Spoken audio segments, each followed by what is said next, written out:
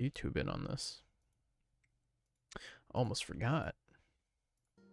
Silly me. Hello, YouTube. Welcome to the beginning of my adventure. My journey, if you will, into the Dawntrail expansion. I don't know why I started doing this voice, but I'm gonna play Dawntrail on Final Fantasy XIV. This is my character. He's a level 90 ninja.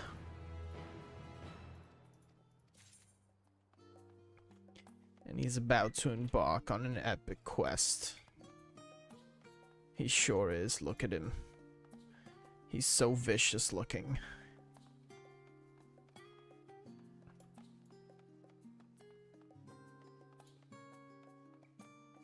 Should probably also get water. I'm so unprepared.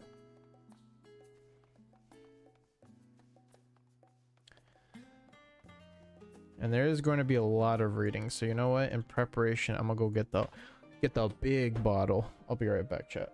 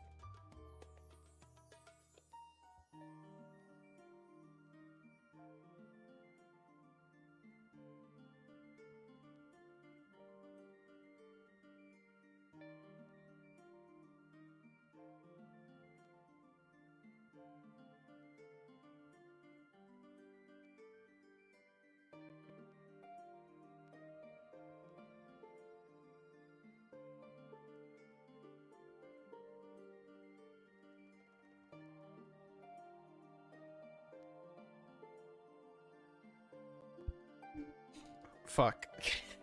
I have to God damn it. I have to fix my goddamn AFK button. Why you do that? Why you be doing that? What the hell? What the hell? Source. Scene. Oh no, just the whole scene, brother. What? What? The whole scene, please. Weird. Okay, well. I won't be using the AFK button this stream. I'll just have to manually mute.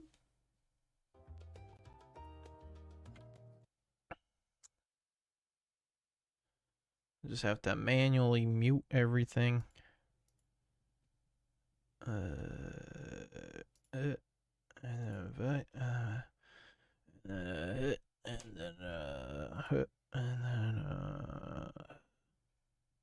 right, cool. Got my big water bottle. Everything's looking good. Chat's looking clean. Chat, you're looking clean. Just thought I'd let you know. All right, let's get to it. A new world to explore. Ojiga Sunjika has a message for you. It's time to play the game. Welcome back, Kinzoku. I've just had word from Aaronville. It seems he's managed to secure passage to Toral aboard a guild ship vessel. Time to play the game.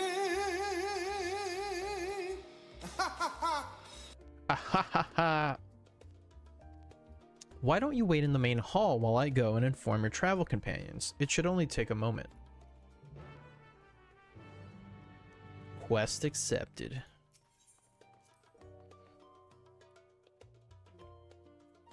Let me make sure game volume is appropriate.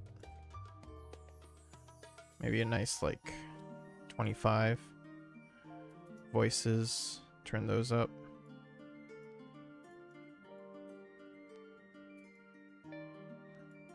I don't know how much this affects cutscenes, but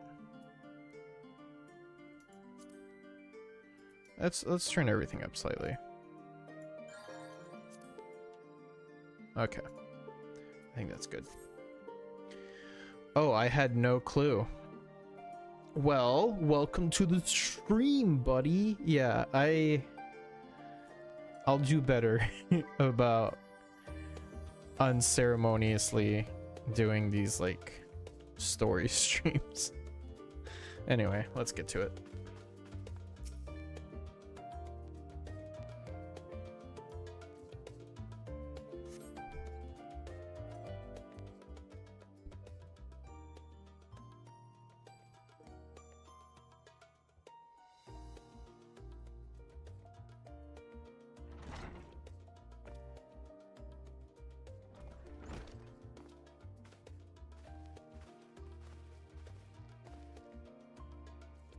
Ojika gave us the good news. We've made ready to set sail at a moment's notice. The only one yet to arrive is shit.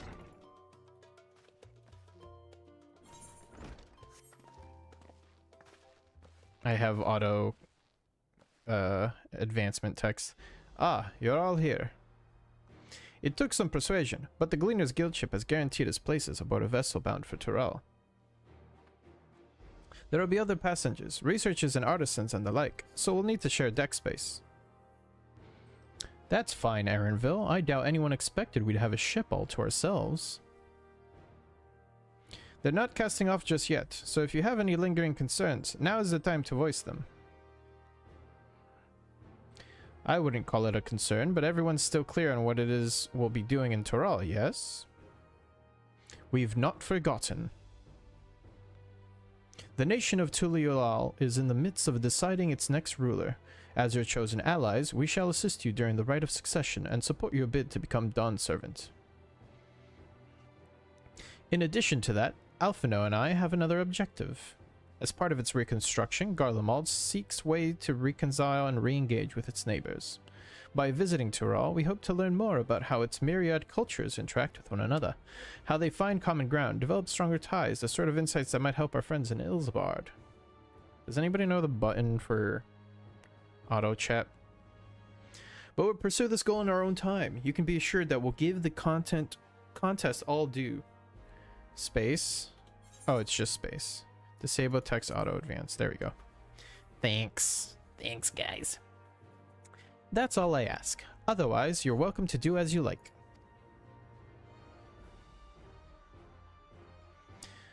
You wanted to find out about your grandfather, right, Krill? Yes, as far as we could determine from the old missive I found, he had been tasked with investigating the Golden City by your father, the Dawn Servant. Yet, oddly enough, we have no record of that investigation in our archives, and nothing to explain the earring which accompanied the letter. Dude, I got a slight headache on the day I wanted to play Valorant. Dude, you and Deef. You guys got that in common. Thus, for reasons both official and personal, I should very much like to get to the bottom of this mystery. I'm sure there'll be a chance to speak with Papa. You can get your answers right from the source. I look forward to meeting him. In any case, you're not the only one with an interest in the City of Gold. The Golden City is a children's bedtime story. I am part of this expedition only because the Third Promise has commanded that I serve as guide. Still playing the part of the stoic servant, I see. What of you? Don't you dare tell me you've changed your mind. Hoist sail and let the wind take us as she pleases. That's my character's canonical voice. It's just Batman. We won't make you Dawn servant by standing here and talking about it. I go wherever adventure is to be found. I'm not. No, we're not doing that.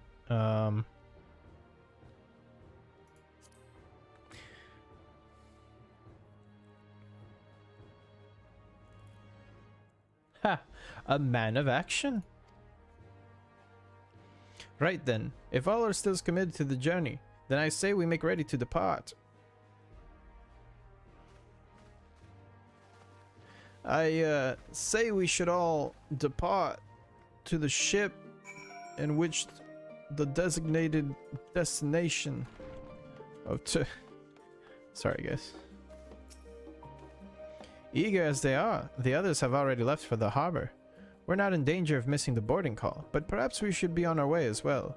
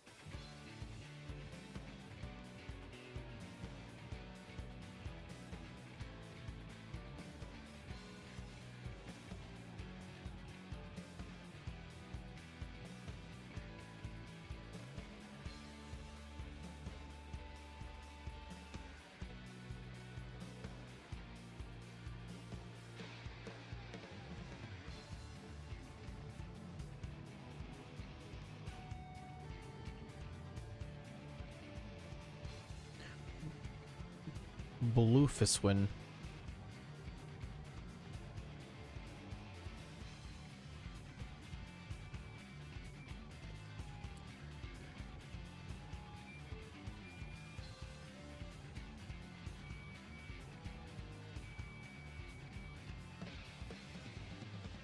Are you guys able to hear the game just fine? I want to make sure that the dialogue is clear. Okay, cool.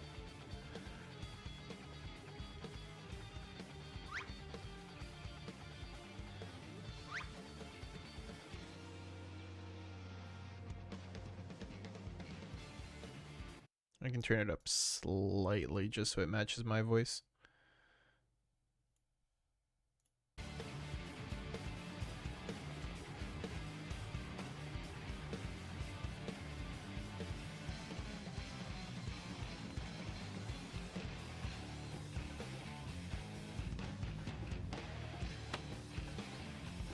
Hell yeah, this riff is fucking chunky, bro. Damn that sorcerer!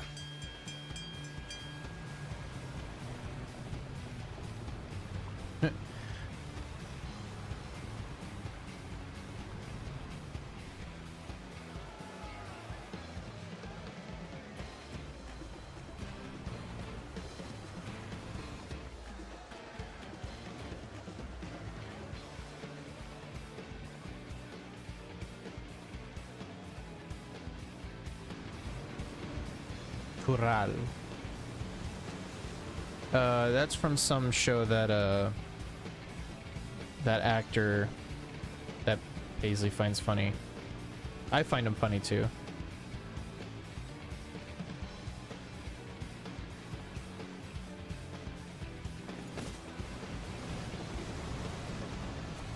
Wuklamat. Something berry?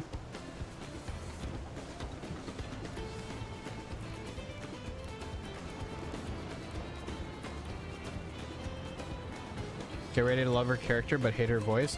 Okay, so they introduce her like at the end of Dawntrail to prepare, or at the end of Endwalker to prepare you for Dawntrail. And I honestly, I don't get it. I don't get the hate.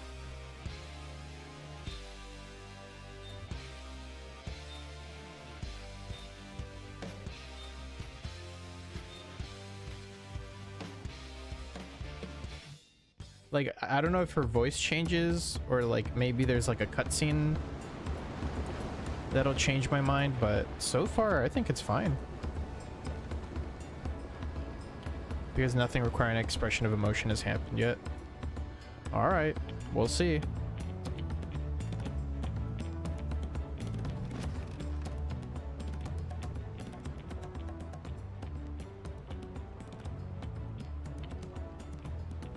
Smooth sailing so far.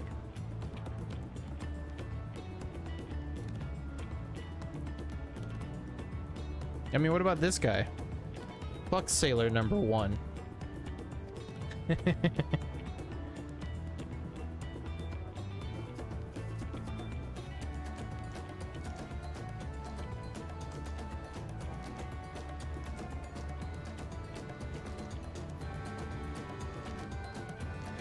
It is. It's just very low, which is what I was wondering. After the cutscene ends, I'll adjust.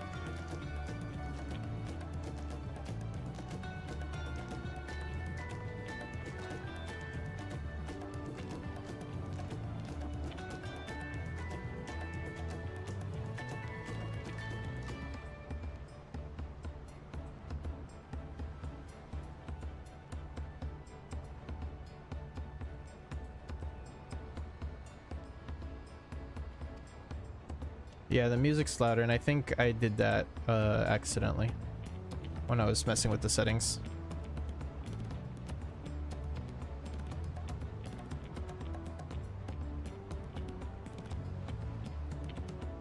Music isn't even loud.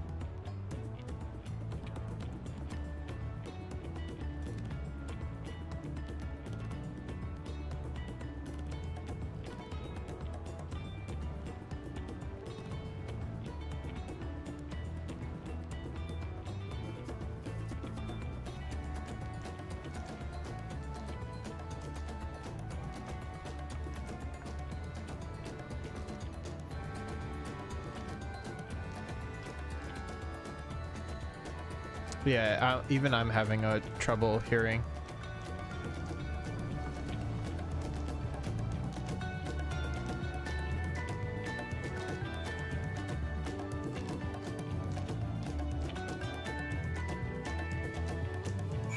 Okay.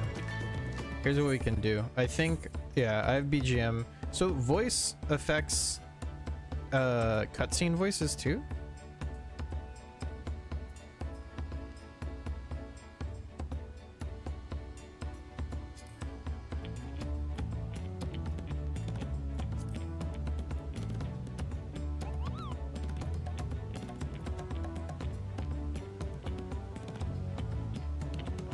I mean, I like maybe just the I guess everything except system sounds. System sounds can be like 70.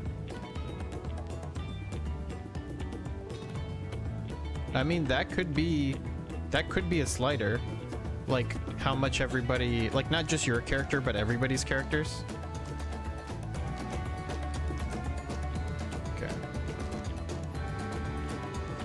The music is slightly loud.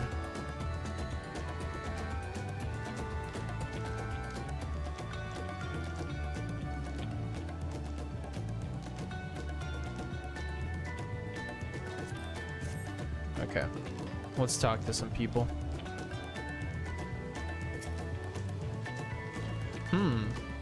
Oh, this will be my first visit to Tural. Bonjantain's the name. I was working at Eshtaim's Aesthetics in Uldar, you see, but my employment with them, came to an end. That's why I visited Charlian, in the hopes of starting over, while I was attempting, and failing, to find a new job. I seized the chance to board this vessel when I overheard room for another passenger had suddenly opened up. I'm told the Dawn Servant welcomes all regardless of origin, and so Tulioal seems like the perfect place to begin new. Hopefully things will be better this time.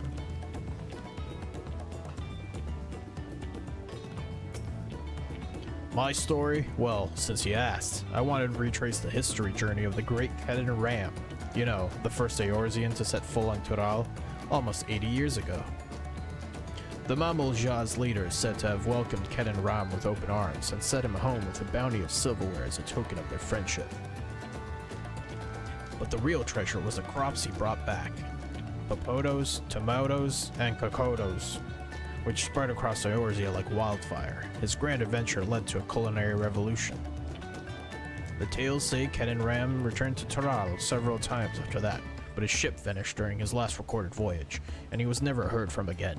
That even a seasoned explorer like him could meet such an end is testimony to the ocean's peril. I see you in Eorzea before, you great and famous hero.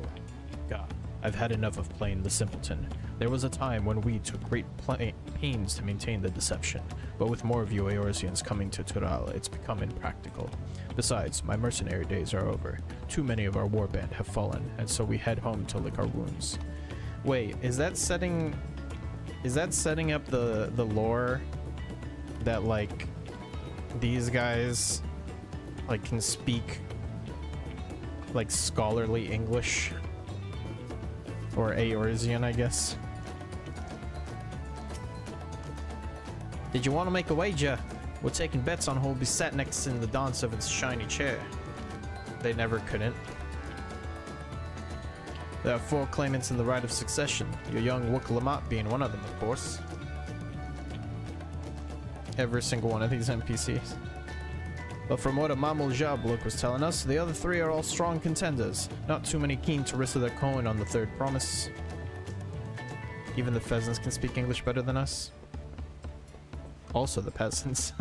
The pheasants and the peasants.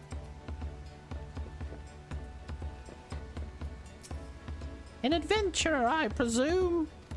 If this is your first crossing the salt, as they say, do remember that the social mores of Eorzea are not necessarily the same as those over yonder. Consider this. It is not uncommon for the various races to be referred to instead by the names of certain clans. For the Mikote, the Hestaro, the Hrothgar, the Xral, not because every member of a given clan is of the same race, mind, but because many individuals of said race are associated with that clan. A fair assumption in certain cases, but take care not to give offense. I think unironically this is actually canon.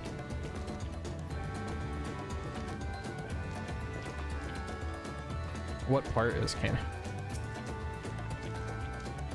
Did you learn anything of interest? I learned that all of these people are crazy. Oh? I hadn't heard that about the clans' names. We could have Wook Lamont and Erenville teach us the ones we should know. Actually, it's getting a little chilly up here on deck. Let's all gather in the cabin.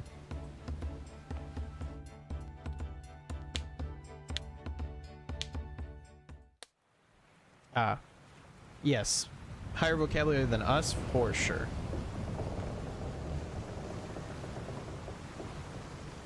That's a given.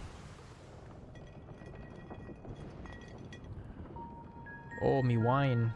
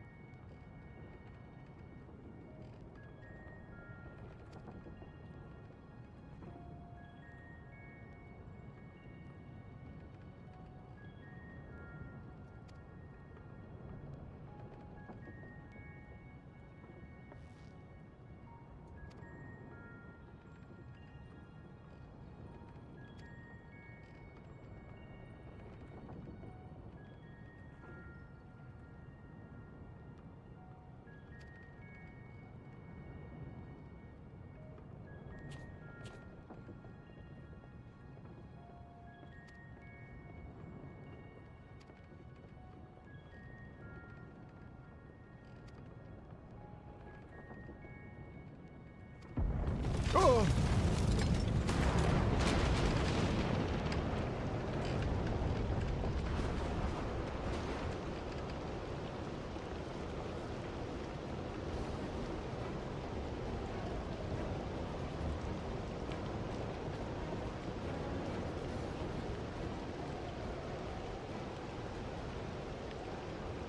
Oh, damn.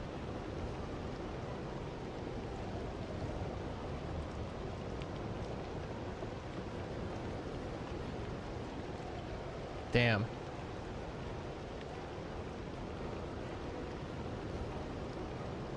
I feel like everything needs to be turned down and the voice is turned like up to 200.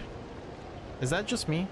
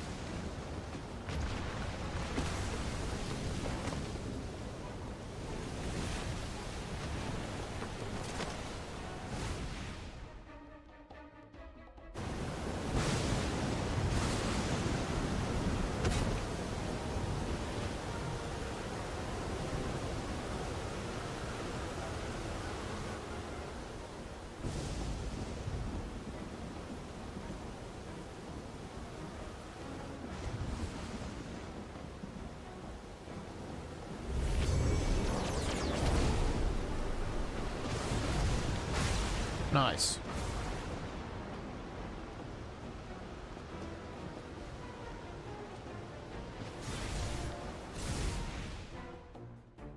Yeah, I've handled a little thunder and lightning.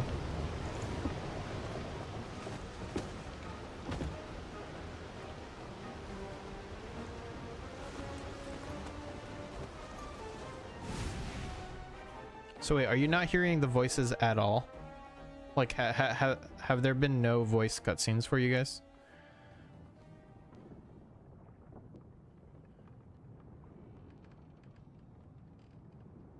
Okay, I think I know what's up.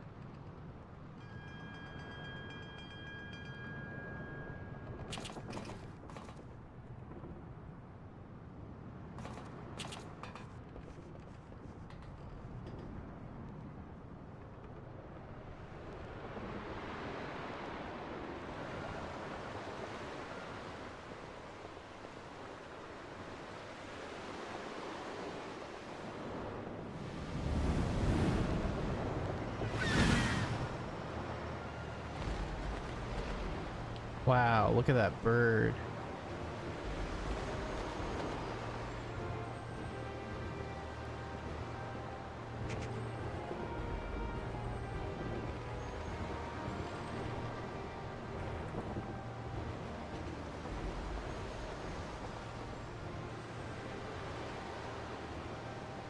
Okay.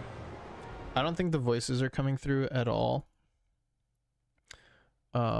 So what I'm going to do is we're not going to use this audio source. We're going to have to do the old Harold Halibut trick. I can hear them. Yeah, I can hear the whole thing. But now that you guys have confirmed that you can't hear it, One moment while I fix that.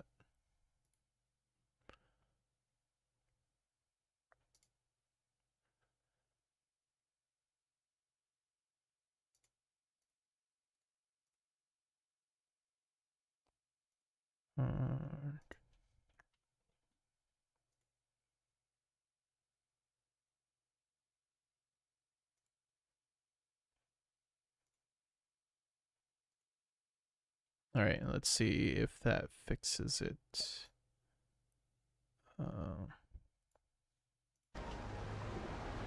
Seems my belly has settled along with the weather, but I'll feel much better once we're on solid ground. All right, there we go. Perfect.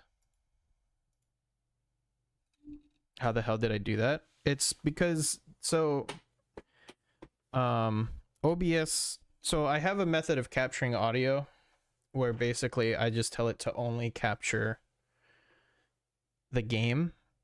But sometimes it doesn't work or it breaks, like in this case. So I just have it capturing my actual desktop audio now. Because the reason I don't like having desktop audio like on all the time is that sometimes there's things I want to do in the background that I don't want you guys to like be able to hear because it might be too loud or whatever.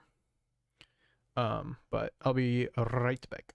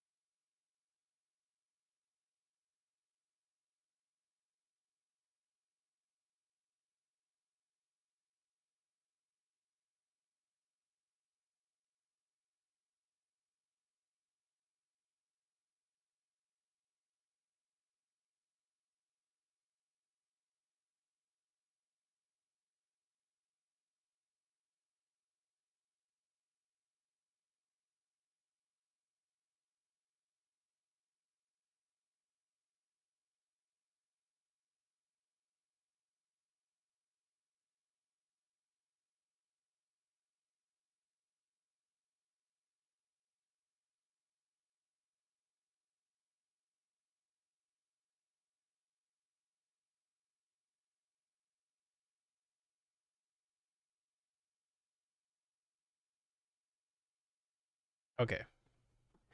Now we can play the video game.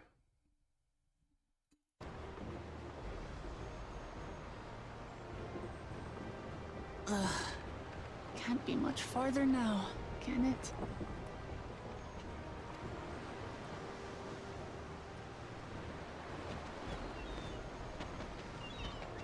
Seabirds. Seabirds. Land must be near. You need only hold out a while longer. Seabirds.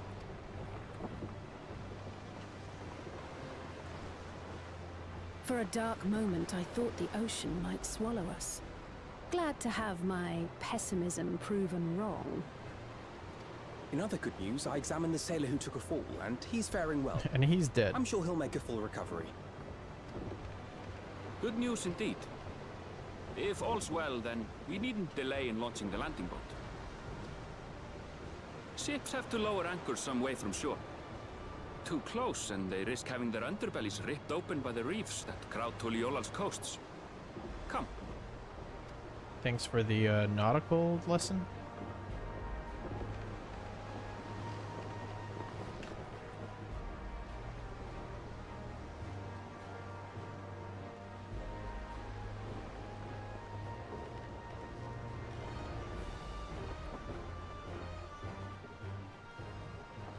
Thanks for bringing us all this way. Ha! We only did what we were paid to do. Couldn't hardly set you adrift halfway. If anything, it should be us thanking you for helping us through that beast of a storm. Beast of a star. As a matter of fact, everyone's starting to fancy your chances in the contest. At this rate, we won't be able to lay wagers no more. Then I better not let you down.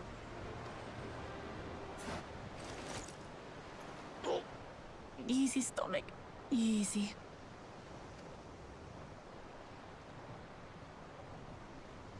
We're the last to board. If there's nothing left to say, then let's shove off, shall we? What kind of bootleg Sea of Thieves is this?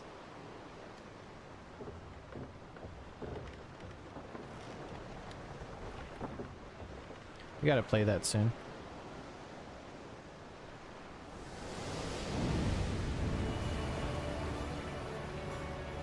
Wow, look at that water. Crisp.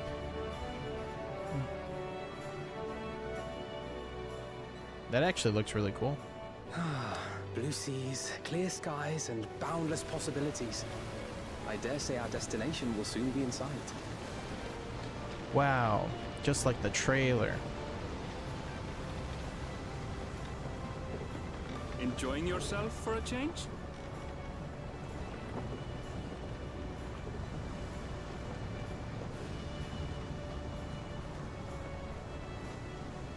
There, look, my friends. Behold the scene of our next great adventure.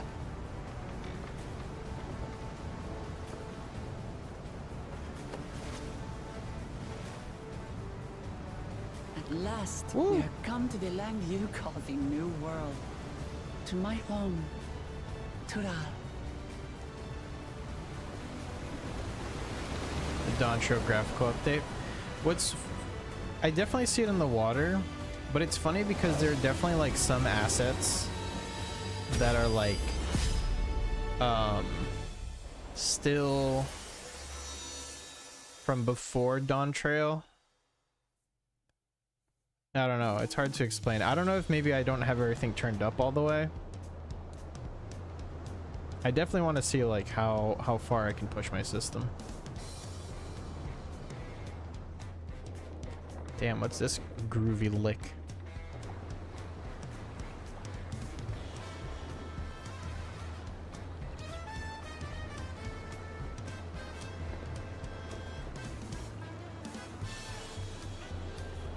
The Donkey Kong song.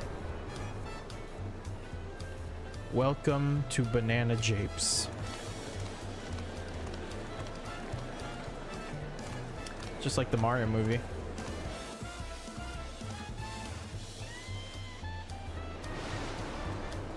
Yeah, what is that? Like, Donkey Kong jungle music is just this. This is Donkey Kong music.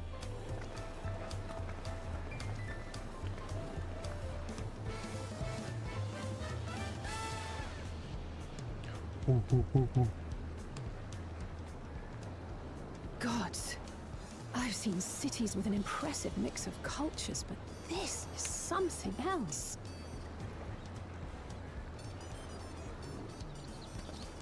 Is that a... No. I've never seen Varnu feathers in that color before.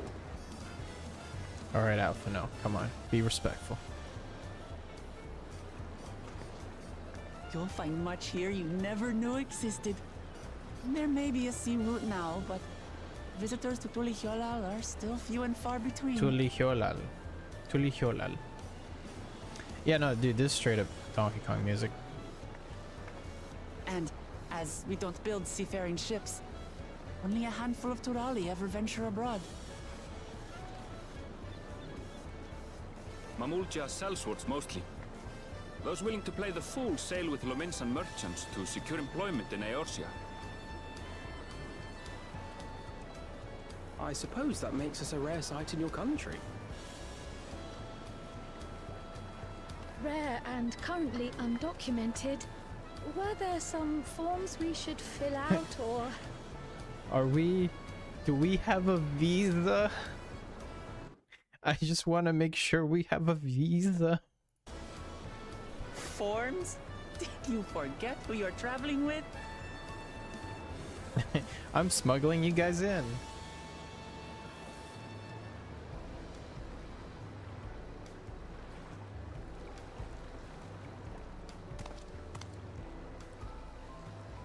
You are outsiders? Visitors to Tural? Oh, here comes the Spanish Inquisition. We are. Our nation is soon to hold a right of succession to choose its next dawn servant. We will not abide interference from foreign agents seeking to foment trouble. What brings you to Tuliolal? Tuliolal. I can answer that. These fine people are allies in my succession bid. Third promise. If you vouch for them, then all is well. Of course. Of course. Please, But of accept the- our apologies. But of course. No need to bow and scrape. That our soldiers are so diligent in their duties fills me with pride.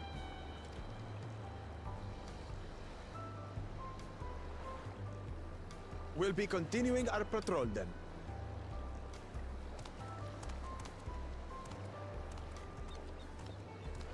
Okay, okay. Well, well. You really are a figure of authority here. Are you suggesting I don't look the part? Anyway, first things first.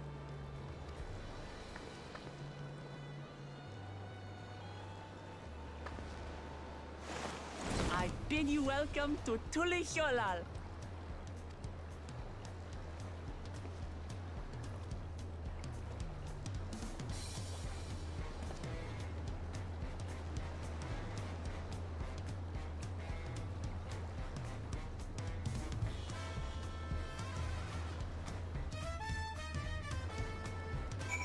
We made it.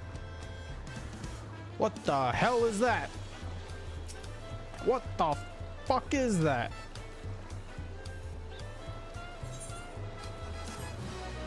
Oh, I didn't do his voice. You've arrived in Tuliolal. You can return to the city at any time by speaking with the sprightly sailor in the Scholar's Harbor. Alright. While being on solid ground has improved Uklamat's mood, her stomach appears to be lagging behind.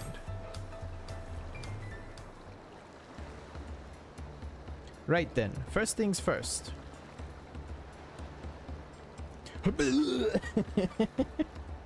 I still a bit queasy. No more boats for a while.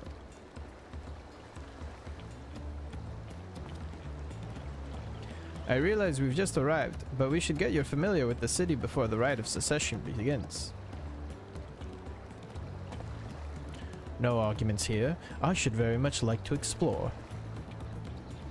Then I'll guide you. Are you sure you're in any condition to do so?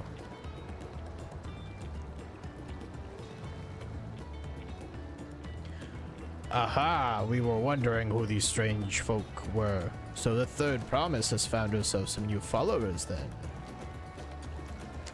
Followers? Wuklamat, are you unwell?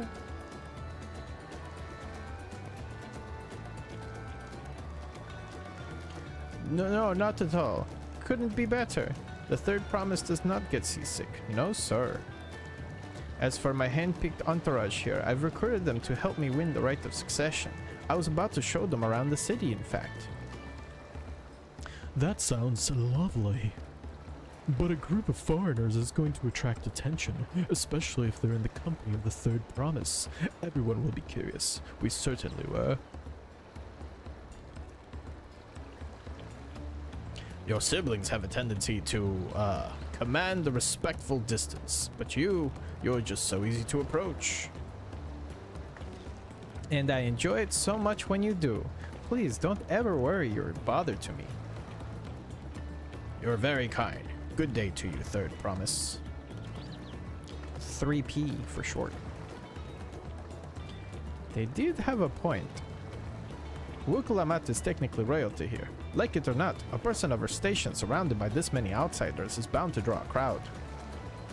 Wait, what do you mean technically? I suggest we move in 2 groups so as to attract less attention. Just technically ignoring me then?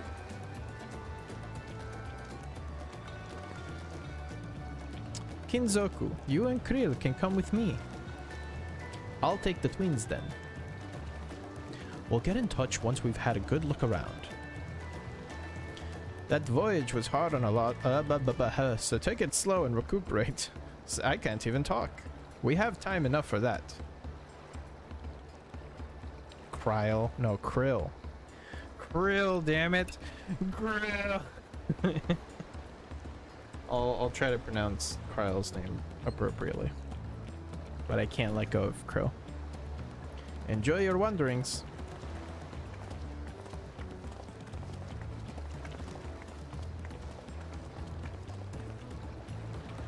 Perhaps we should wait a bit, at least until Wukalamat's nausea subsides.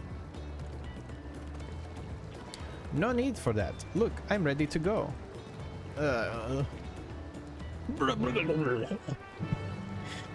You should have animated her puking. Alright. I'm fine now, really. Can't stand around all day feeling sorry for myself, what with the contest looming and all. Now then, seeing as we're already here, I might as well tell you about the harbor. Aaronville already mentioned the reefs in our coastal waters, which explains why you don't see any big ships moored at the docks. Only vessels with shallow drafts can navigate the bay, mostly small fishing boats or barges ferrying cargo up and down the rivers from inland settlements. Much of the incoming traffic is from Yoktural, the southern landmass. The clans there produce various goods for exports. Their wares are unloaded here and carted off to the merchant stalls in the neighboring markets. Speaking of which, Bayside Bevy should be our next stop.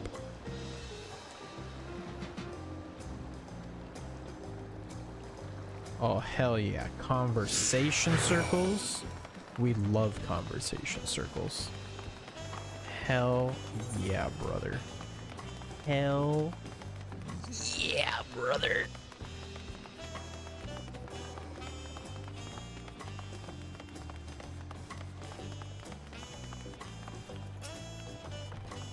This is Bayside Bevy, Tuliolao's largest marketplace. Being right on the harbor, everything from fresh fish to imported wares go directly to the shelves. Anything you want, they most likely have it here. Alright, I should mention that here in Tuliolao, we buy things with Pel, a currency that the Pelu Pelu created. But don't worry, more and more trade is coming in from Eorzea, so most shops are happy to accept your gil. There's also Wachumekimeki, another market to the east of here, but that can wait for another time. I have other places I want to show you first. Next, we'll head back a bit, then northwards up the stairs to a certain plaza. Heh, I can't wait to see the look on your faces. Heh. Heh. Heh. Holy shit, you pronounced that perfectly first time on a sight read. That's crazy. Dude, I'm a profesh, alright? I can sight read. Is that Sora from Kingdom Hearts? His name's Leonhart. Anyway. What do you think of that, eh? Goodness... Oh, wait. Goodness me. You have 8th rights in Tuliolao? I think I told you before, but my brother, Koana, spent 3 years studying in Charlian. He fell in love with the nation and its ways, and brought back to us the knowledge of Aetherite construction. Papa warned me to the idea at once, had one built immediately. Oh, warmed. Sometimes I can't even, Kona? That's what I said. Stop correcting me. Did you do the attuning thing? If you're ready to continue, we'll head down again and then up the slope to the side. Right at the top is the gate which leads to Zaktural. Let's make a stop at Bright Plume Post on the way, though. That's the headquarters for the Lance Guard. Attune! Whatun! Splatoon. Alright, let's head on up. Move on up.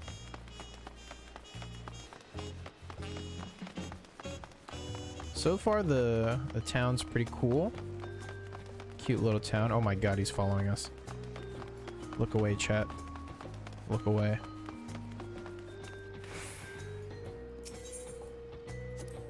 We have a lot of narrow, winding streets that crawl up the sides of the mountain. As you can see, I like how you awkwardly moved out of frame. As you can see though, the builders made sure the city's main thoroughfares were wide enough to accommodate wagons. Trudging up and down all these slopes and stairs is exhausting. I understand now where Wuk-Lamat gets her endless endurance.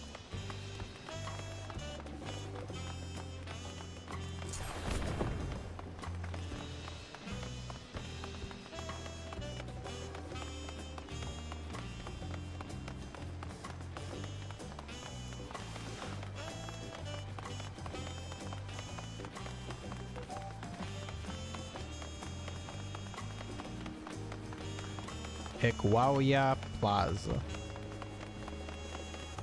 Wawia Waka Waka Plaza. The jumping puzzle is in the barracks. What? The big tower in the back. Oh, that thing. Oh yeah, look at that. It's got the little steppies. Here we are, Bright Plume Post. The soldiers stationed here are responsible for defending Tuliyollal and preserving the peace. The Landsguard are led by our nation's strongest warrior, and so naturally Papa has commanded them since the beginning. At least until 3 years ago, when Zoralja took over as commander. Oh, I thought Took was part of his name. The title is no empty honor. It means the first promise is considered equal to the Dawn Servant in martial strength. Meanwhile, I haven't even managed to... Well, I'll discuss my brothers and their accomplishments later. Alphino and Alize should be around to hear it too. Come on, it's time I showed you the Skygate. It's right at the northern end of Talon March.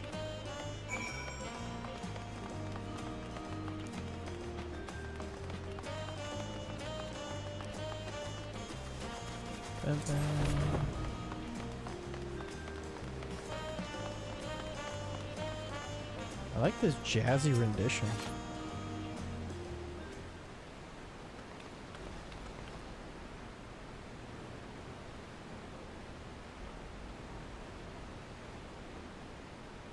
Massive, isn't it?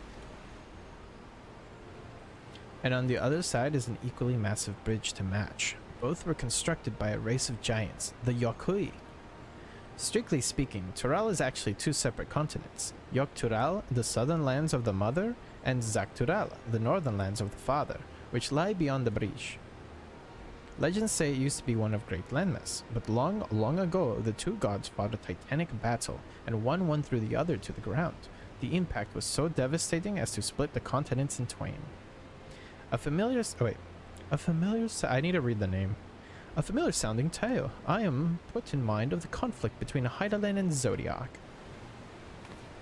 But getting back to Zak-Tural, those lands are also part of the Tuliyollal nation, correct? That's right. Isn't my father incredible? He united the peoples of two continents into a single nation. The many clans of Tural had been at war for generations. It was only when Papa traveled the lands and put a stop to their myriad conflicts that we finally had peace. And that's the main reason I want to win the throne, so I can preserve the peace he built. But I see you're more interested in what's behind the gate than hearing about my aspirations. Crossing the bridge to Shak-Tural requires a special travel pass. Unfortunately, they won't issue any new permits until the right of succession is over. I promise to get you one when I'm Dawn Servant, but until then, you'll just have to wait. I'll hold you to that.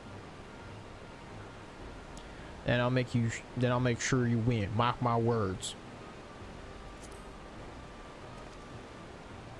My character's a cowboy now. You really mean that? Woe to anyone who stands between you and adventure.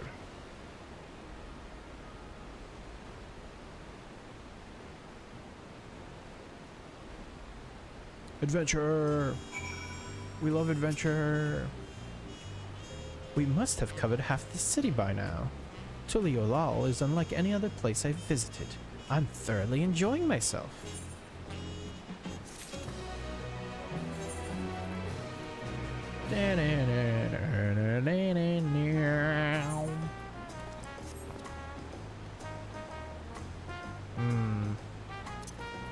My current weapon is better.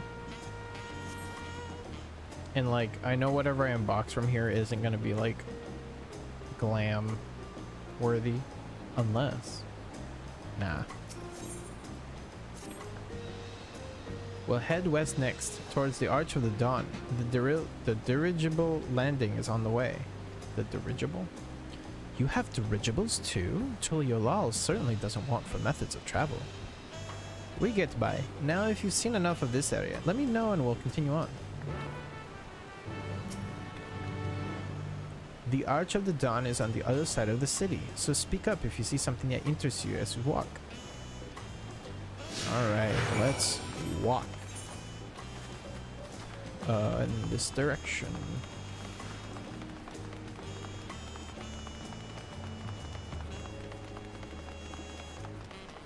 Pobrecito. Pobrecito.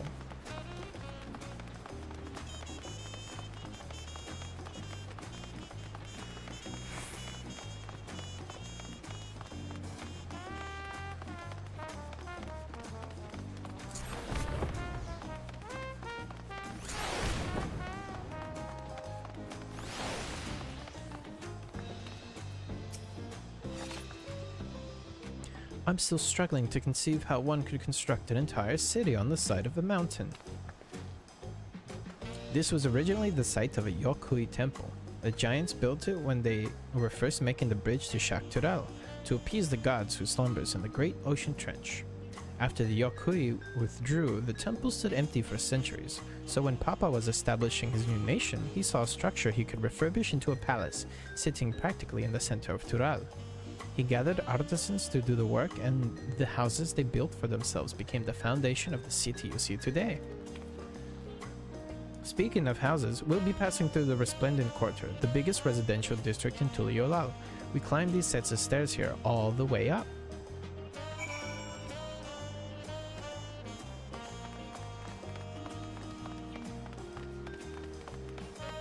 Oh, wait, we can climb. Oh, okay. We gotta go up. We gotta go up. Gotta go up. Gotta go down.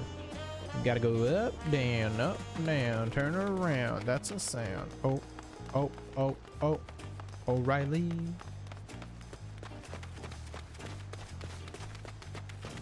Help! Help. Am I torturing you, Yepis? Papa's palace is called Volok Shunsa, which roughly translates to invincible resilience. You probably want to take a closer look, but we'll be coming back here later. Let's move on for now. The sheer scale of this place is incredible. I wonder what that carving at the top represents. The economy's rough, 3,500 for help. Yeah, I mean, if it's an emergency, 3,500 is nothing. Only use the help when you need it. Your poor dribbles. It's okay. What if I had not gotten this Aetherite shard and I just like left you here alone?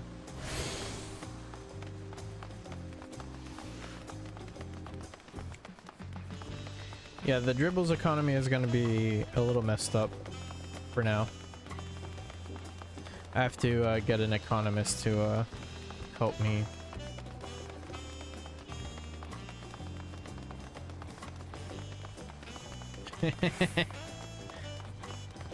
The day we took 50,000 griddles away from Goob.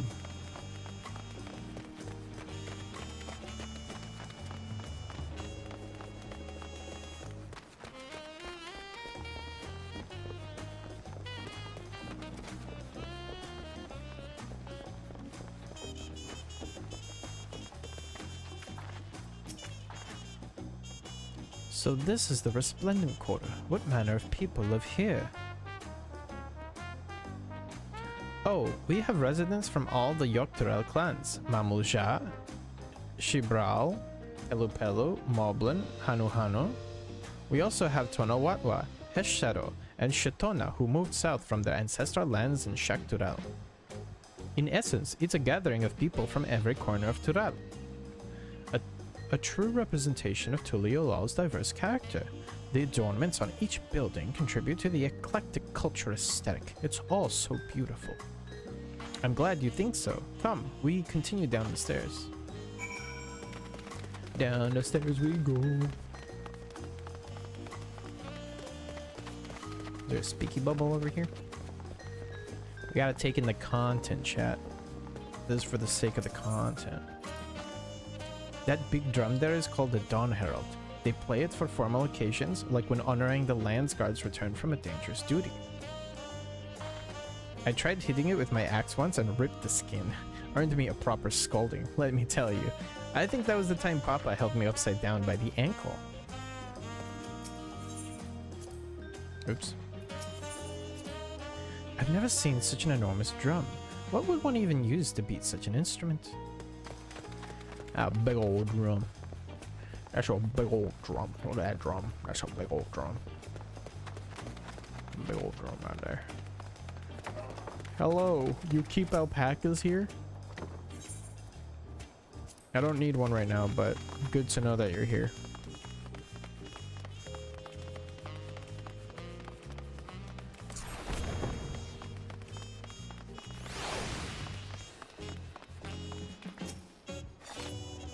And here are dirigibles. Dirigibles?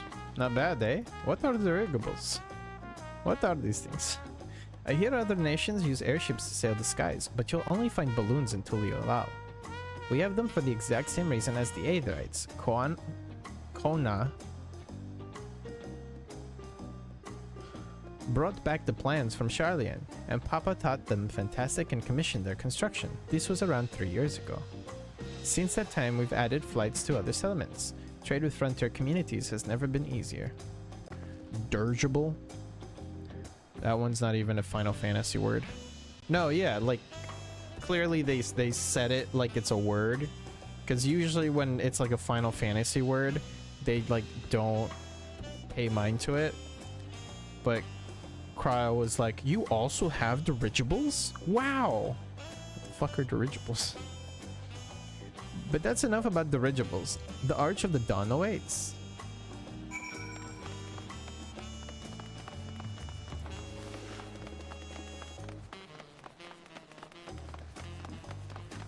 So what is a dirigible? Get that Aetherite use? No. I'm playing the video game. It's me! I'm the gamer!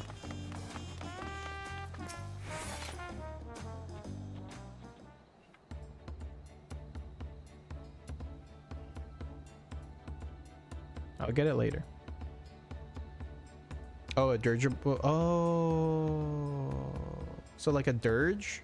No, a dirge is a song. What am I saying? Whatever. This is it, the Arch of the Dawn. When the giants were still here, it was known as the Yoctural Landgate. But when Papa founded Tuliolal, everyone began using its present name in honor of his great achievement. Through this gate is Kozamuoka, the wetlands south of the city. Depending on what the right of succession asks of us, we might end up going in that direction. Kozama Uka? The name alone is intriguing. Speaking of which, what were those fluffy animals we passed earlier?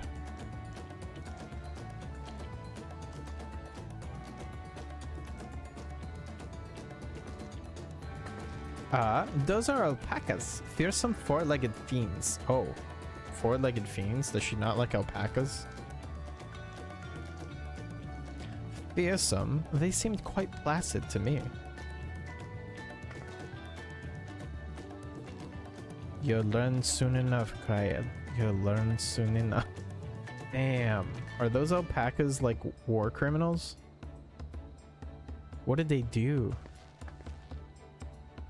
But forget the alpacas. I have something far more important to show you. Far more important. Come along.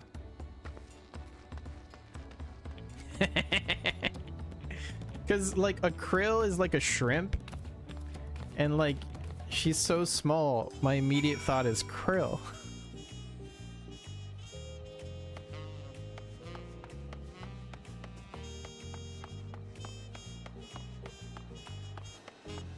It's also because, like, I've read and, like, seen a lot of, like... So, okay. It's no surprise that Tuliolao is inspired by... what would you call it? Mesoamerican? Like, Aztec, Mayan, Inca? Is that Mesoamerica? But whatever that is officially called is clearly the inspiration behind a lot of this, which is why, like, I'm perfectly fine with the way Wookalamat's voice actor sounds. And I guess whenever a certain cutscene is gonna play, like, maybe the line could be delivered with, like, I don't know. Well, I'm speculating too much right now. We'll just have to wait and see.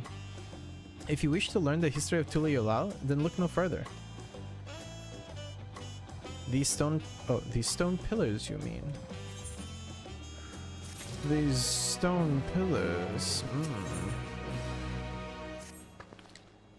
What is special about these pillars, if I may ask? At a glance, they might look like ordinary stone decorations, but if you take a really good look, you'll see there's something much more interesting. Destination. The following event cannot be skipped. You may wish to cancel any pending duty finder registrations. Wow, how nice of them.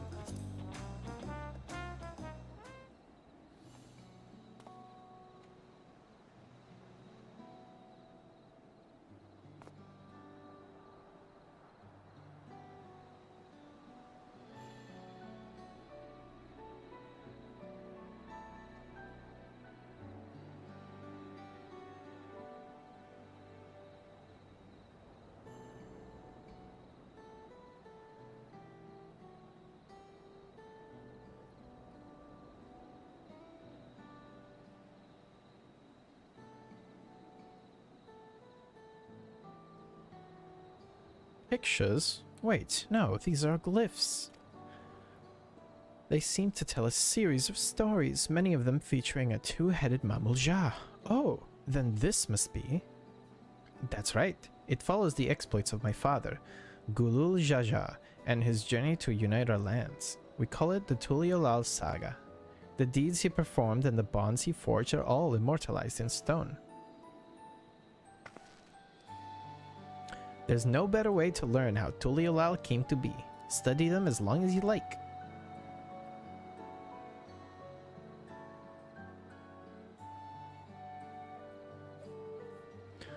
View the stone pillars. Lay of the Brotherhood. This pillar tells the lay of the Brotherhood. It depicts the scene where Papa granted an audience to the foreign explorer. Ket something. I can never remember the name. You mean Ket and Ram? Ah, that's the one. Ket and Ram's arrival in Tural is what prompted Papa to embark on his own journey. It's said the two grew to be close friends, brothers in spirit, if not in blood. But no one knows what became of the explorer in later years. Ket and Ram's disappearance is a mystery in Eorzea as well. The records say he traveled between our lands and yours for a while, but then it's assumed he was lost at sea. Lay of Reeds. Here we have the Lay of Reeds. This is the story of when Papa visited the Hanu in their village in Kozamauka. Ah, the people Alphino almost mistook for Vanu. If not for the colorful plumage, he spent a fair bit of time among the Vanu in the Sea of Clouds, so it's no surprise he took an interest in your countrymen. I don't know how it is with your Vanu, but our Hanu are a bright and cheerful sort. They hold this one festival every year, very famous and a lot of fun.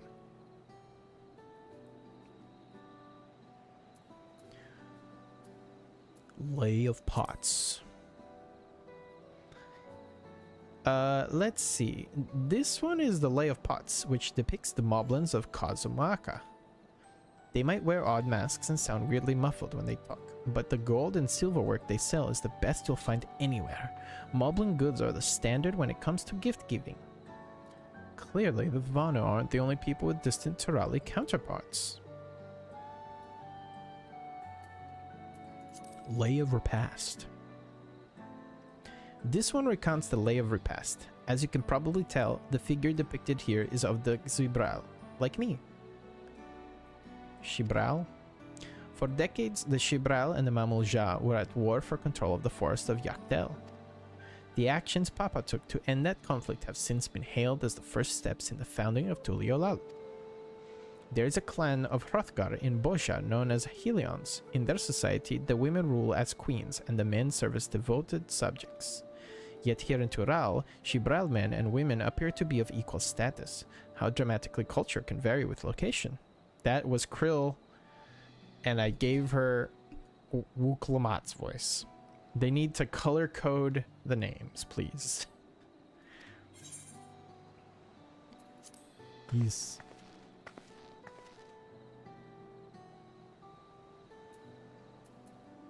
Lay of Gold. The Lay of Gold. This pillar shows one of the Pelu Pelu, whose homeland is in Urkupacha. Having created a currency, the Pelu are rightfully known as the Merchant Clan. They oversee Tuliolal's markets, and their traveling peddlers are a common sight no matter where you go in Tural. Don't let their size fool you. They might be mistaken as children, but beneath those beaked masks, they are clever and calculating traders. Lay of Ice. Oh, this one is my favorite, the Lay of Ice. It depicts the battle with the legendary Tural Vidral, Valigarmanda.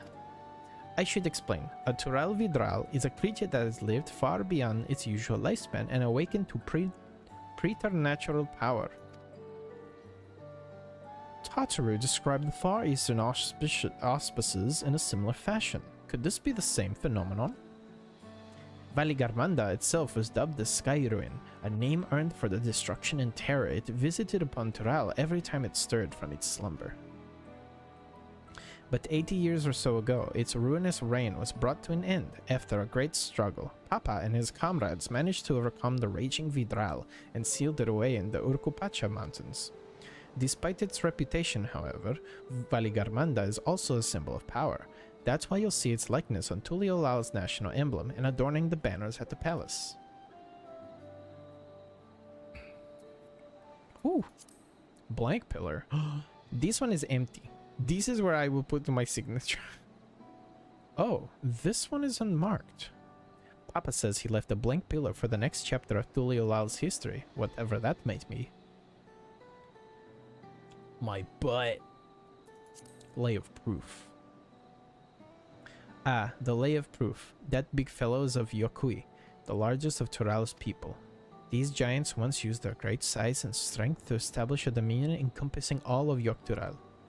Having brought the southern reaches to heel, they then turned northwards, setting their sights on Shaktural. You'll recall that massive bridge they built beyond the Skygate. Sometime after launching their northern campaign, however, they just gave up.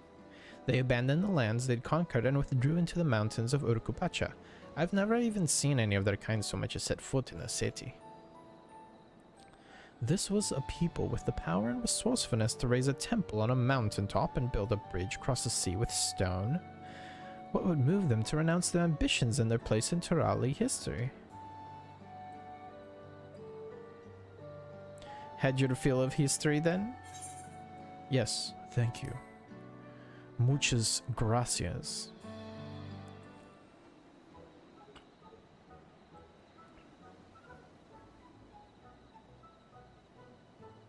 Glad to hear it. You know, I feel awfully hungry all of a sudden.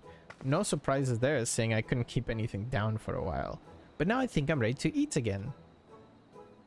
So let's go and have ourselves a bite of local delicacy. Come, I'll take you to the best restaurant in the city. I like the sound of that.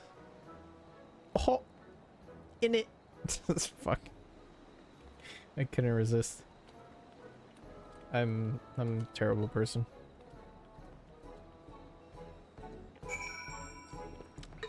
Why am I so cringe? Well, it's a good thing nobody's watching this.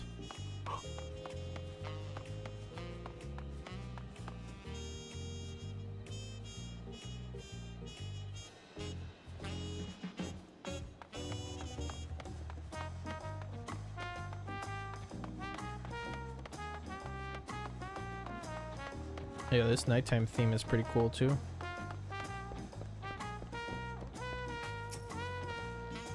Have you ever had tacos? They're a Tuliyolal classic. You bake a crunchy shell made from corn flour and fill it with meat and salad. A lot of shops and stalls sell them, but I like how they're made here at Sibilyavti at best. Shpalyavti.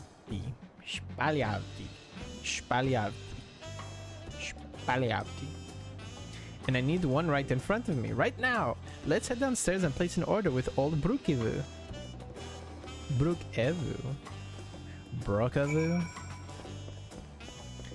Alright, but that one's unfair because I think it was cut off due to spacing, so I didn't see the second part. Also, tacos. Come on, this is Mesoamerica. Don't meso with my...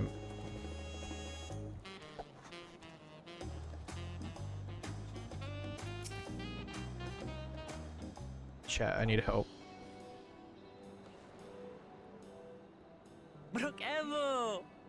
Brukevu. My companions must sample your heavenly tacos. One for each of us, please. Right away, promise. And I'll pack them tight with my choicest feelings. Only the best for you and your friends.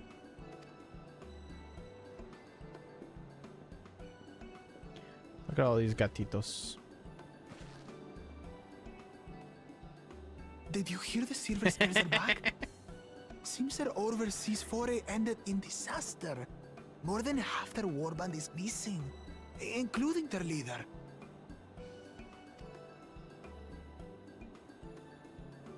Aye.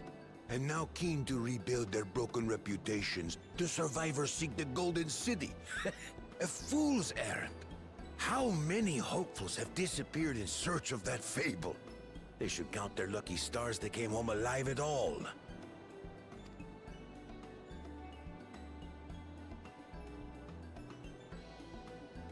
The legend of the Golden City is well known here, I take it.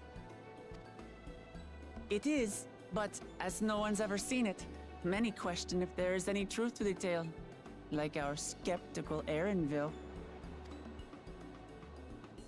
I can't imagine the Dawn Servant would request a formal survey for a place that doesn't exist.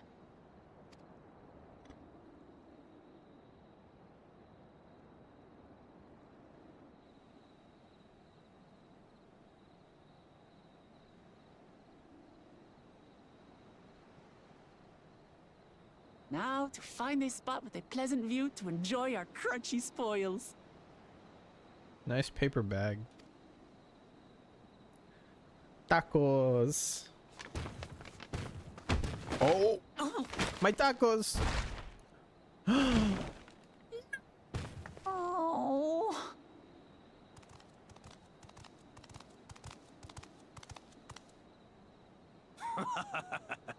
If it isn't the third promise.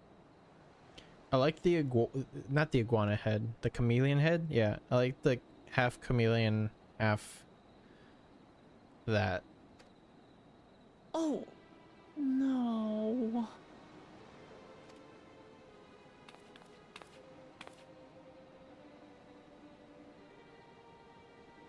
I don't know these ones.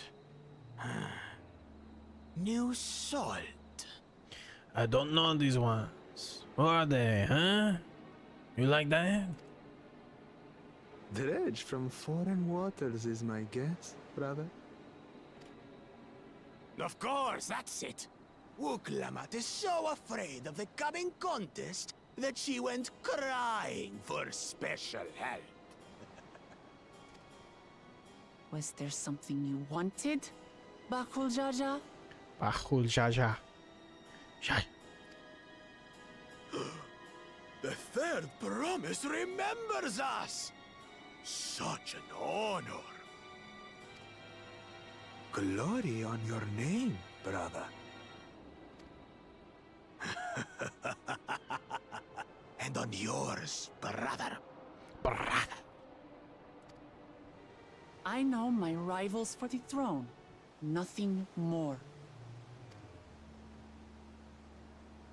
Another child of the Dawn Servant?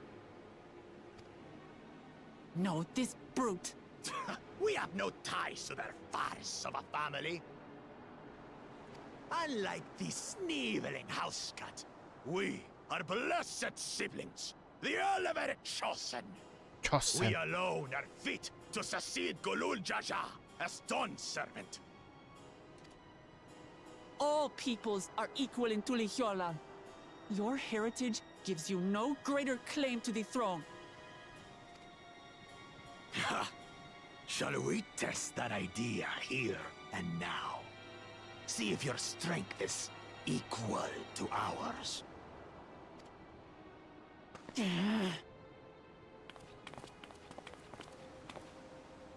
None of this has any bearing on the right of succession, correct? Best not waste your energies on pointless scuffles.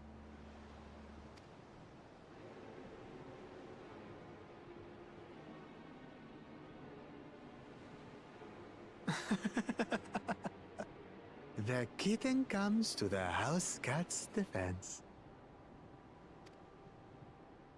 Pathetic. Since when was our nation overrun by mewling weaklings? Listen to me, you.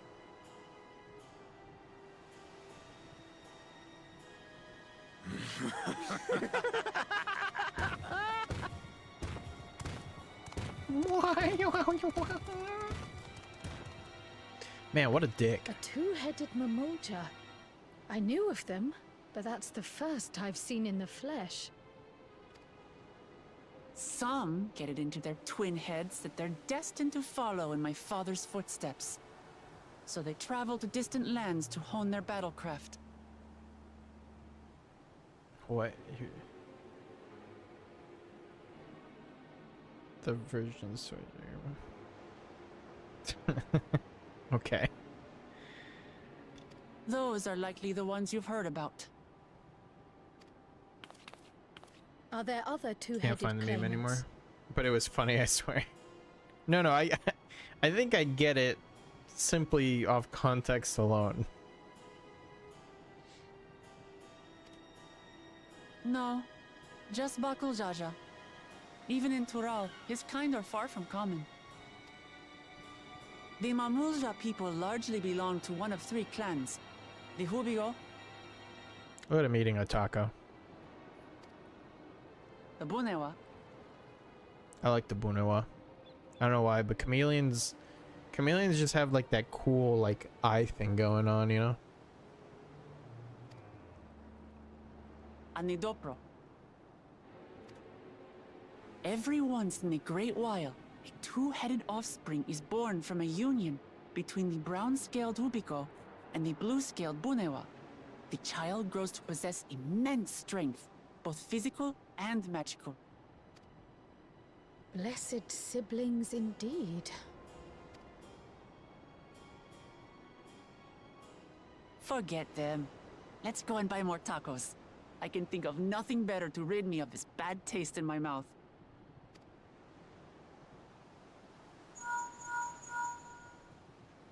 Enjoying your tour of the city, I trust. We've seen our share of notable sights and took a moment to rest. We're fucking bored. As such, we're ready to present ourselves at the palace for the rite of succession. Shall we meet you there? The palace it is. I'll let Wuklamart know. Destiny calls. Perhaps we can return for more tacos later? For more tacos. Tacos. I'm sorry about the tacos, So Wuklamart. it goes.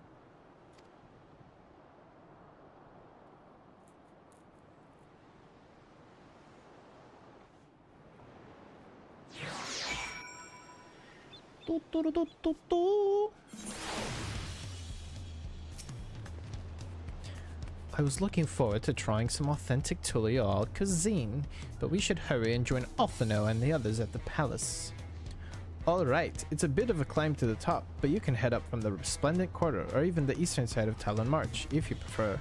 Now that you have an idea of how the city is laid out, I'll let you find your own way to Volok Shunsa. Ah, my poor empty belly. My pobre tacos.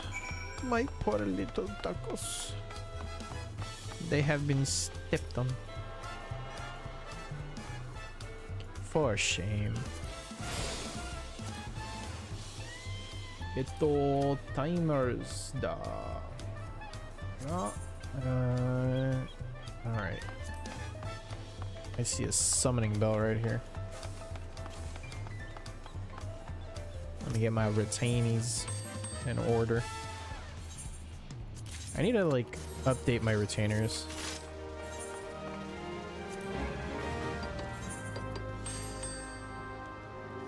They look so lame. I might Fantasia one of them, both of them. I don't know. I need to update their looks.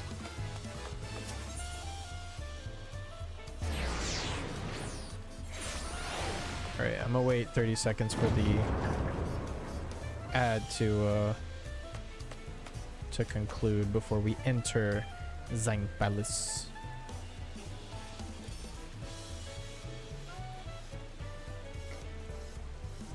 I need to add like a emote bar over here.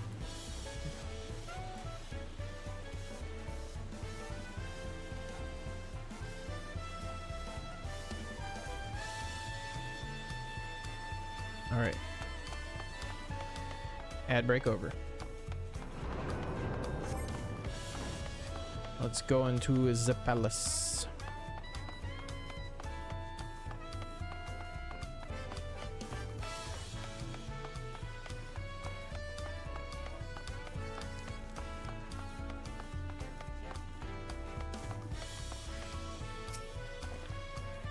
You made it. Good. Then we're all here.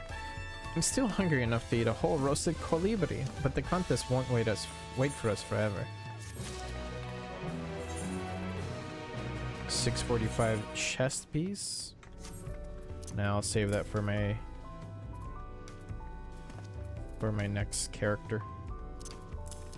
Or rather, like, I know I have 90s that I didn't gear at all. I just got them to 90 and then left them for dead. So that'll be for them. Several cutscenes will play. I am ready for cutscenes.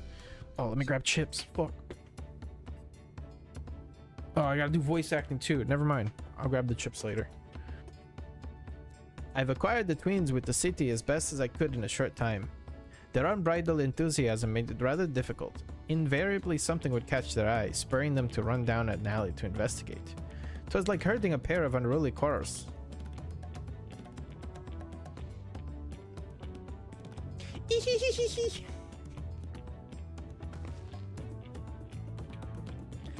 Heh, I understand all too well. Charlian had the same effect on me. Right then, now it's time we saw the inside of the palace. Papa will want to know I'm home, and to meet the allies I've chosen. Given how impulsive he is, though, there's no telling what we might be in for. Quest aceptado.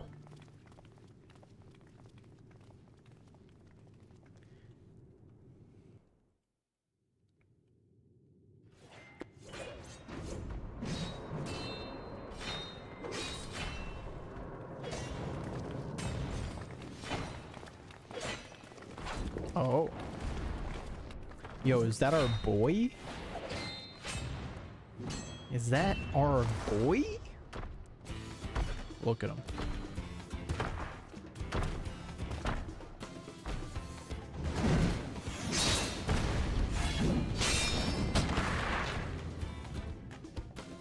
Estinian? When did he get here? What's the point? Why is he here? Oh, you know this man? Whenever my father spots a promising opponent, he invites them to Sunperch to duel. Pressing duties or no, he can't resist a good fight. So the one Estinian is crossing blades with.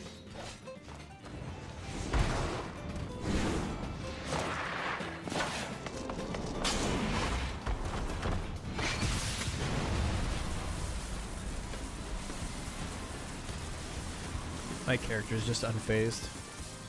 That's how cool I am. That will do, Spearman. I will receive my darling daughter.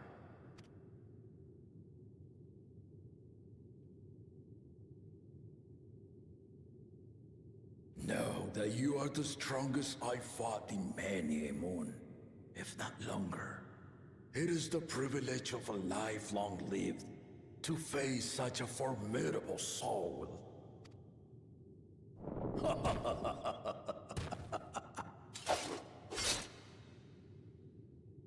If it's formidable you want, then look no further than that man there.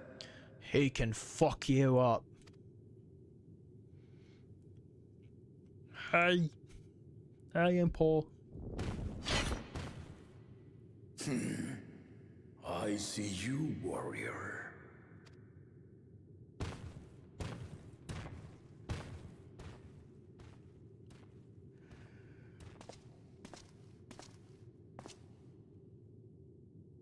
We had no idea you meant to visit Tyrrell. I've seen what lies east. This time I chose west. And thus did our itinerant dragoon make his travel plans. You witnessed our bout. If you thought he was fearsome, that was with one head dozing. I'm not sure I understand.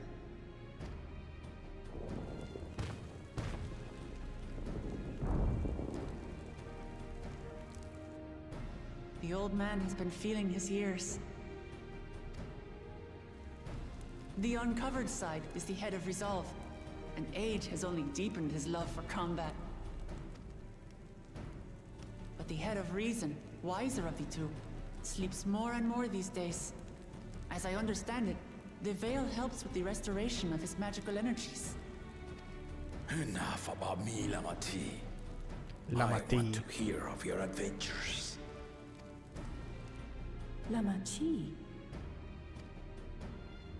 A term of endearment. It's what my family calls me.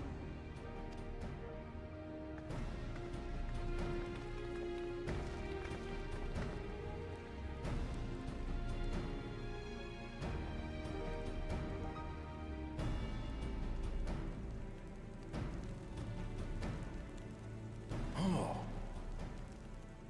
When last did we see you in the palace? Greetings, Solonesh. It's Erenville now, Dawn Servant. Oh. I took the name while abroad, and have since grown accustomed to it. Erenville, then. And these others? I assume are Lamati's recruited allies.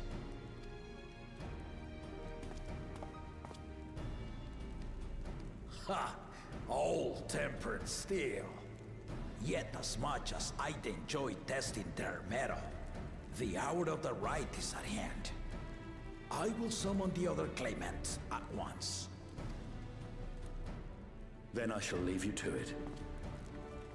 Good fortune, my friends. I'm gonna go party.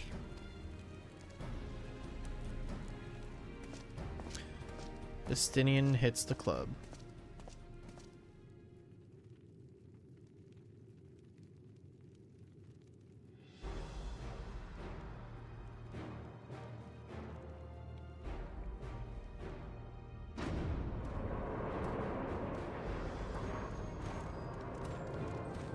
See you next expansion.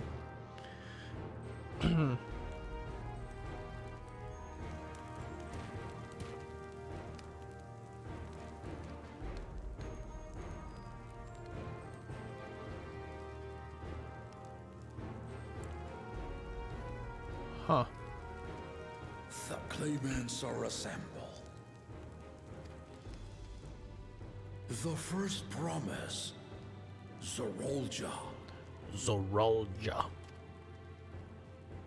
The second promise, Kona. Kona. The third promise, Uklamat. Uklamat.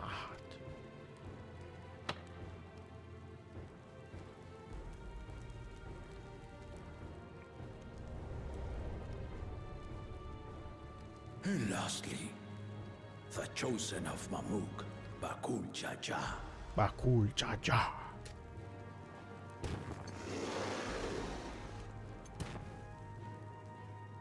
You four will compete in the right of succession. Succession. The outcome of which will decide who takes my place as Dawn Servant. I am not the man I once was. My wiser half sleeps the days away. And it is time I yield my position. But mine is a torch that has never been passed. Tuliyola is young. And so I look to thee always for inspiration. The rite of succession. The means by which the autarch of Mamuk was chosen. Only the two-headed were deemed fit for this contest. But the Tuliyola I built is a nation of many peoples. Our leader needn't have two heads, nor be a Mamulja at all. So I gave the right of claimant, not only to the son I sired, but to my adopted children as well. They're adopted? Yet the opportunity to rule was still not equal.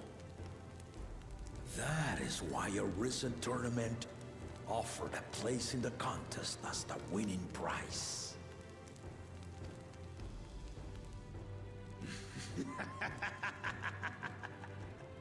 Damn. Now you He's have slobbering. us to compete against.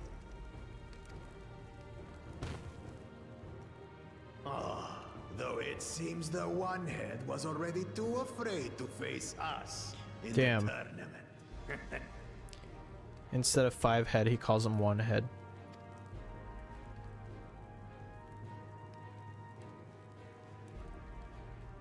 Our brother was in Shock Tural leading the Landsguard on a campaign to eradicate a Tural Vidral.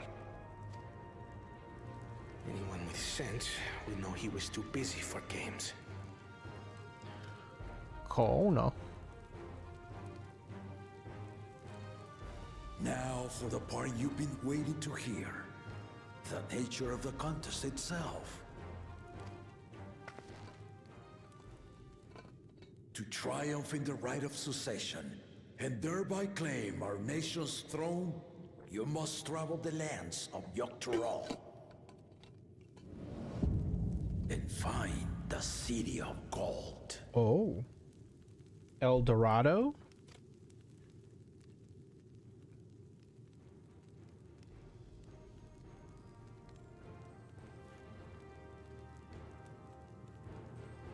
If I may, Father. Speak, Kona. The Golden City is an ancient Turali legend, but after so many failed attempts to find it, the story has become more fairy tale than fact. If you would charge us with such a quest, are we then to assume you have proof of the city's existence? That art is a Mexican reference, and I hate it. This entire expansion is a Mexican reference. I'm sorry, Chris, but they put Mexico in Final Fantasy. Oh, did they use your culture? I mean, you're gonna have to write a letter of complaint. Yeah, there you go. See, I beat you to it. I offer as proof my unbroken word. For I have seen it with my own 4 eyes. My own 4 eyes.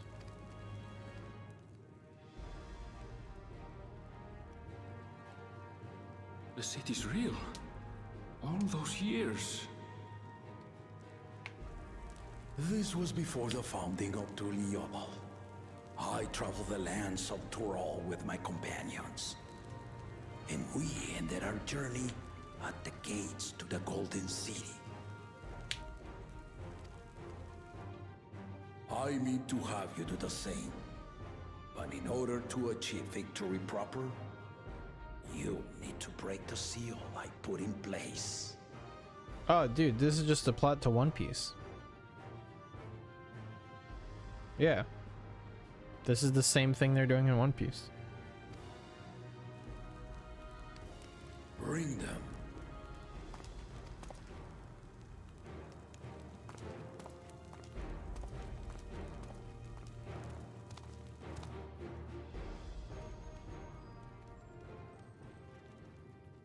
Same exact plot.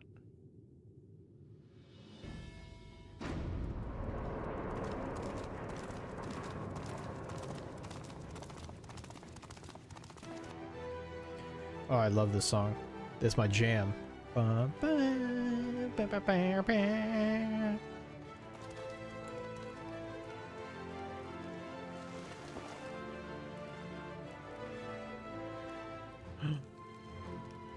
A slab.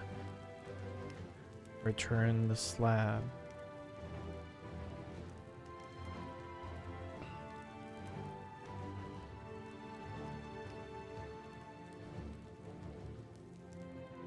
The Tuliyola saga. Oops. Wrong button. You will retrace the path I walked to unite our peoples, step by step.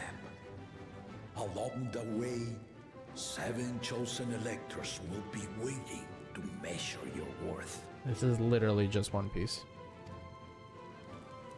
Earn their keystones by performing the feats they ask of you. Once you've fitted each of the 7 tablets with the keystone, you'll have the key to unlock the seal on the Golden City's gates. So the contest is in stages, none of which can be skipped by rushing to the ultimate objective. Exactly. Exciting, isn't it? Martial tournaments, hunting festivals, and now this? You do so love your contests, Papa.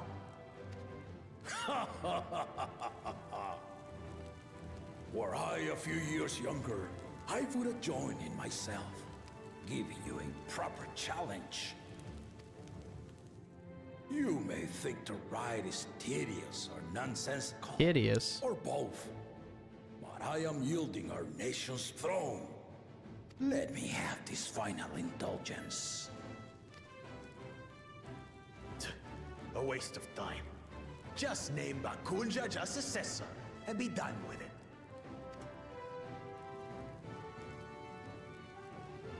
The right of succession begins now. Damn, didn't even grace him with a response. Watching you progress with great interest. And Clement, remember to collect your tablets before you leave.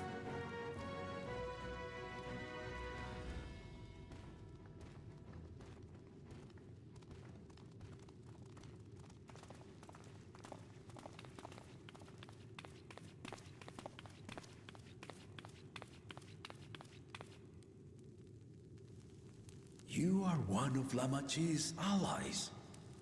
Speak freely. I am Cryle Baldessian, representative of the students of Baldessian. My name is perhaps familiar to you?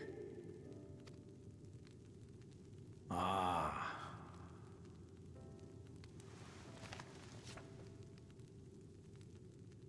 It would seem you sent this letter to my orders some years ago. The ink has since faded and much of the writing is illegible.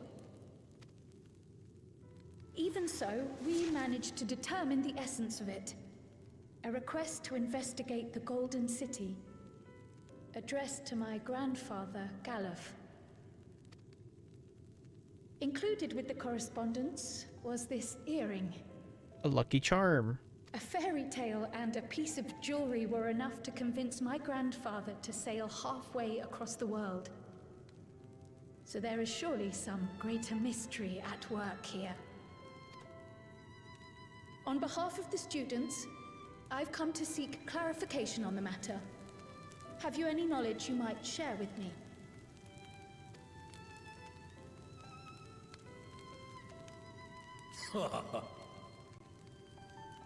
No, not at this time. Come back later. I have tasked the claimants with finding the Golden City. To fulfill your request would afford one of them an unfair advantage in the right of succession.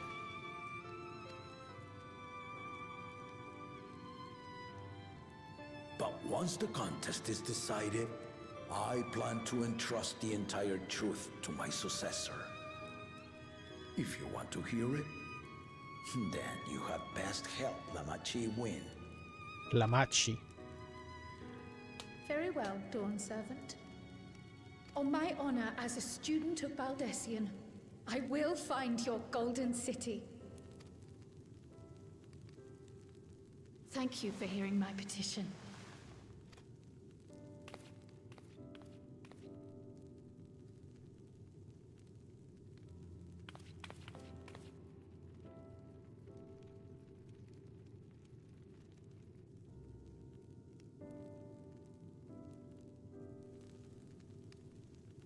How about that?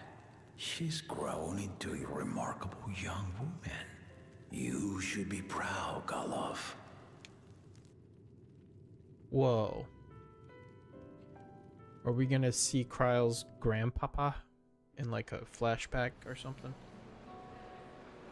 Don't answer that, that's speculative.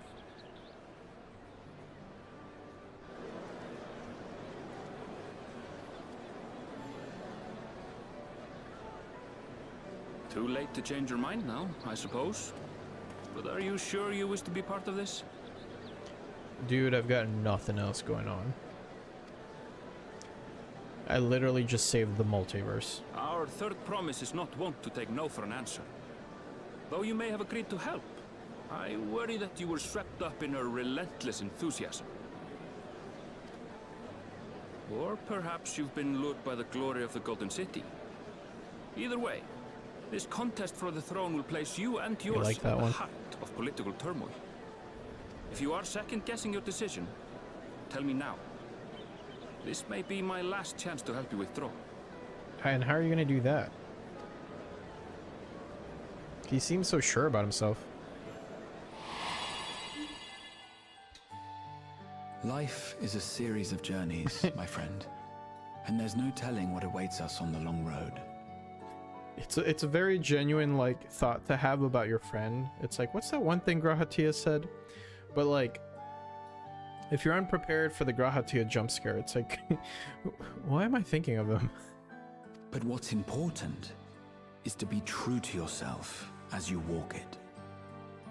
Also, I just like the jokes where like, you think about a quote that your friend said, and it's just something stupid. Only then can we hope to be content when we arrive at the end of one and step forward into another. I've got like mad comedy brain. I ruin every like feel good moment in these games.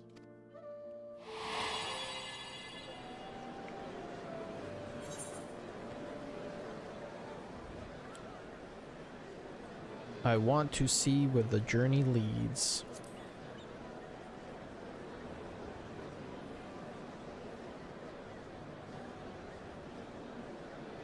So you are committed to your path?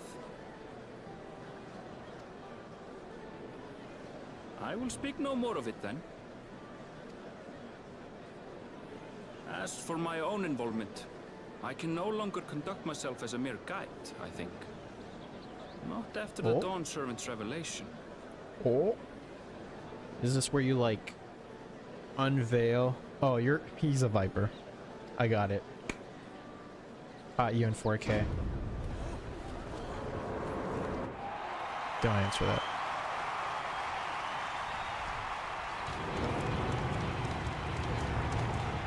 Here they come! It's Saralja! Woo! We love Saralja! Make no mistake, there goes Tuliola's mightiest warrior. Yeah, he didn't say a word in the chamber. First promise, our village needs aid. The cold weather stunts our crops, and the children of our village go hungry. Once you ascend the throne, I beg of you, grant my people new lands, please. Damn, this guy's going in with the voice. Saralja. Kill this man. Take heart, tiller of the soil. The Resilion son, blood heir to the Dawn Servant, has heard your pleas. God damn, what an entourage. Okay, hold on. Can we just take a moment and appreciate the writing for this man? Doesn't say a word when being addressed like by his father and like this whole competition. Fucking people love him. This guy's on his knees begging him to like, please help our people. And he's like, manservant. And then this guy is just like, your pleas have been heard by the one resilient son, blood heir to the Dawn Servant. He has heard your pleas. And it's like, god damn. That's some swagger.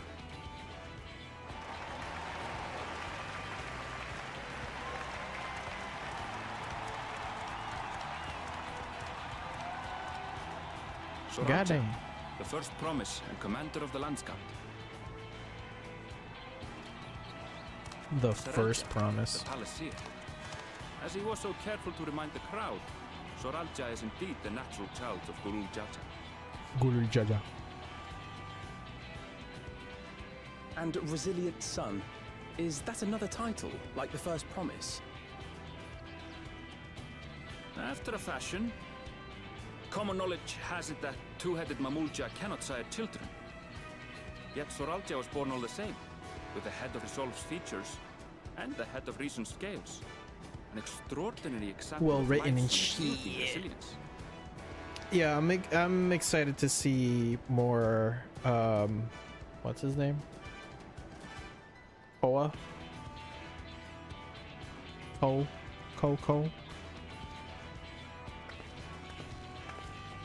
And a warrior's reticence. He Kona. says little, but the way he moves. I know a hardened soldier when I see one. See, Alice gets it. She's like, god damn. He's a natural swordsman, a gift he inherited from his father. Some even say that the son has already surpassed the sire. Damn. Should he come to power, the first promise means to employ that martial prowess in the conquest of foreign lands. For this, he and his supporters have been labeled expansionists. Expansionists? Like this expansion? Dawntrail? God damn it, I keep hitting the wrong button. This puts him in direct opposition to Wuklamat, who advocates for the preservation of peace. You may recall that she spoke of a claimant who cannot be allowed to rule. That is Soralja, the warmonger.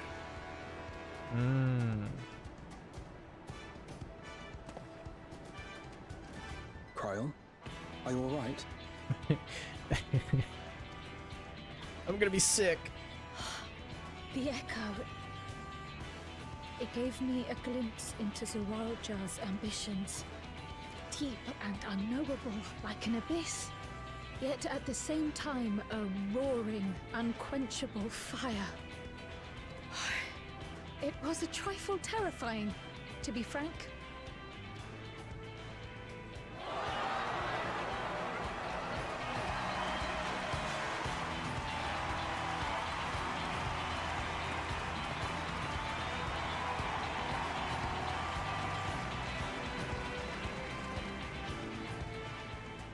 Second promise, you must bring us more marvelous conveniences. Donald more Duck? dirigibles and trains and the like.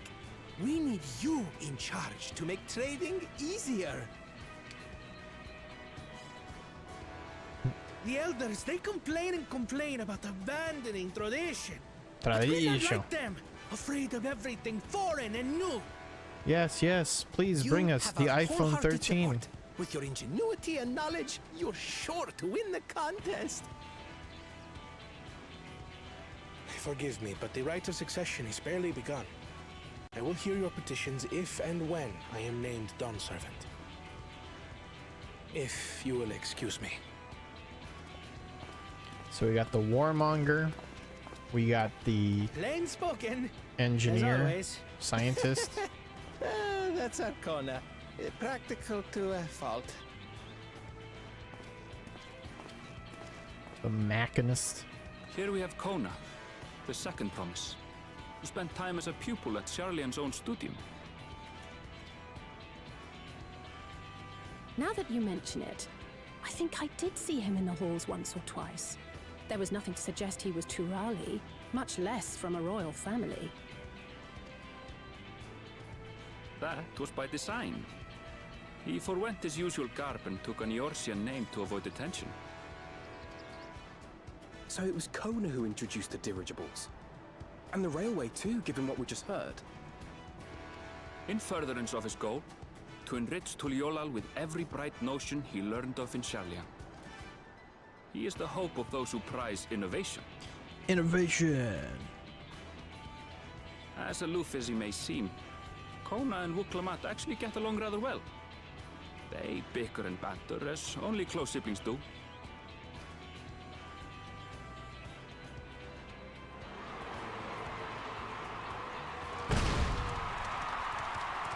Yeah! We love you! How gracious of you all to cheer the lesser Glavans. You're like a lovable asshole or something. It's like pro wrestling. You're the heel. Yeah, we love that about you.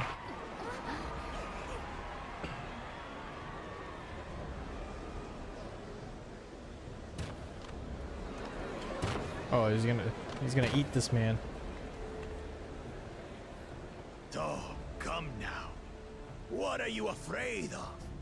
I'm no different from your Dawn servant.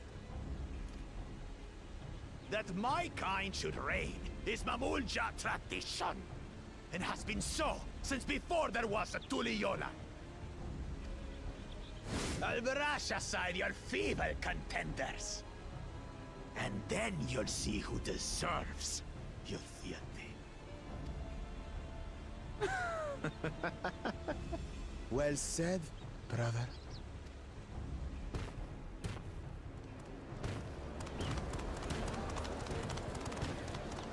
The Mamulja have finally found peace in Tuliolal. A pity those fanatics are intent on keeping that tradition alive.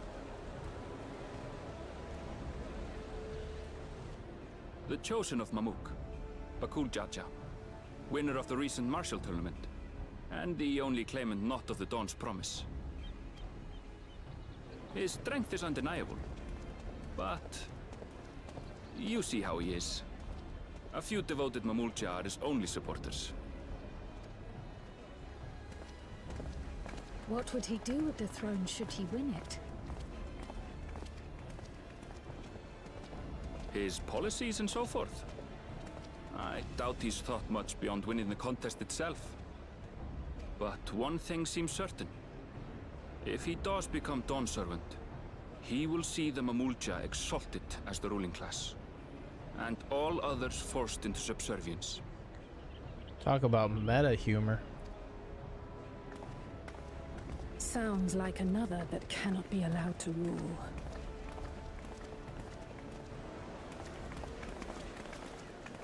And everybody fucks off.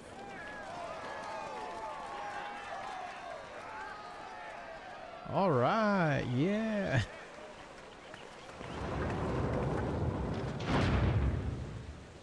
Damn. No crowd.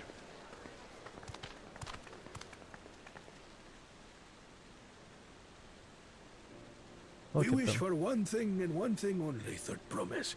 To abide together in harmony with our neighbors whom we love in this land we share. It is our way, the Turoli way. Galul Jaja built for us this peaceful nation, and we beg you to preserve it. You have my word. I won't let your pleas go unanswered.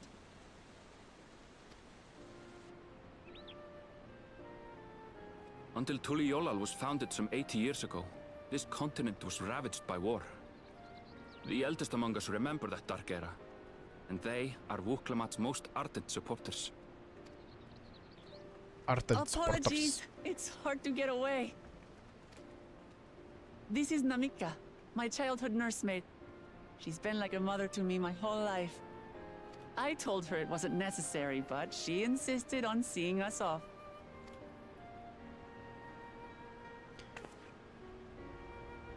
I place our precious third promise into your care. Did you know Wuklamat was taking part in the rite of succession? I want that to be her only line in the entire expansion. I thought it was only Zoralja and Kona. If she has any accomplishments to her name, I've yet to hear them. Compared to the two Mamulja, she pales in martial prowess. And then there's Kona, who's far and away the most educated of the bunch. I hate to say it, but it's hardly a competition. It's fine. More than anyone, I understand how much better my brothers are than me. Better? Wuklamat. I have never thought of you as the lesser sibling. Your brothers may excel in their respective ways, but you boast qualities that both lack. A strength that is yours alone. Having cared for you for so long, I should know. Thank you, Namika.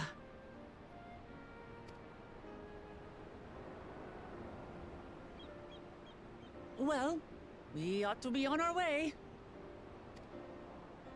Yes, hurry along. I await word of your victory with bated breath.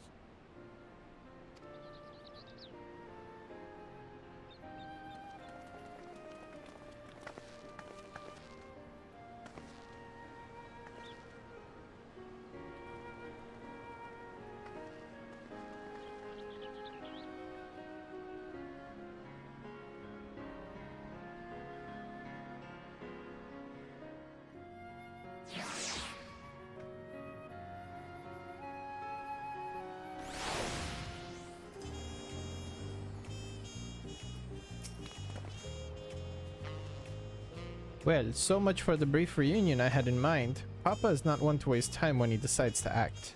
I'm used to it by now, of course, but others are often caught off guard. In any case, we should talk about how we're going to find the City of Gold. Got him. All we have to work with are the 7 tablets and their connection to the Tuliolal saga.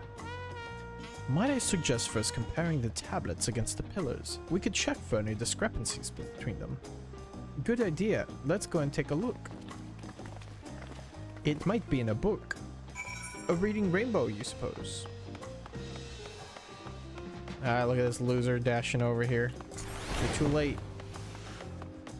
Get fucked. So yeah, the characters that they've set up are pretty cool so far.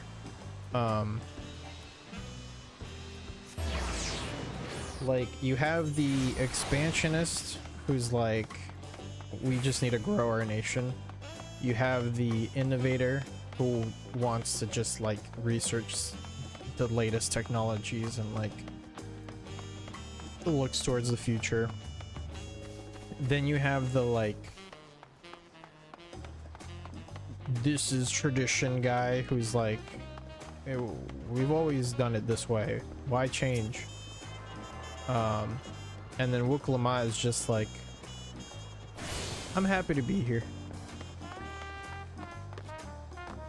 Whoa, that's a little underselling, but Wuklama is definitely more of a people's people, you know?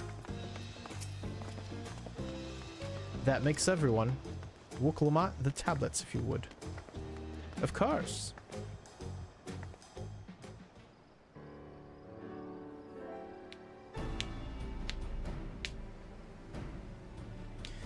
Everyone has a tablet? Then let's compare them to the respective pillars. Keep an eye out for even the smallest differences.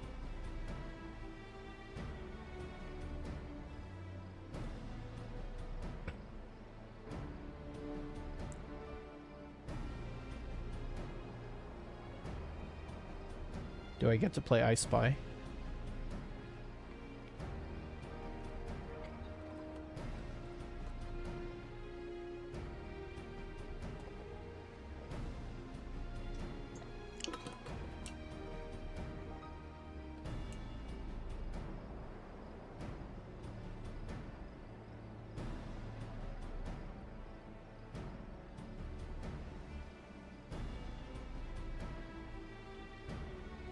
Unless I'm missing something, the glyphs appear to be identical. The only difference being that the tablets have hollows where the keystones are to be fitted. So now that we've established that the scenes are the same, where do we go from here? The Dawn Servant said we were to retrace the path we walked in uniting Tyrell's peoples, and that we would encounter 7 electors along the way. Then we have the answer here in front of us. Papa's path is all laid out in the Tuliolal saga.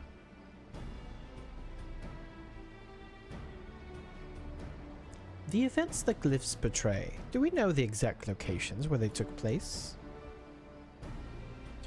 If one is close, we could go there and search for an elector. That wouldn't confirm we're on the right track.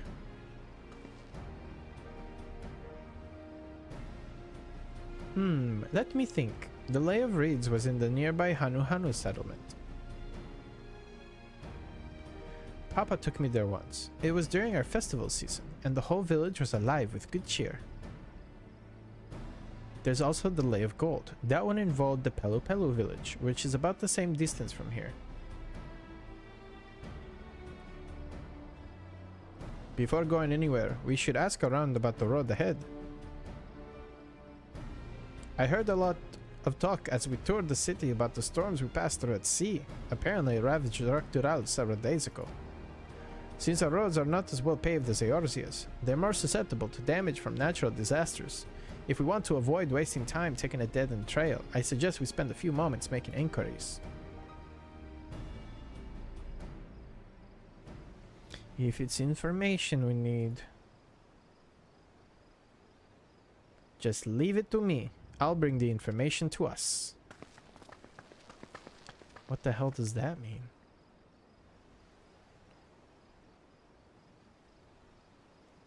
It would be prudent to ensure we're prepared for the journey. I'll guide you to the accommodations I've arranged. Yay, a bed.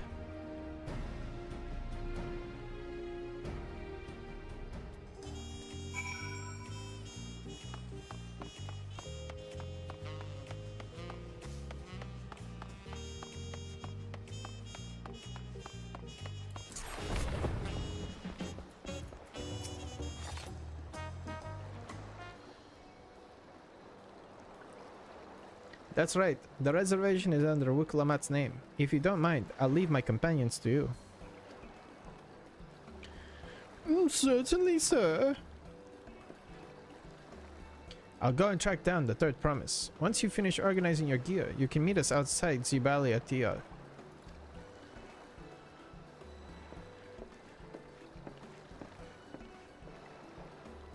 Greetings, visitors to Tuliolal, and welcome to the Farard Cabins.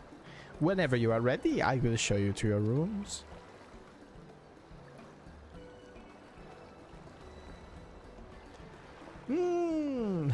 I am the innkeeper. Dawntrail Inn. We are in Dawntrail. Innkeep. Retire to your room. We're here. It's a freaking cabin, dude. It's like a cabana. Copacabana. That's a banana. We've got pineapples, avocados, kiwis too.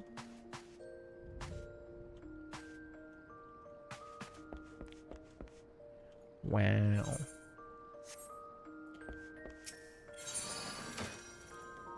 Hold on, I think I had some gloves that I wanted to update on this shizniz. Whoa, these are kind of cool. Oh, but they're for Lancer. I'm on the wrong tab. Embarrassing.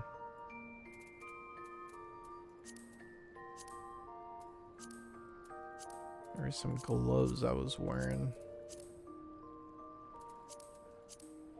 Are they in my armory? I think they are. Oh, these are fucking clothes. Sort.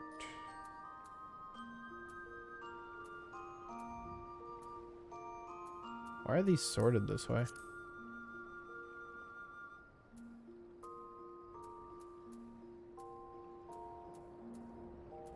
Did I get rid of them?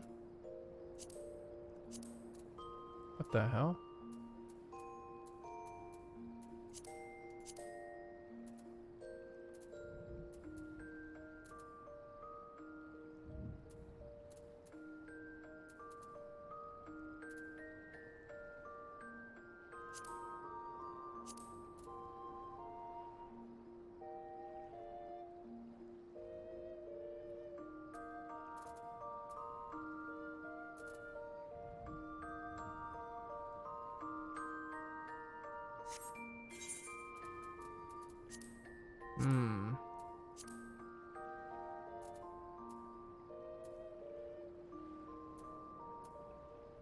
Unless I accidentally glamored over them, it could, no, it's not these.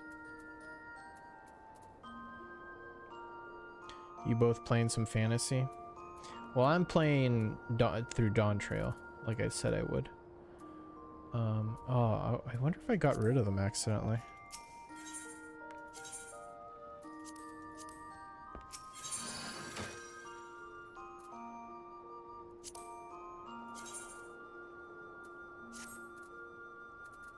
Oh no, unless...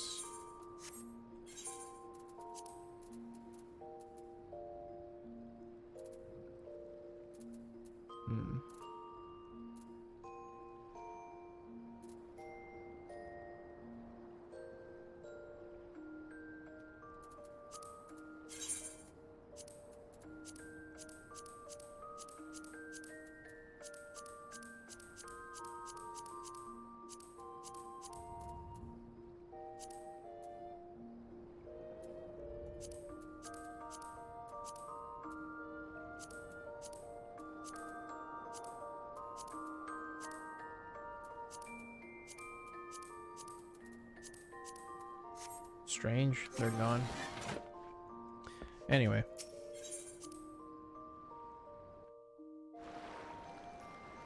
You're the first person I met on high level that doesn't have their entire glamour plates filled. Because I don't... The only job I have glamored is ninja. Like, most of my other jobs, I only leveled. I didn't actually, like, look for glamours for them.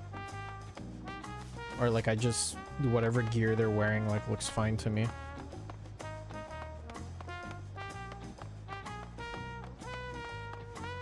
Because I really only glamour, like, my main jobs. Brother, this guy stinks! Alright, brother. What the hell's wrong with you? I'm gonna run to the restroom before I embark on the rite of succession. So I'll be right back, chat.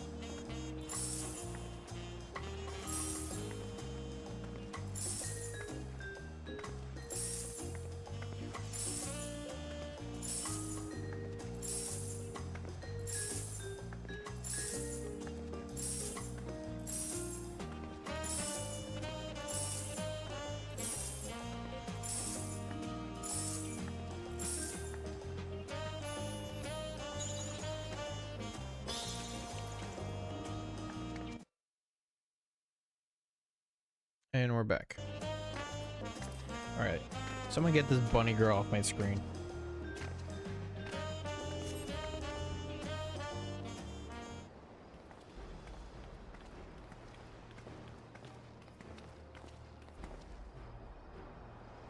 Trust you to be the keenest to head out, Kinzoku.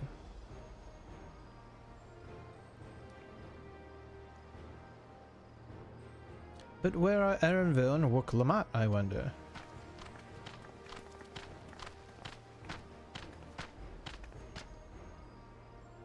Oh good, you're all here.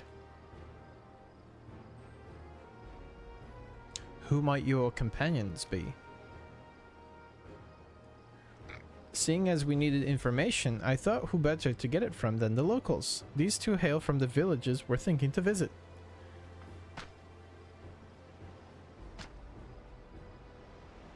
I give you credit for taking initiative at least. What do you mean at least?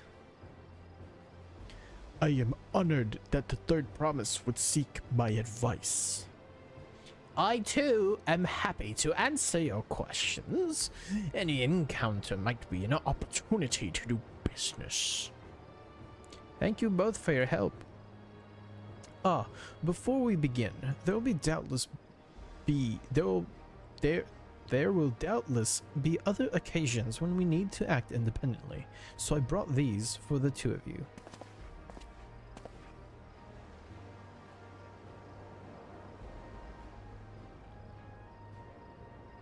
What's this? Do I eat it? It is called a link pearl, a gemstone harvested from a special shell. When linked together, they allow people to communicate across great distances. Is that so? What a handy thing to have!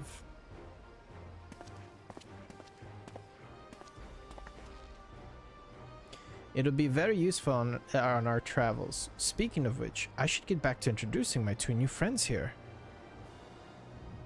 And we never learned their names. The Tuliolal saga features a number of Tural's clans. Two of those, the Hanu Hanu and the Pelu Pelu, have settlements relatively close to the city, so I brought a representative of each. As I mentioned before, the Hanu are cheerful people who love their festivals. They make their appearances in the Lay of Reeds, and their home village, Okanu, is located in Kozamaoka. The other, smaller fellow is one of the Pelu, a clan of business-minded folk from Urkopacha. They appear in the Lay of Gold and craft all kinds of marvelous goods in Huachumpelo, their village. Now, as for deciding which village to visit first, why don't you put that adventurous instinct of yours to work for us, Kinzoku? Pick our destination. Upon completing this quest, the main scenario will branch into two quest paths. Accepting the quest from the helpful Hanu will temporarily prevent you from accepting the quest from the approachable Pelu, and vice versa. The second quest path will become available from the respective NPC once you have completed the series of quests from the first path. And yet you say Krill, Jesus fucking Christ. It's funny.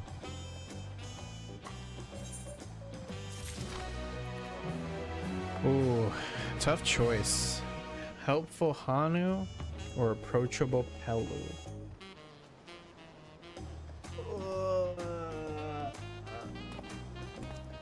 I think I know where the Pelu.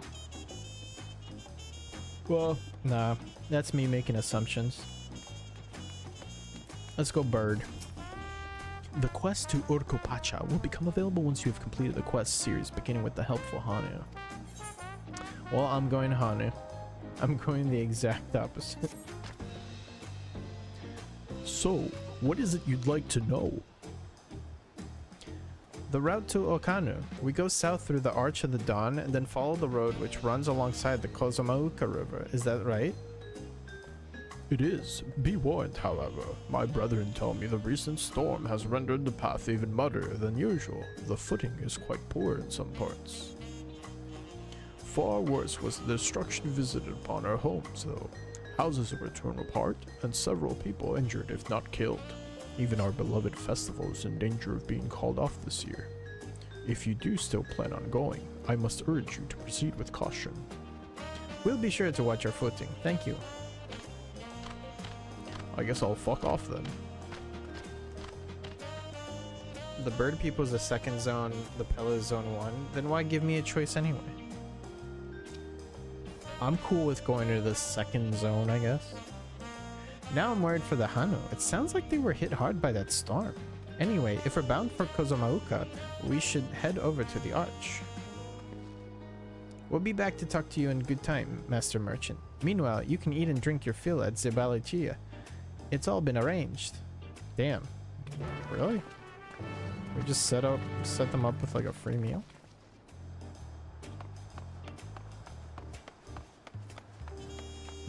Now I see this blue quest.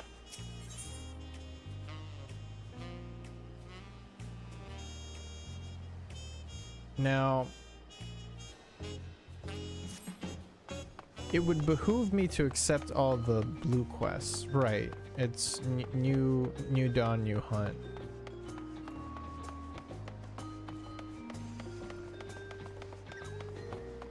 But I'm thinking of maybe doing just the MSQ and then coming back for blue quests.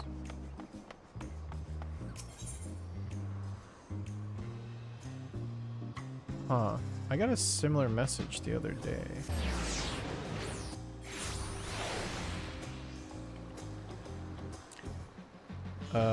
Yugiri, if you're scraping the stream, I politely am asking you to not.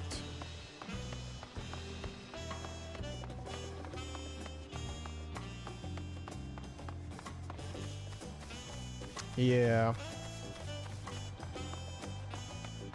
I think for the purpose of this stream marathon or whatever, I'm just gonna focus on the MSQ.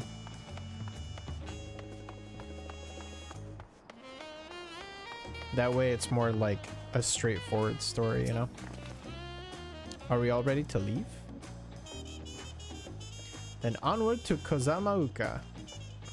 Yo, that armor is pretty cool. So is that weapon.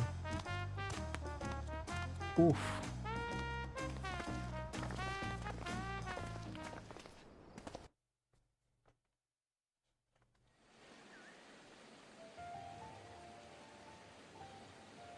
Kozomauka, the land of rainbow terraces. Terraces. It commands the gaze of all who visit without fail. The many-colored marvel. An endless torrent of water cascades over sheer cliffs to shape the wetlands below. To its relentless flow, all life must yield.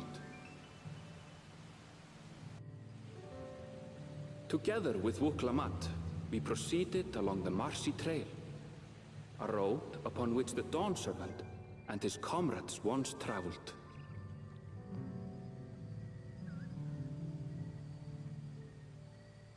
Kozomauka.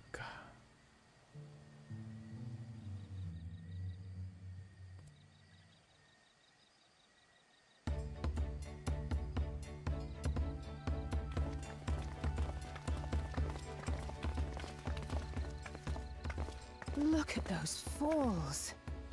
Even from this distance, you can feel the weight of that water. Water. The Isle of Ham was impressive, but as you can see, Tulihiola does not want for natural wonders.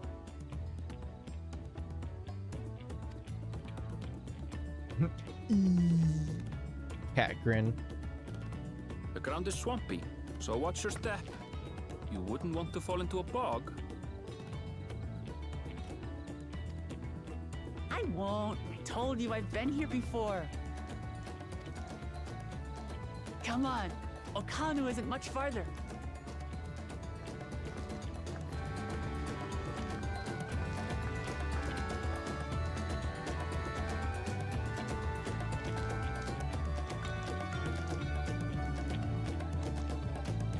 Bam, bam, bam, bam.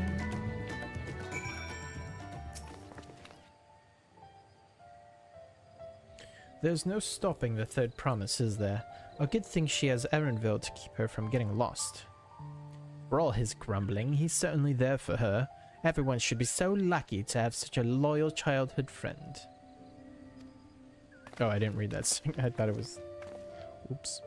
Look at these green guys. Look at these little guys. Look at them. Look at those dudes. Look at those guys. Look at those fellas. Oh, green. Oh yeah, look at this guy right here. Look at those. Look at this fella. My goodness. What a fella.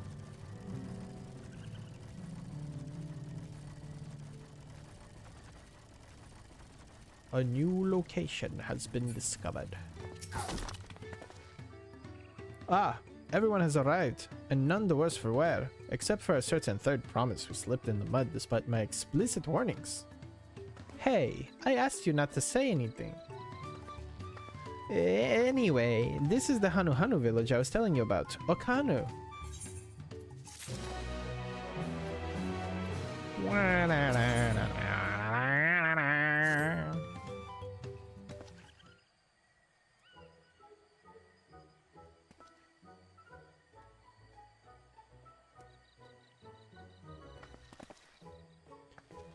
It's like our friend said, the people are in no mood for festivities.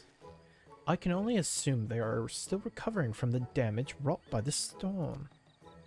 Indeed, well, let's do what we can to do and find this elector.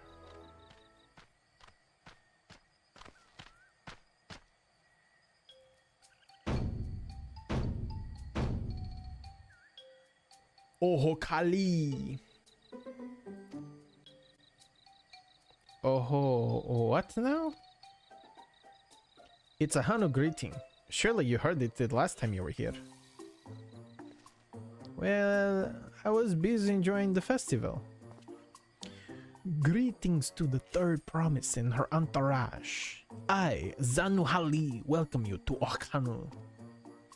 As elder of my people, I shall also be fulfilling the duties of elector during the rite of succession. So our idea about the electors was correct?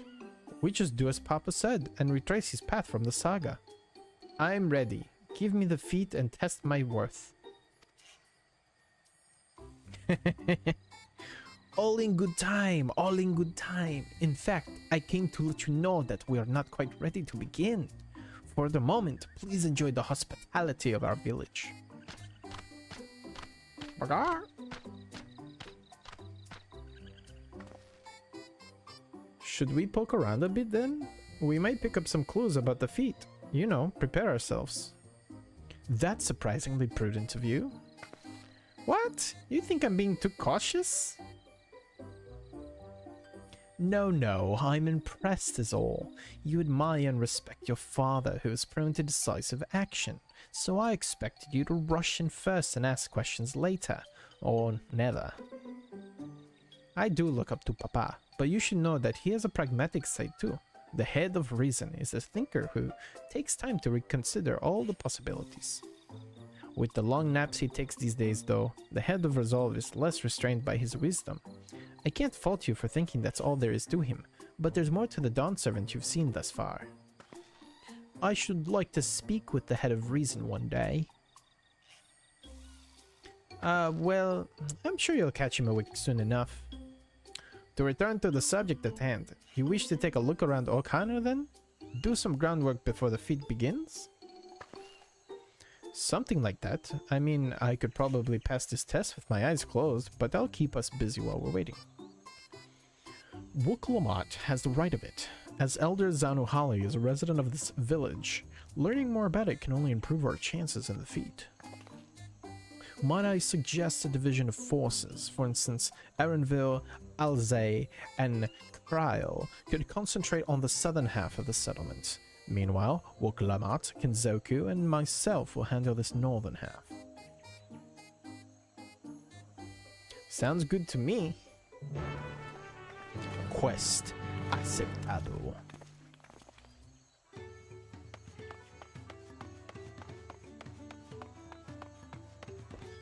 We got any of the right peoples. Look alive.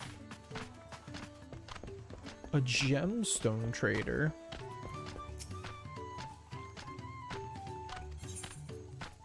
For a second I thought the cube was part of the environment, so I didn't see you there. Why are we now realizing the size of my cursor? Guys. Guys, stop. Ignore it. Ignore my cursor. It's not here. It doesn't exist.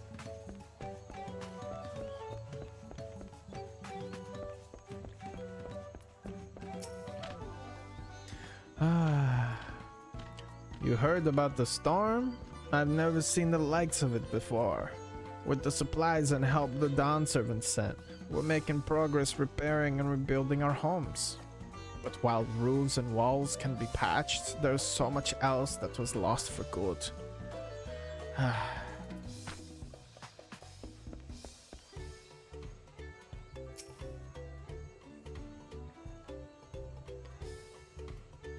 Surveying.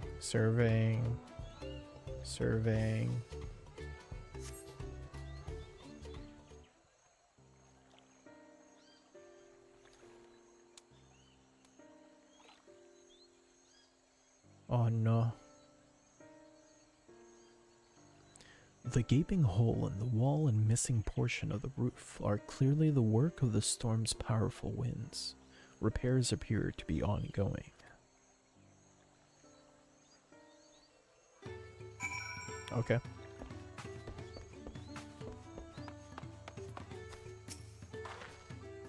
A lot of houses are still damaged, and the Hano I've spoken to are not their usual cheery selves.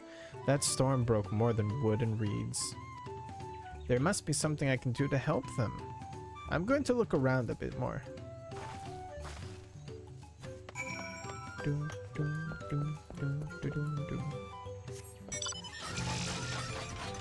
Oh my god, what a scary sound in this peaceful village.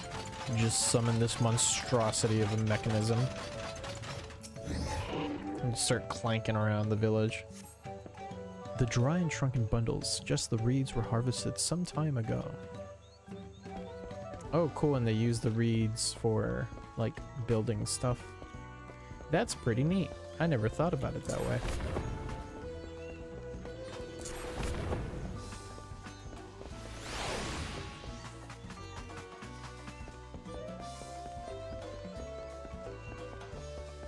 Boat of woven reeds. Oh. Woven from this boat-like vessel is reminiscent of a bird. The beak and feathered tails particularly stand out. Can I read? This boat must be woven from the same reeds I've seen gathered into bundles here and there. The plants held both practical and cultural significance to the Hanu then.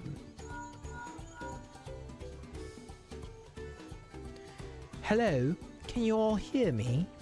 I'm told they're ready to receive us now. Come to the large building in the south of the village. On my way. We ought to hurry over too. Let's go.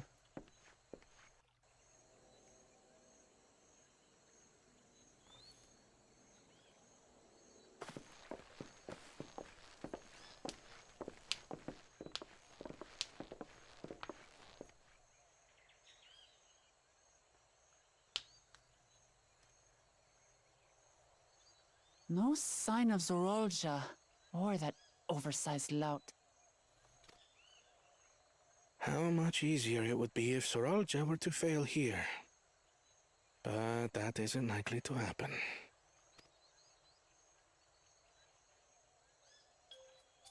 Honored guests. Oh. I am Zanuhali, elder of the Hanu. I gave him the wrong voice. I am also an elector, charged with judging which among you is worthy of ascending the throne. Without further ado, let us talk of the feat. Let us talk of the toes. Not so fast. Surely you couldn't begin without us. Oh no. Not this guy. Well, you made it after all.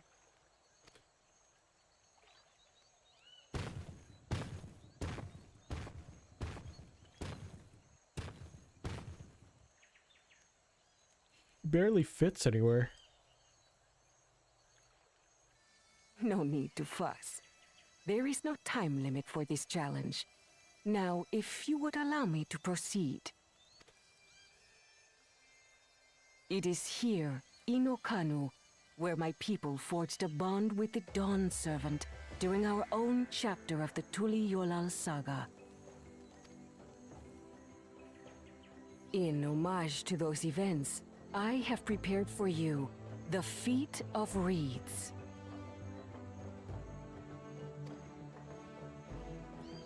Reeds seem to be of great importance to the Hanu. I wonder what this feat entails. We use reeds in every part of our lives, be it as food or weaving material. Damn. They even eat the stuff? But look around the nearby paddies, and you will see that this season, our crops are failing. How fortunate, then, that my appointment to Elector coincided with this predicament. For surely, What a those grin. who aspire to be Dawn Servant would find the matter of an ailing harvest a mere trifle to resolve. Aye, well, it is indeed the duty of a ruler to address the people's woes. Aye. Exactly, exactly. Do well in this, and you will earn my keystone.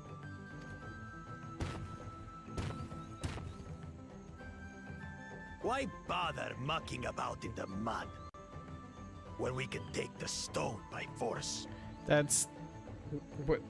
That's not how. That's not the point. You're missing. Oh, mercy me! You are a hot-headed fellow, Bakul Jaja.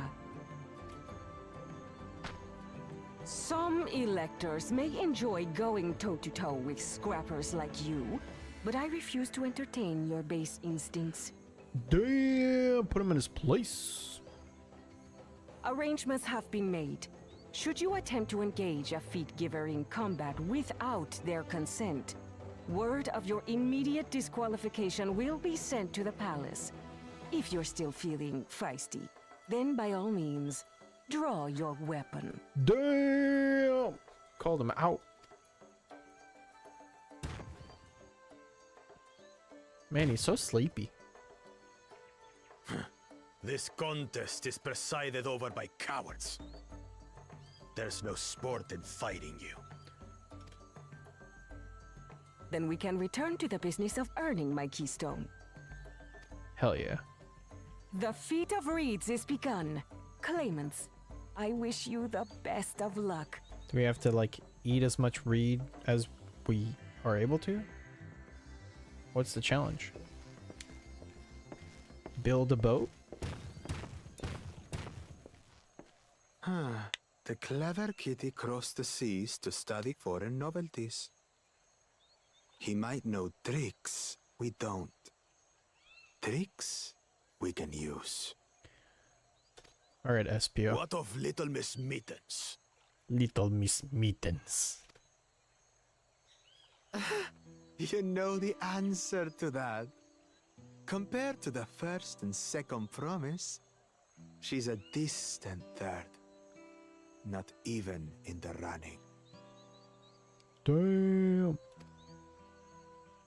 Then we see eye to eye on this, brother. Being Bakul Jaja so long with me has rubbed off on you.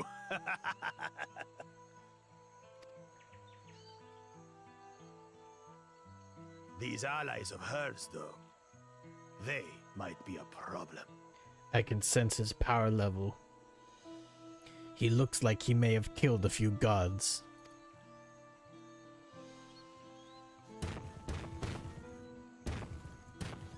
He gives me the heebie-jeebies. Damn it, I'm just as qualified to be here as they are. I'll show them. Easy now. There's no time limit, remember? Let's keep calm and think things through. Right. You're right. I won't win against that lumbering Vidrol by losing my head.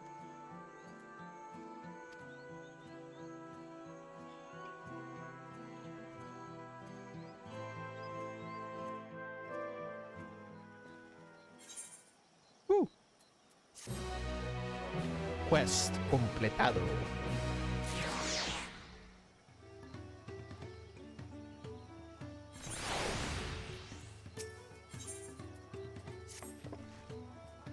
I don't know the first thing about farming, but if there's a way to save the harvest and help the Hano, then we're going to find it.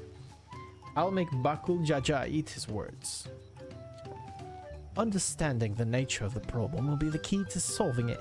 We need to examine the reeds themselves, and then deduce the cause of their poor condition. Erenville, will you take us to the fields where the reeds are grown?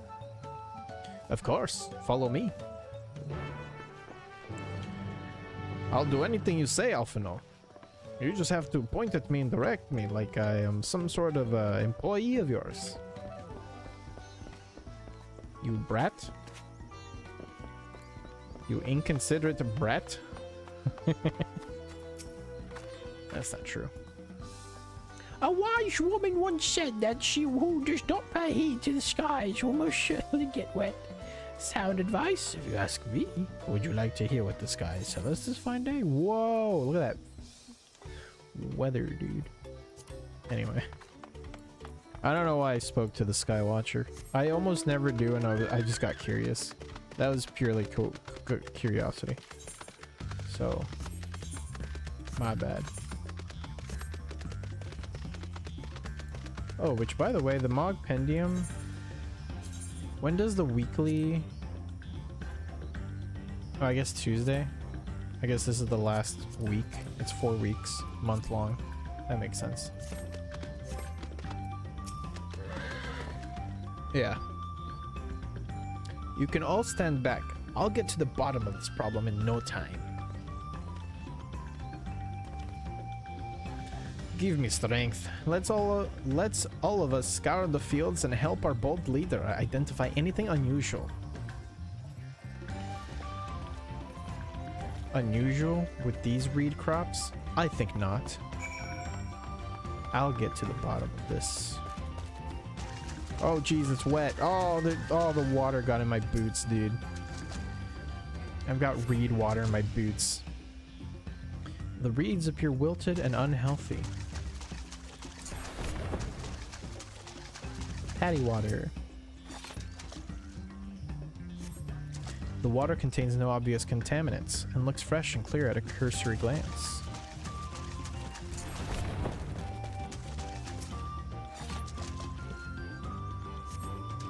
Ah, I see. You wish for me to wear the toad hat this day. Well,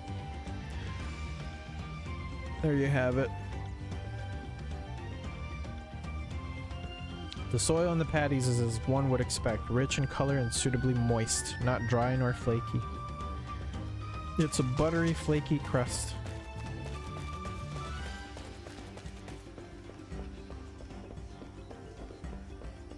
Lethargic frog? What's so important about this guy? A small frog catches your eye, strangely lackadaisical. It doesn't even bother to hop when it eventually scurries away. A walking frog? Whoa. They said it couldn't be done. Maybe if I stomp on the cromps with my... Stomp on the cromps. The cromp stomp. With my massive mecha.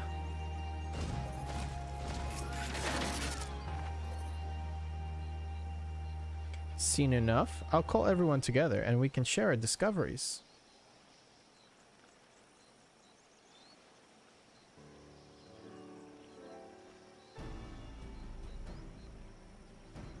Well, what do we think? Any obvious problems?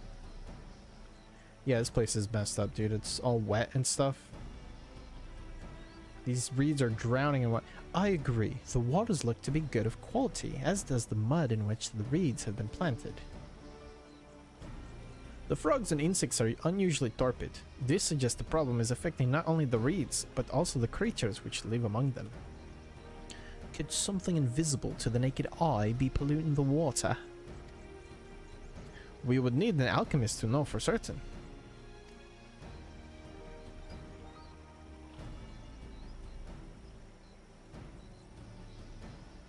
I don't have much to add about the fields, but something else occurs to me. When you were describing how the creatures seemed lifeless, I couldn't help but be reminded of all the listless villagers. They've suffered a terrible tragedy, I know, but there is another reason for their flagging spirits, I believe. Go on.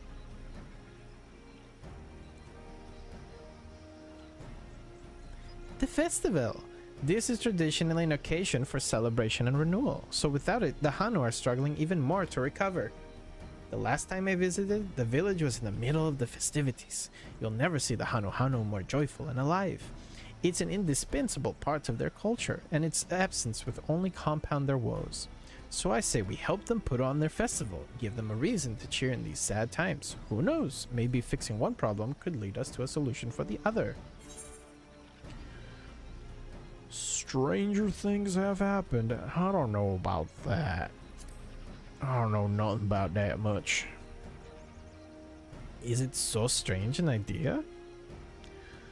I also failed to see the relation between festivals and fields.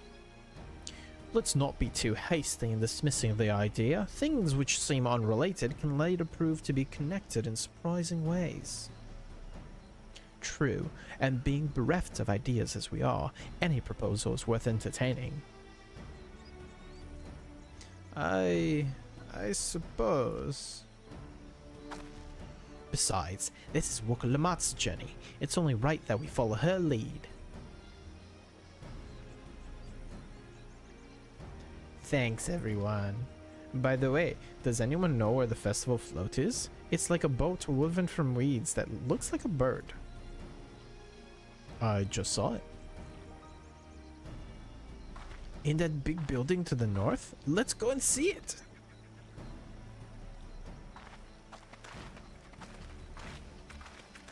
Let's go and see it. Come on, Bominos. There's much less debate when I'm traveling alone. Oh, come on. Come on, Aaron. Aaron. Come on, Aaron. Don't be such a party pooper.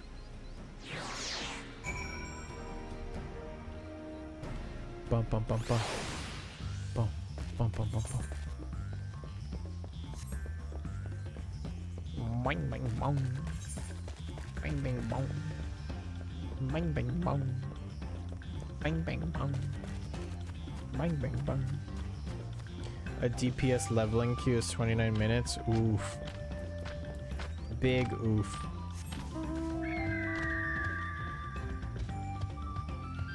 Yeah. Leveling a DPS seems like torture right now. But that's how it is no matter what game it is. Every game has its DPS queue problems.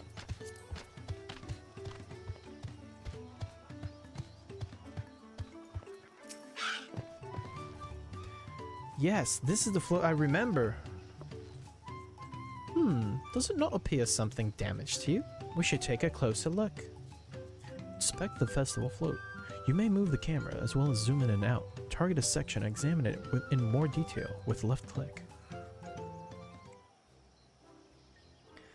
I wonder, this is a crazy idea, right? Like, I'm probably like talking out my butt, but is there a game where like the tank and healer roles like just feel better to play? Like they basically do as much DPS as the DPS, but then they also heal and tank. Oh dear, one of the bird's eyes seem to be missing a gemstone.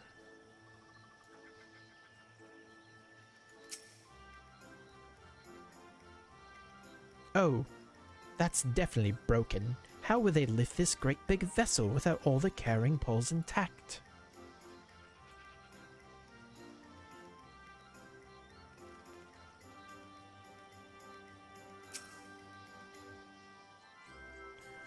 These tail feathers have seen better days. I swear the colors were a lot brighter the last time I saw them.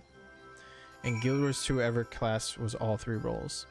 True, but like, In Guild Wars 2, I feel like they removed the Trinity. So like there is no DPS, tank, or healer. Everybody just does everything. But like a game where there is DPS, tank, healer, but the tank and the healer are just more fun to play than the DPS. Because I feel like the reason DPS is so bloated in a lot of games is because most people just want to do damage. Like, people are intimidated by healing because they don't want the responsibility, and people are intimidated by tanking because they also don't want the responsibility. But with DPS, you just have to focus on doing the damage and like nothing else. And so I feel like most, and like everybody thinks they're the main character, so like DPS is obviously like the main character role. So I wonder if that can be fixed by making it so that the other roles are more attractive to play. Well, I think we can all agree this bird boat is in dire needs of repairs. Now, how do we go about fixing it?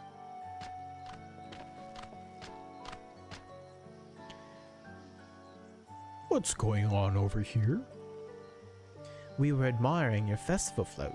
It is a shame it's in such a poor state, due to the recent storm, I gather. Yes, we had to leave it exposed while we ushered our people to safety. With the float in this condition, there can be no lifting of wings, no ihihana. Ihihana? That's what the festival was called. I want to help you hold it.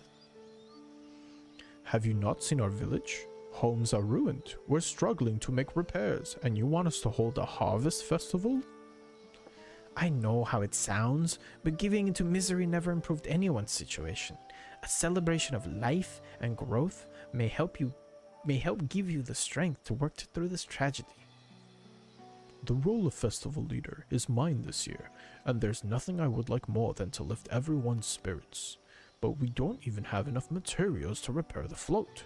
We need abokiksa for the missing eye, uyoipo wood for the poles, and feathers from the winds chosen to adorn the tail. 2 of these I know. Abokiksa is a type of precious stone used in arcane equipment, and uyuipo wood is essential for crafting ceremonial instruments. These chosen feathers, however? The winds chosen is the victor of a competition in which the contestants see who can blow a feather the furthest using wind magics, and that's something of a problem right now. We Hanu Hanu are gifted at employing such airy sorceries, but expend a great deal of mana when doing so we are soon exhausted by the effort, and having no reeds to eat will only make it harder. I think I understand. Your vibrant reeds grow quickly and vigorously, so much that they stifle the development of nearby plants. They must be a potent source of the energies you naturally lack. They are indeed. Owing to the poor harvest this year, we've been left enervated, and if we cannot gather the correct materials as dictated by custom, we cannot repair the festival float. Oddly enough, we may have just stumbled upon our solution. The winds chosen would, by necessity, have a natural gift for manipulating magical energies, which means any feathers taken from the victor should be high in ethereal conductivity. The float's construction also requires a stone used in arcane equipment, as well as timber favored for ceremonial tools. The demand for such specific materials must have an underlying reason.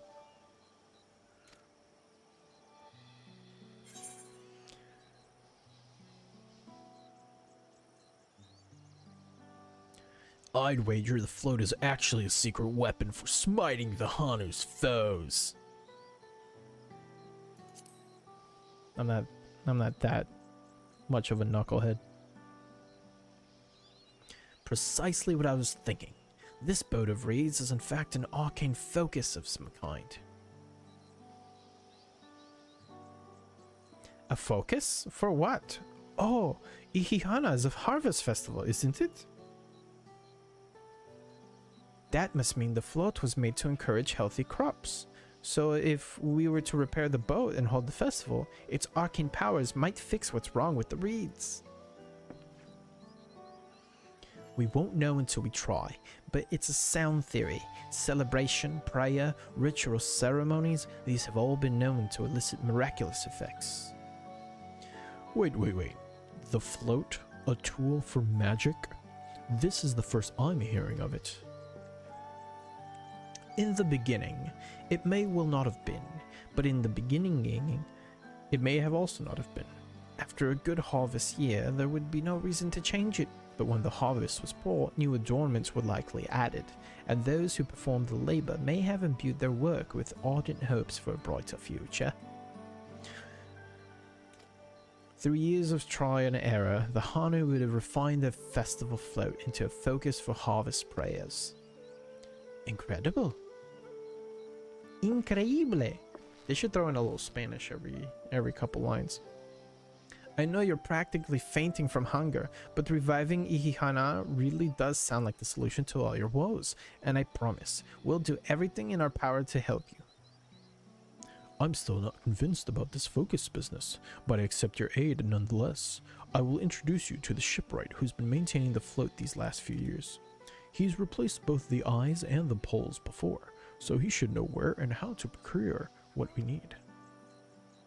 Then allow Alizé and I to acquire the feathers. We will encourage the people of Okhanu to gather and vie for the title of Winds Chosen by sharing with them our own reserves of mana.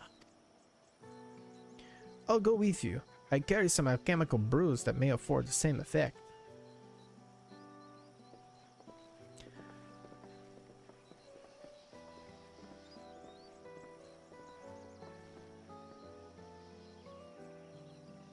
The three of us will visit the shipwright then. Right. Not without me. I've worked hard to fix the float as best I can, and the responsibility is mine after all. I've not introduced myself, have I? My name is Linuhanu. Nice to meet you, Linuhanu. And certainly, let's all go together. I gave her a British flick at the end there. Thanks to Wukalamat, we found ourselves a promising way forward. Experience and knowledge are valuable assets, but there is something to be said for following one's instincts. I got 660 shoes. These are 645. The shipwright's name is Wukevu. He's a Shibral who only moved to Kozama Uko a few years ago, but has since mastered our customs to an almost frightening degree. He's especially strict when it comes to manners, so make sure to offer him a proper Hanu greeting. We wouldn't want to offend him right before asking a favor. A proper Hanu greeting? Oh, that one! Don't worry, I remember how it goes. Then we shouldn't have any problems. Let's head to Okbekbe, to the east of here. Okbekbe.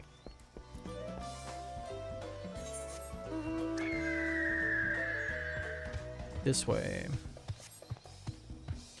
Riding on my bird, going on my bird. Me and my bird, we walking down the road.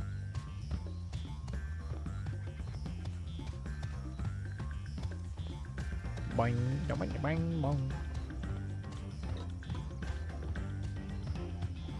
Help.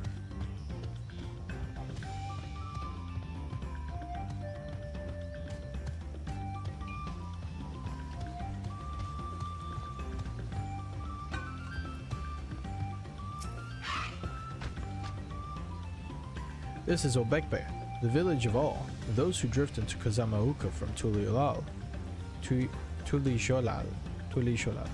and elsewhere are welcome to live here alongside the Hanu. As for Wukevu, he lives and works in the House of Waters High, at the top of that large tree nearby. Follow me, but I should warn you, the climb up the stairs can be challenging.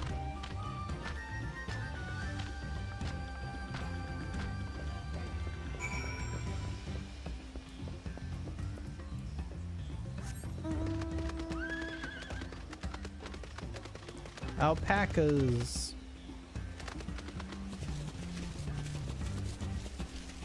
Miyakabeksu. House of Waters High. My horse is running up the stairs. That's fun.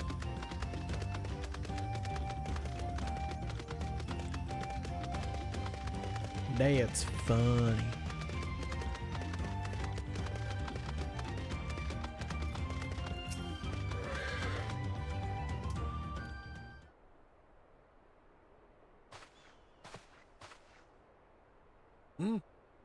What do you want with me?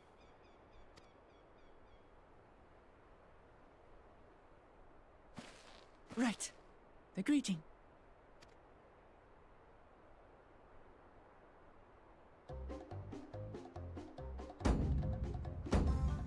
Oho Kali! Oho Kali.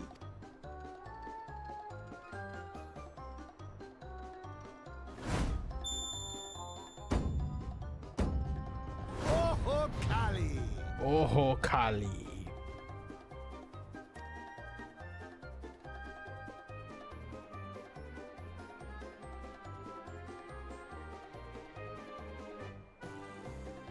Good. You brought your manners with you.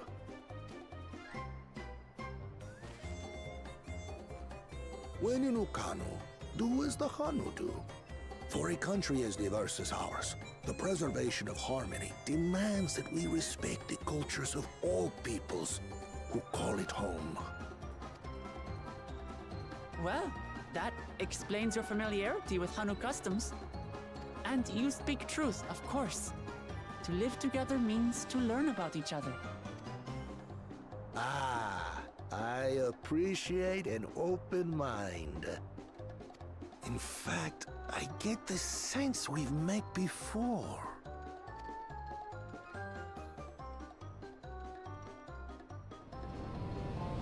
You're Wu Clamat.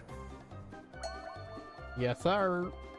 Oh, what an unexpected honor for old Wukevu. Here I am prattling on about manners, and I've gone and insulted the third promise herself. There is no excuse for this betrayal of etiquette. Damn. My brother's going through it. Please, take up your axe and claim my impudent head. Will not? Keep your head. I hate formalities anyway, so forget about it, alright? Alright then, consider it forgotten. Who are you? How prompt. I like the sound effects of this conversation. We're actually Very here animated. about the Ihihana float. It's in bad shape, and we need you to craft new carrying poles and a new eye. I'm told you work with Uyuipo wood and a certain kind of stone? Abokisha? That I do. But while I would like nothing more than to offer my services, I just used the last I had of both those materials. My lumber in particular went to fixing homes damaged by the recent storm. I'll need 10 days or so to restock. We can't wait that long. If you tell me where to go, I'll gather them myself. What? Send the third promise out on an errand like some common lackey? That's utterly unconscionable. A gross violation of social protocol. I told you not to worry about such things. All right then. I shan't worry a whit. Okay, I see what you mean. I see what you mean. What's with your Hanu friend there? Oh my god, I'm such a disgrace. I'm so sorry. Please, you must punish me. No, it's fine. Everything's okay. You don't have to do any of that. All right. I'm over it. I am festival leader this season and have come along to oversee the float's repair. I gave him too deep of a voice. As strange as it may sound, Wuklamat and her friends believe the float is an arcane focus, meant to encourage the growth of our struggling reeds. Too many Hanu have forgotten, it seems. But that is indeed the true purpose of the lifting of wings. Your education is impressive, Third Promise.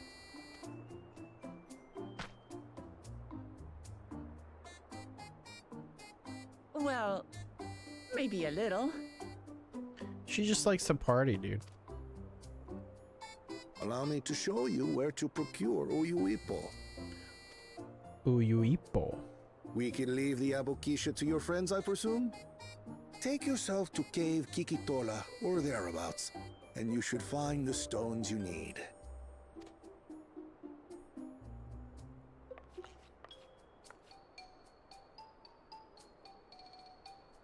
I've been there once or twice. I can guide you.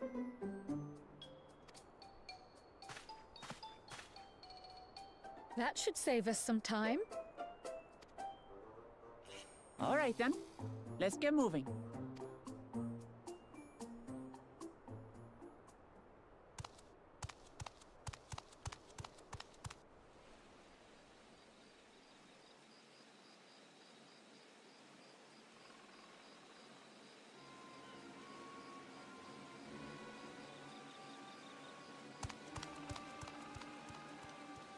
Ho ho ho.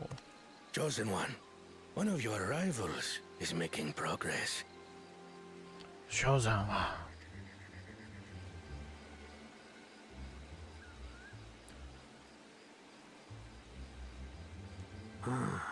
Ihiana, you say?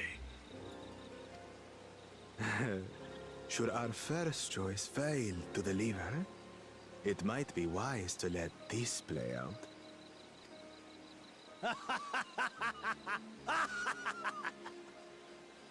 The third-rate promise is making herself useful after all.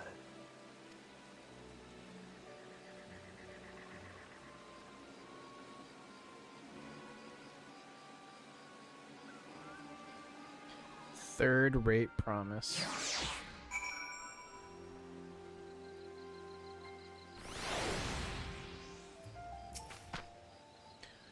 Cave Kikitola is southwest of Okanu. We can return to the village first, then head there on foot. Was that what his voice was like? It was like higher. Was it like nasally? No. You gotta help us with the festival. You gotta help us with the festival. I'm in charge of the festival this year. Jumping Jehuzovitz.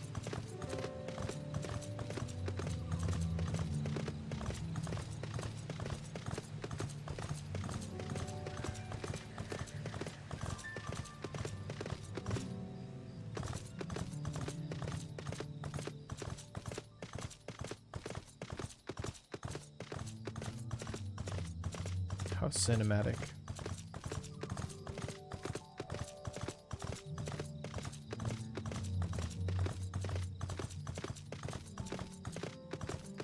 As I ride into town.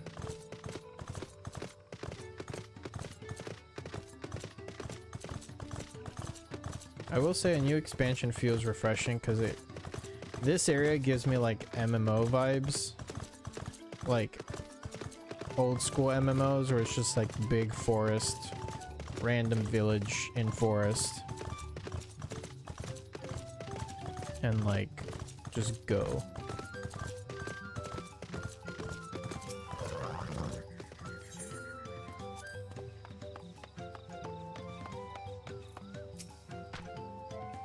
Southwest of here, was it? Let's be on our way.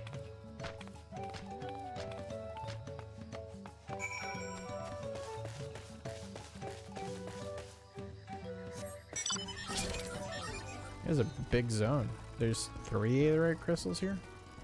God damn.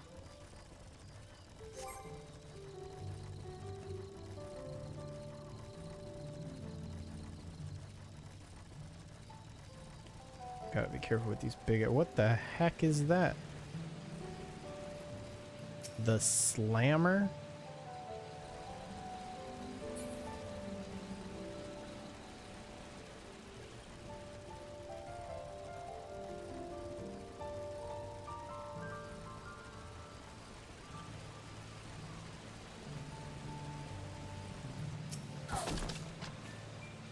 Lave Kikitola as promised. Home to many deadly creatures. Venture inside if you feel confident, but I will conduct my own search out here. You can spot raw Bokisha by its green-hued glimmer. Bring anything matching that description to me. I shall help. Oh, I shall help scour the inside of the cave. Then you take the west half, and I'll take the east. If I see any aether currents, I'll grab them. As I go, I don't want to get too sidetracked. I think I want to try and finish the MSQ in a timely manner. Because usually I would do all that stuff, but I also would be like speed reading through. Yeah, I'm aware of the compass. I'm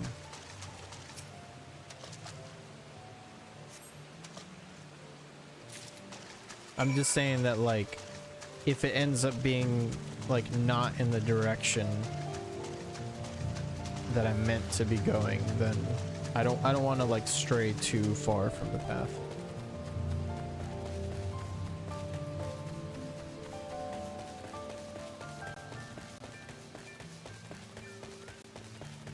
I'm trying to like beeline the MSQ without skipping the MSQ. I picked up over the ground near the entrance, but found nothing. Did you have better luck inside the cave? Yes, this is Abokisha. Along with Krill's contribution, we have more than enough for our needs. Sorry, Kryl. The stones you've brought shine very brightly. I thank you both.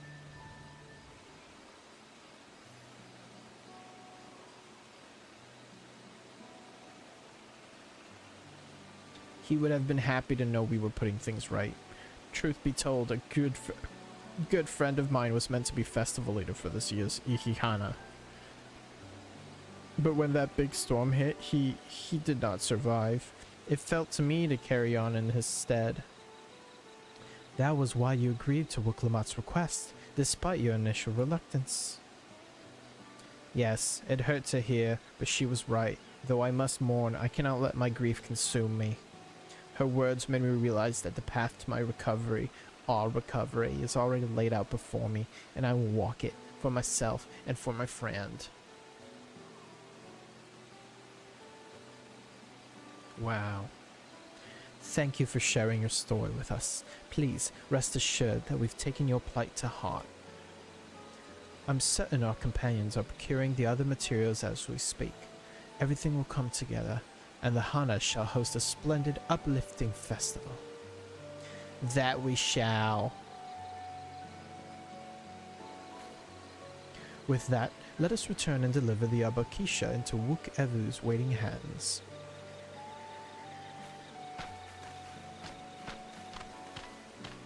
Wahoo.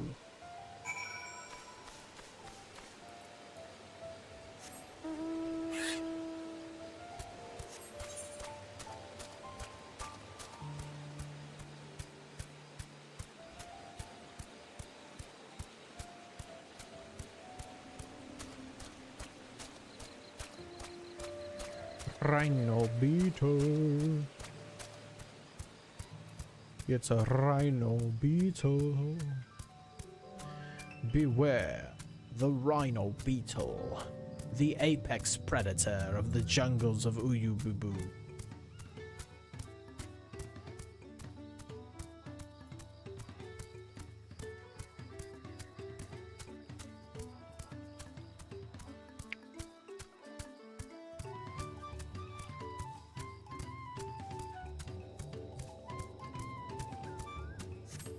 Getting kind of peckish.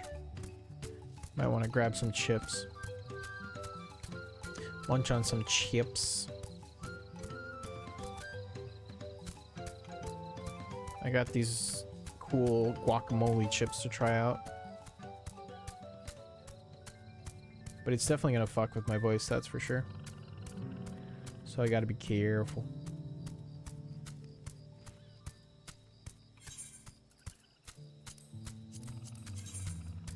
What other things could I technically be accomplishing?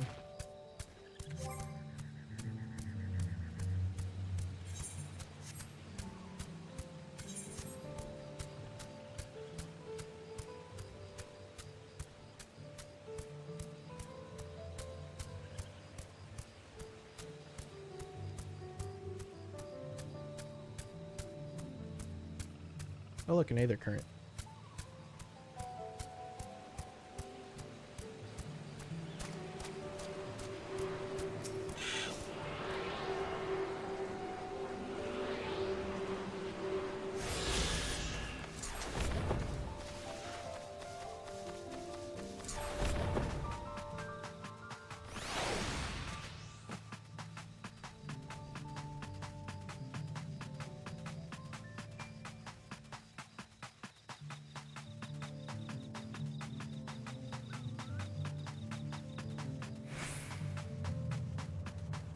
Damn, those stairs kind of long.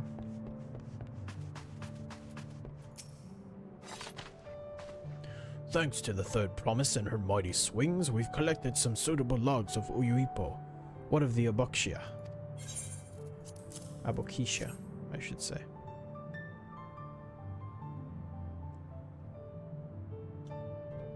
Yes, these are excellent samples, a good quantity too. At this stage, you've likely surmised that the lifting of wings encourages the crops to grow, but not exactly how, eh? Well, you're in for a treat. If all goes to plan, the results should be spectacular. Now, to get to work crafting these pieces for the float, I could use an assistant versed in the arcane arts to enhance the Uyuipo's conductivity. Then I'd be delighted to help. Everyone else should head back to Okanu. We'll join you at the float once the work here is complete.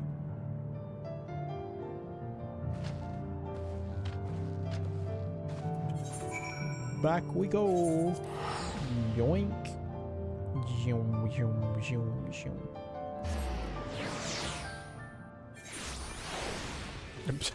For a second I thought I was that cat girl and I was like, what happened to my body? I got turned into a cat girl.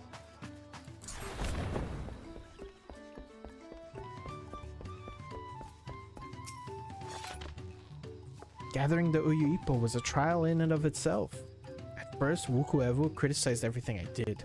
Then he suddenly yelled, "I've spoken ill of the third promise and must punish myself," and proceeded to slam his head into an Uyuipo tree.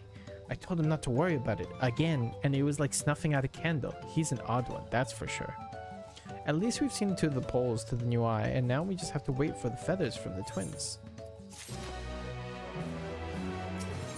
Wah, wah, wah, wah. Ooh. We got some colors. Celeste green. We should get some rest before the excitement begins.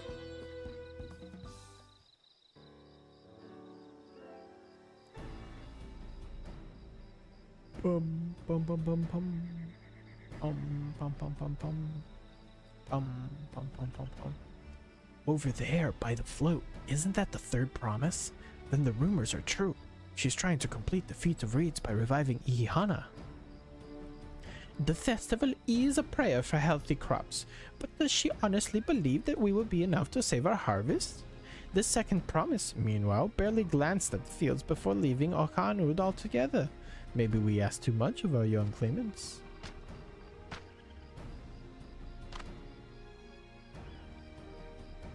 Oh, I wouldn't be too quick to count Koana out. A friend of mine overheard his muttering by the reeds, something about what needs to be done.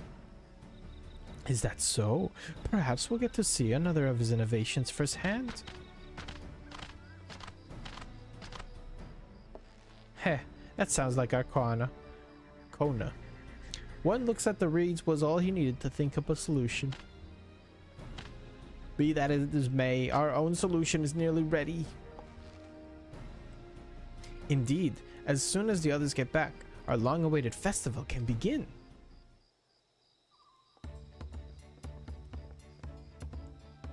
It took some doing, but we managed to gather competitors to vie for the title of Winds Chosen.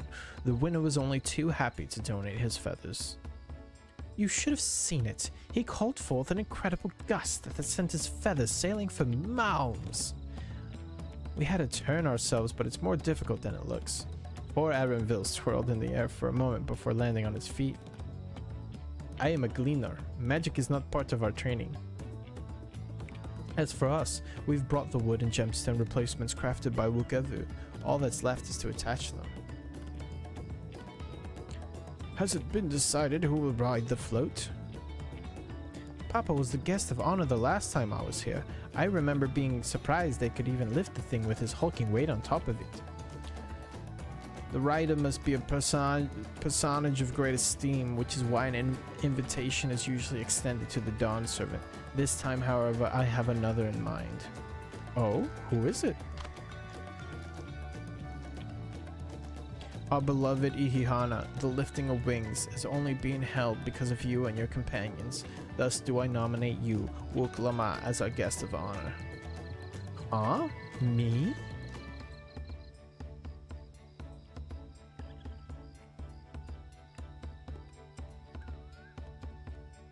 This boat will make me seasick, will it? Oh, ho, ho, ho, ho. Oh, I thought everyone was just gonna laugh. I don't think so. Then weigh anchor. I can hardly refuse a request from one even more enthusiastic about the festival than me. I would be delighted to ride your float. Thank you, Wook. Thank you. Thank you so much. I have roles for the rest of you as well. We'll be carrying the festival float in a slow procession towards Kozanoaki, where the sacred likeness of Zishali is ensconced. What I'd like you to do is clear the path of dangerous wildlife so that the procession can make along unimpeded. Consider it done. You expect me to sit still until Wook ever is finished with the float? Let me come along and help with the clearing. As you know, I'm not much for fighting. I'll stand behind and assist Wookavu with the repairs. If you aren't sure where you need to go, the path I spoke of begins at the south of the village and branches off to the east. That will lead you to the cross of bridges to the stride of the sun. Then we shall see to clearing it end to end. Time to do some killing.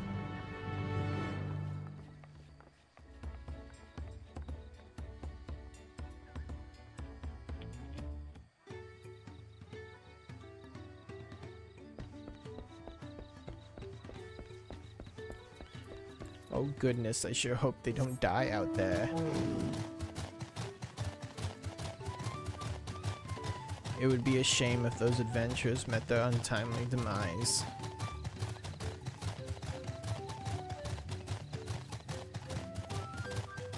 There's no guarantee for the safety out there in the wild.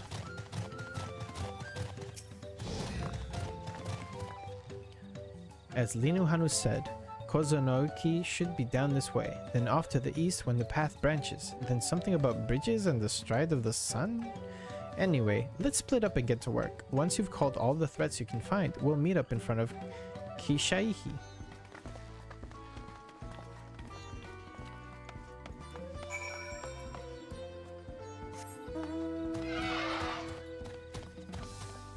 It's a Calibri. Two Calibri? Two Calibri. It's a toucan Calibri. Calibri? What are those animals actually called? Or how do you pronounce their name, rather?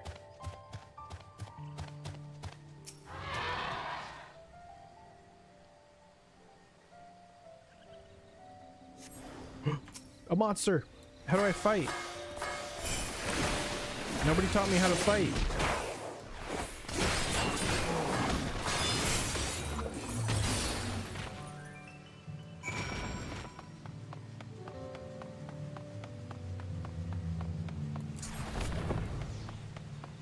Whoa, what's this place?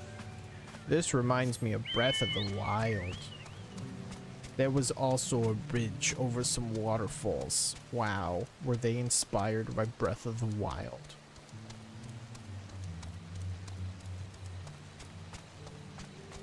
Doing that voice has just like shifted my brain into like such an annoying character.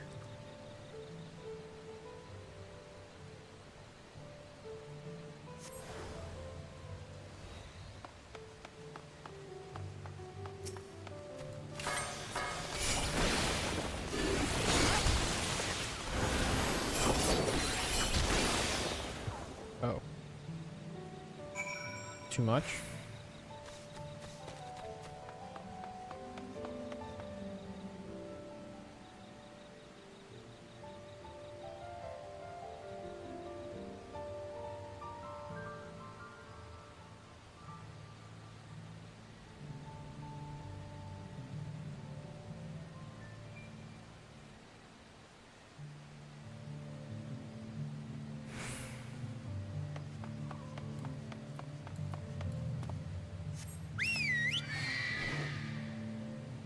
Look at this big old bird.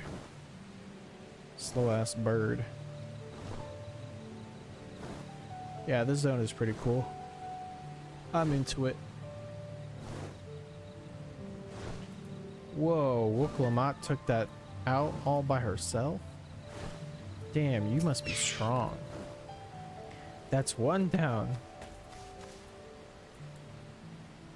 Meanwhile, I've taken out like 60 monsters at least.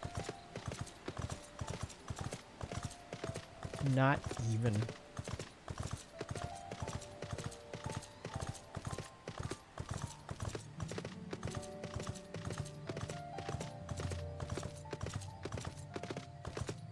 There goes Alpha now.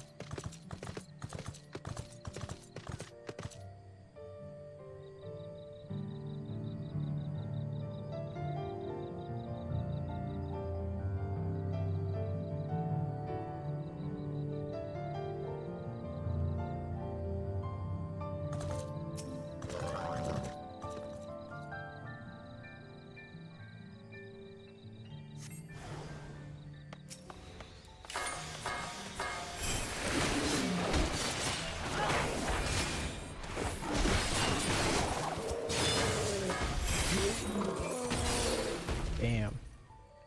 I'm strong as heck, bro. What the hell? Dog.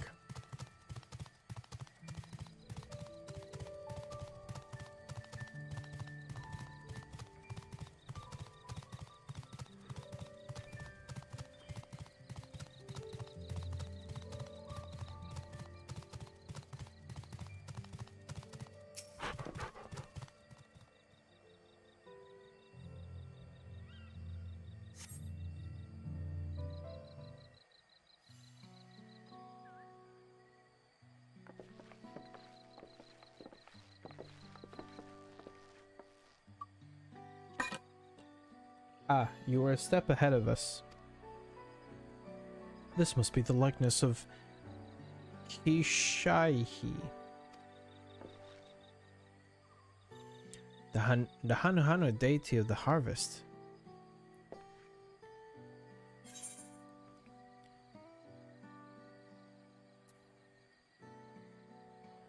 Even their sacred images are woven with reeds.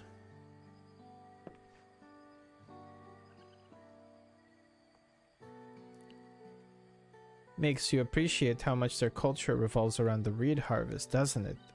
It's said that Kishaihi was worshipped on another continent. This ancient faith was then brought to Tural by the first Hanuhanu. The Hanu migrated here from another continent? Then mayhap the two do share a common ancestor.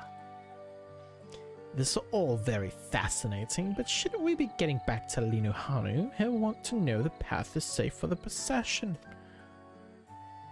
Right, and I need to ride on the float. I'll run ahead and tell him we're done here. Yeah.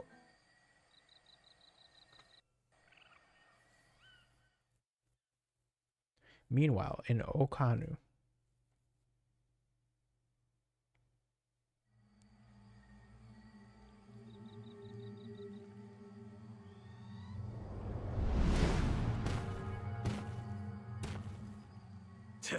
Not sure we heard you right, old man.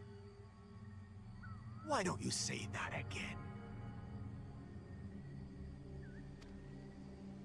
As many times as you'd like. The third promise tasked me with repairing this float, and I'll not relinquish it to an uncultured brute like you. Uncultured.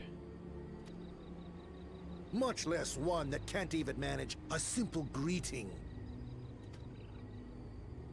We wanted to handle this in a civilized way, but we're more than willing to kill you. Damn, what a psycho.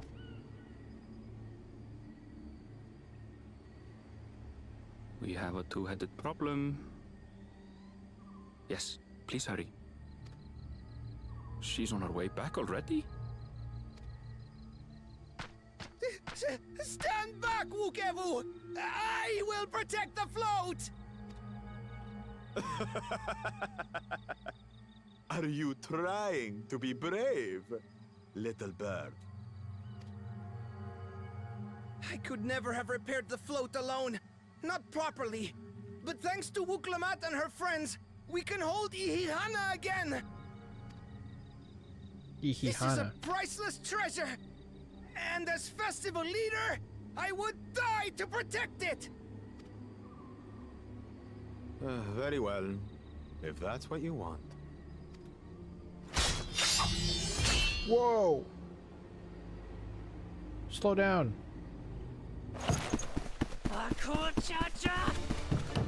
Oh shit!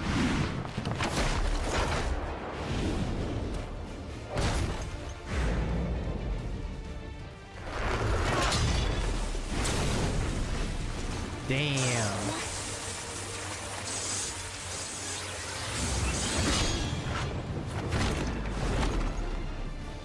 Nice. Everything into that blow.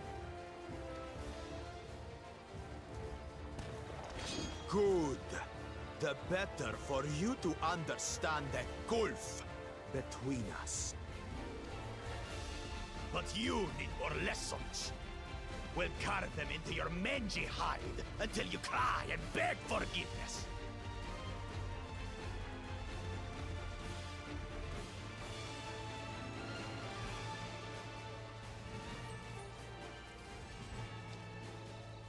How about Your the five of brilliant us? plan was to steal the float and take the credit. The so-called blessed siblings are nothing but cheats. Your scorn is sweet music. Come, weaklings. We'll crush you each in turn. Or all together, if you'd like.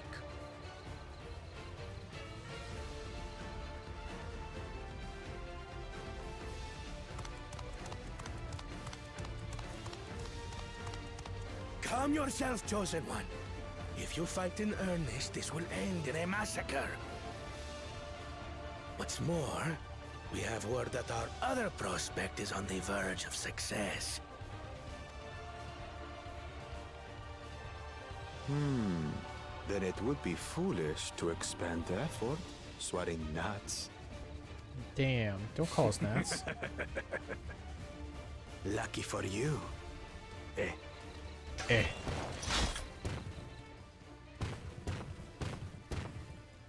Well, that de-escalated quickly.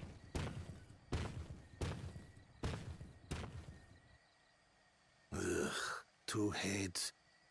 I see Mamuk still clings to that loathsome hope.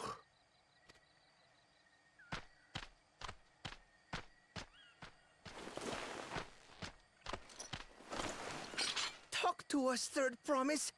You're not dying, are you?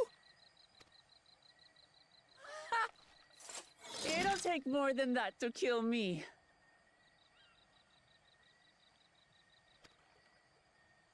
So, are we having this festival or not?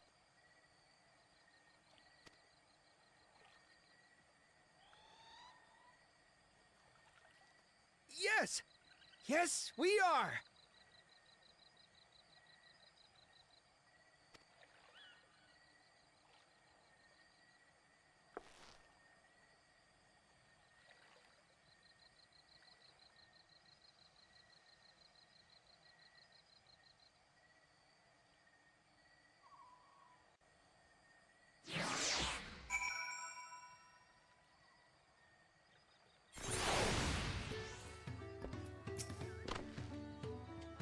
Thank you for coming to our rescue.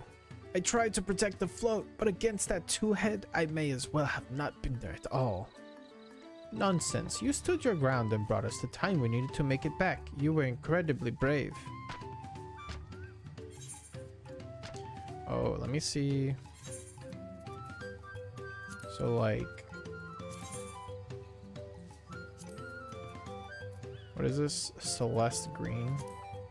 Okay, so it's like the lighter green. And then Ochu green. That one's more like a green. I think I like this one better. Thank you.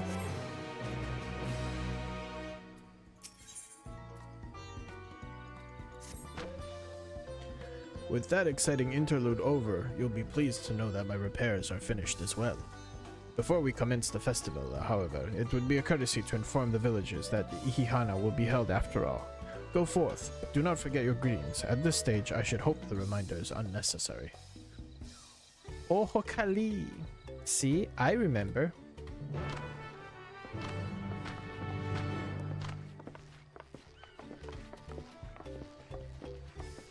With the chat mode in Say, use your keyboard or the software keyboard to enter any phrase containing the word Ohokali.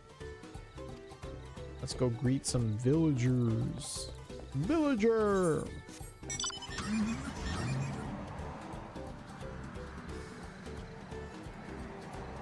Ohokali. Ohokali.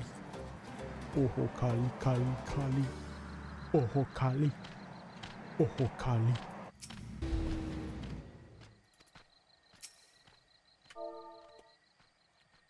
Ohokali.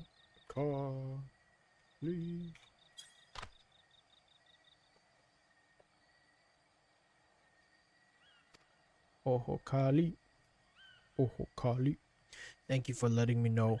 I would very much like to attend the festival, but the repairs should be finished as soon as possible. What to do? What to do?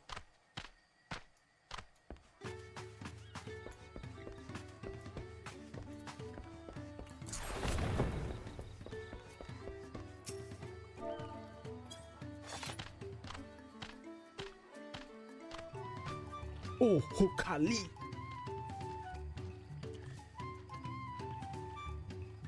The festival's about to begin. What do you expect me to say? Besides, of course I'll be there. Cleaning up the storm's aftermath may have been hard on us all, but the lifting of wings is tradition, and a joyous one at that. I won't sit here brooding my days away. Give me a moment to get ready.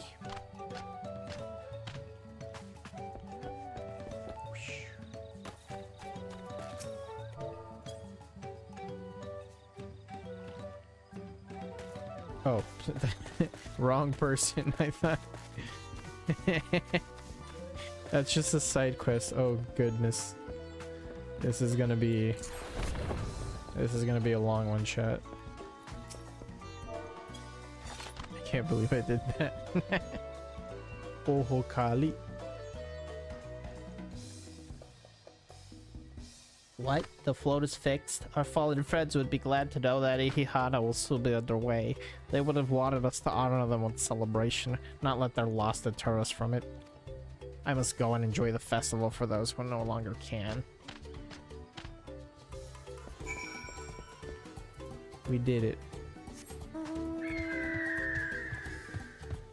We Ohokana the whole damn place.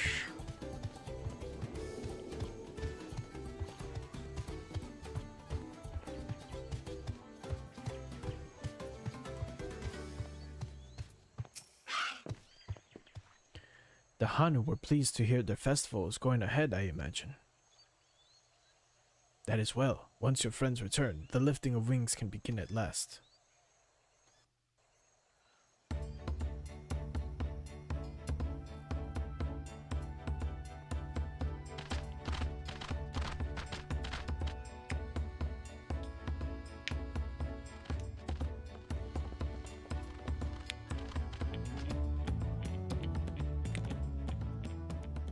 So few have come.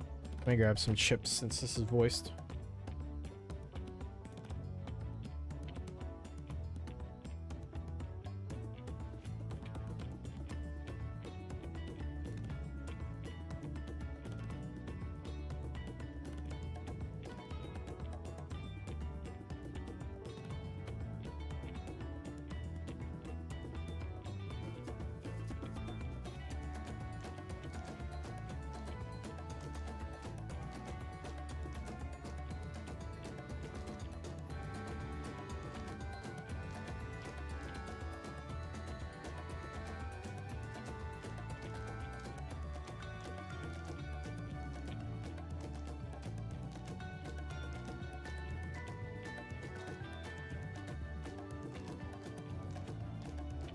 Got the chippies, chat. Patience. Once Ihihana gets underway, no Hanu will be able to resist joining in.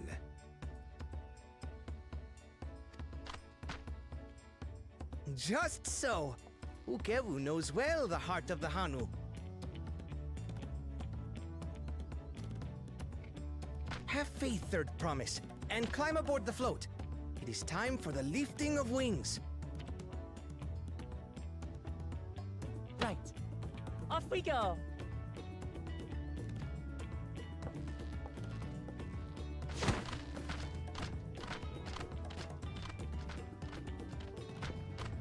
Ihihana is a prayer for bountiful harvest.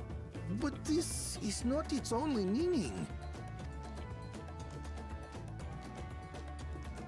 It is also an exchange of pledges between rider and bearers, a commitment to a long and fruitful friendship. Listen well, friends! The personage we bear today is Wuklamat, the savior of our beloved festival! Let your shoulders burn, or your feathers fall out! But do not even think of dropping her!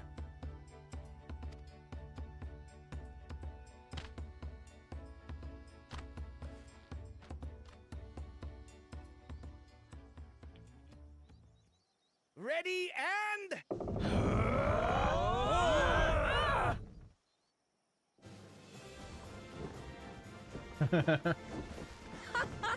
I can get used to this.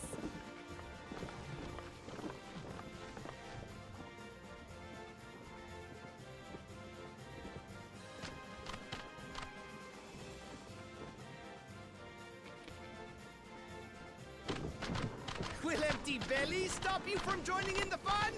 Come and help us carry the float!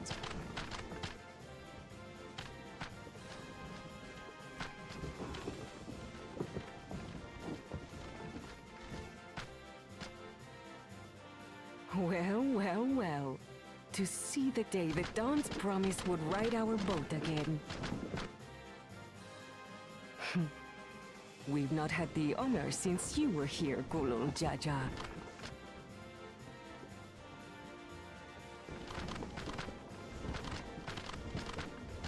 Right, we've enough bearers now.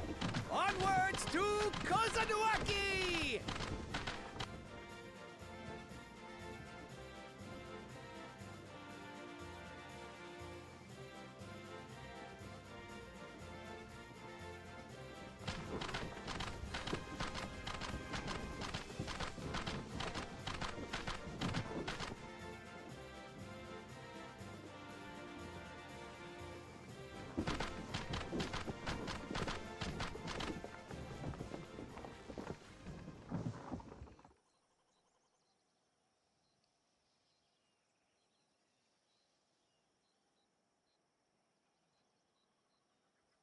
Watch well, for you are about to bear witness to the true glory of Ihihana.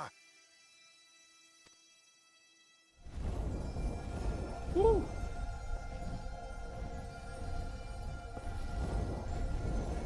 Whoa.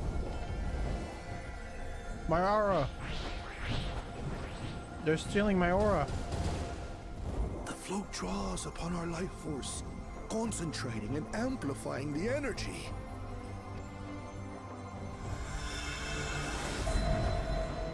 Kishaihi then receives that energy and expels it in a great burst, where it showers down upon the land to replenish its vital currents.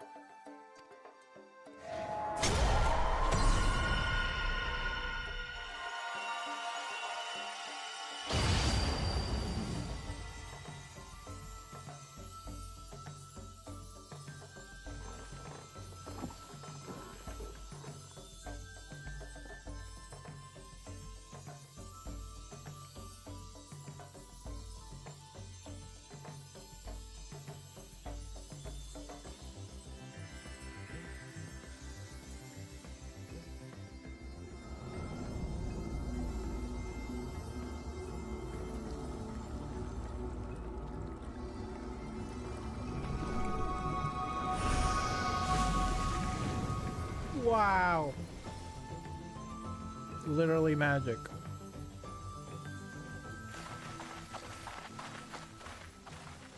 It worked.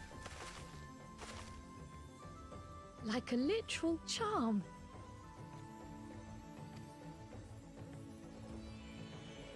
The float really was helping the reeds. That was amazing! To think that such a thing was even possible!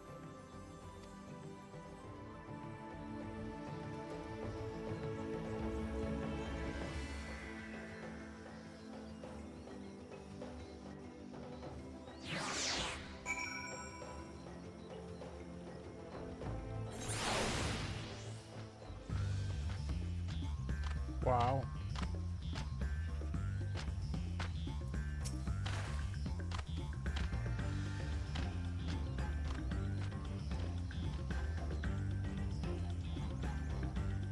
Nothing to worry yourself over.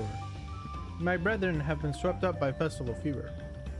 Last I saw, they were taking turns at the carrying poles on the way back to the village. Please feel free to look over the fields and enjoy the sights of what you've accomplished. Woo. We got reeds, baby. Delicious, delicious reeds.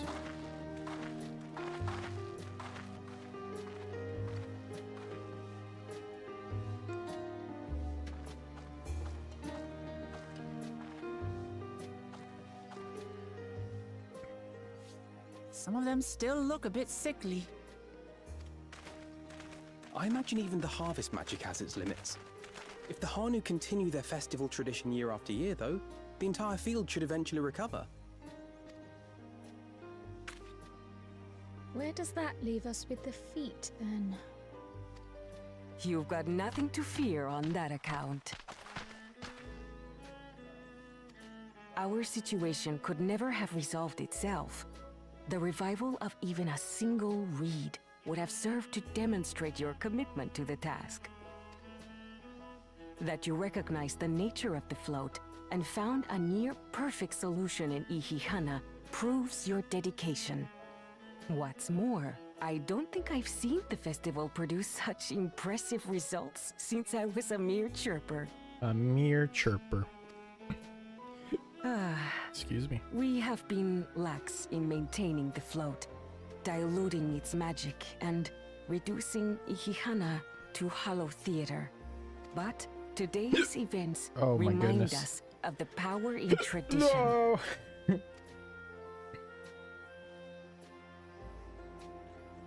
I'm okay. Connor! I was delayed by an unpleasant encounter, but it seems I arrived at a good time.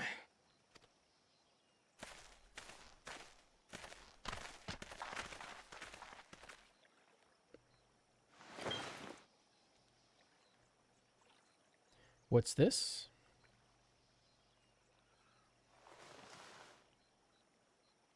It's chlorine. You just poured chlorine into the reed fields. Whoa. He's so smart. Oh, isn't that wonderful? What? You just pour in some mystery liquid and problem solved? Stagnant ether was to blame for the reed's poor condition. I assumed that was an alchemical concoction which enhances ethereal conductivity. Oh, please. I want them to have like a nerd off where they both just like talk science to each other. It utilized the flowing water as an ethereal current, thereby promoting the transfer of life energies. A method I could not have devised without the education I received at the studium and the cooperation of my Archon allies.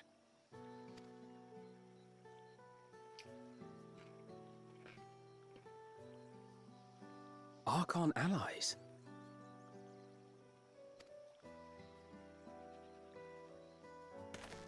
You see, Lamachi, this is why we need to embrace foreign knowledge and technology. Employed appropriately, they make light work of what would otherwise be arduous labor. There's no need to lug around heavy floats. But tradition, my guy.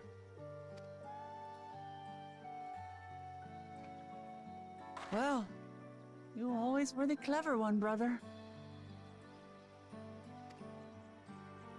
Your approach was no less effective, Wooklamat. It achieved the same result. Indeed it did. And you enjoyed the festival, yes?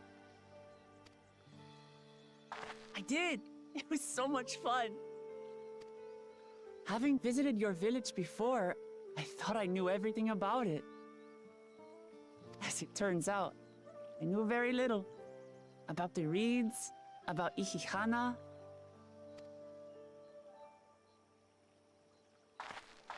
With all I've learned this time, I feel as though I've really come to know the Hanu.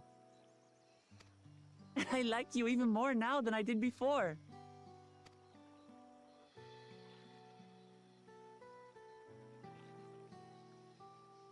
The feeling is mutual. And it's not just you who had a lot to learn either. I'll never look at our float the same way again. The two of you have exceeded expectations. Come forth and claim your stones.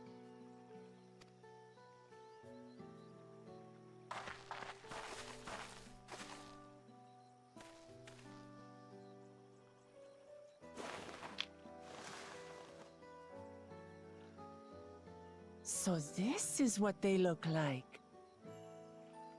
It looks like one of those soup cubes you put in your soup, like stock, chicken stock.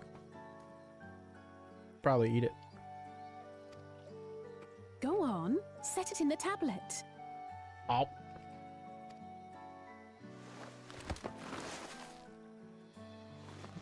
A moldy Jolly Rancher. Disgusting. A perfect fit. That leaves 6 more. And on to the next.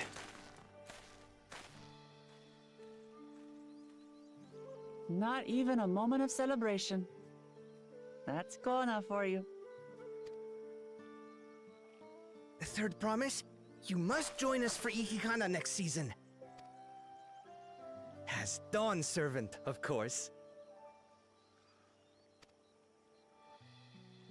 I thought the expansion was called Dawntrail. Right. It's back to Tulihiola for now. Thank you for having us. I look forward to seeing you all again.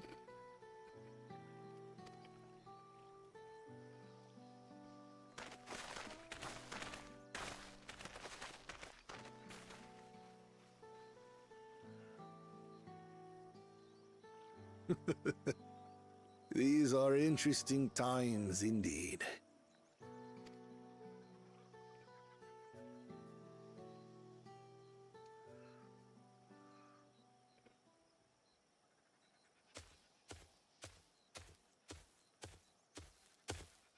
The concoction was brewed by Kona himself. It's a test vial, but it should contain the same reagents. Isn't it too late though? Good work. We'll use whatever we must to win. For win we must.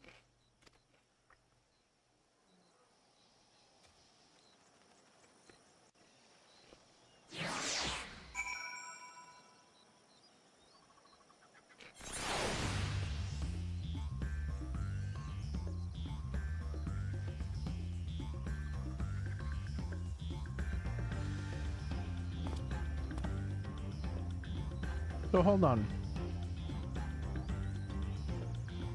If the whole point is to go around collecting the gemstones for the tablets,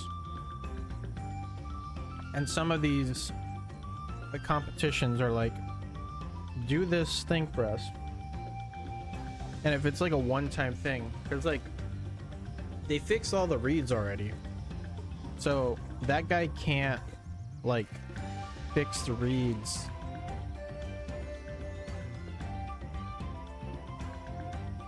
So like, would there be a challenge that just locks you out from the whole competition? I guess he would just like sneak his way in at the end when you find the golden city or whatever. My journey has just started and already I've met so many wonderful people. Wokevu for one, he's a bit eccentric, but everyone could stand to be as respectful of other cultures as he is. And Linuhanu, it warmed my heart to see him honor his departed friend through Ihihana, and to help others do the same.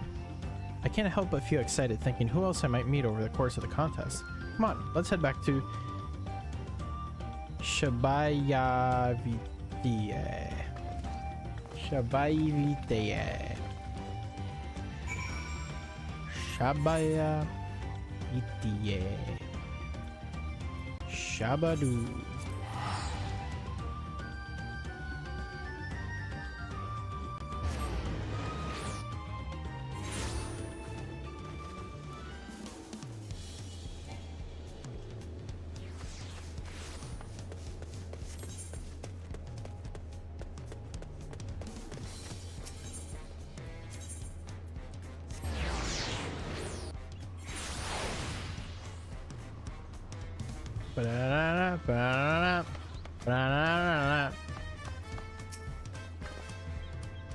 And just like that, we found an elector and won our first keystone. I knew I was right to trust your instincts. Come on, let's keep things moving and march onwards to Urkupacha. Chances are good we'll find an elector there as well. Before we do anything, however, we should see what your opportunistic Pelu friend has to say.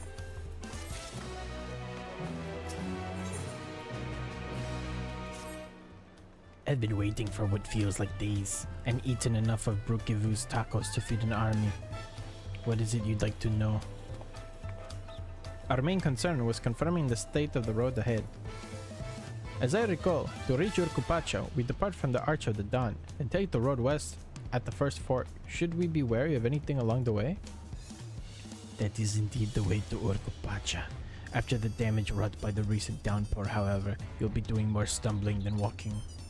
But do take heart, when it comes to rugged terrain, we have a most dependable solution available. Come with me.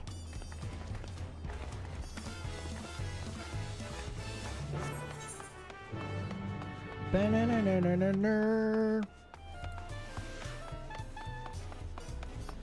time to ride alpacas. That's definitely what they're gonna... what they have prepared for us.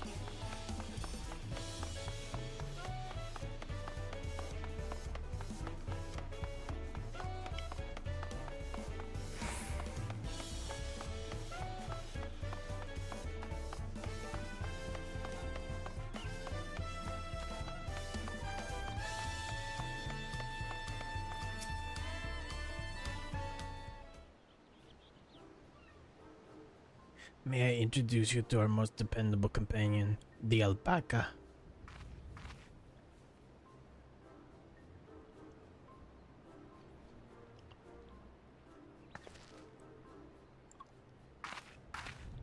These animals can traverse Urkupacha's steep mountain trails as if they were gentle fields, and all while carrying heavy loads.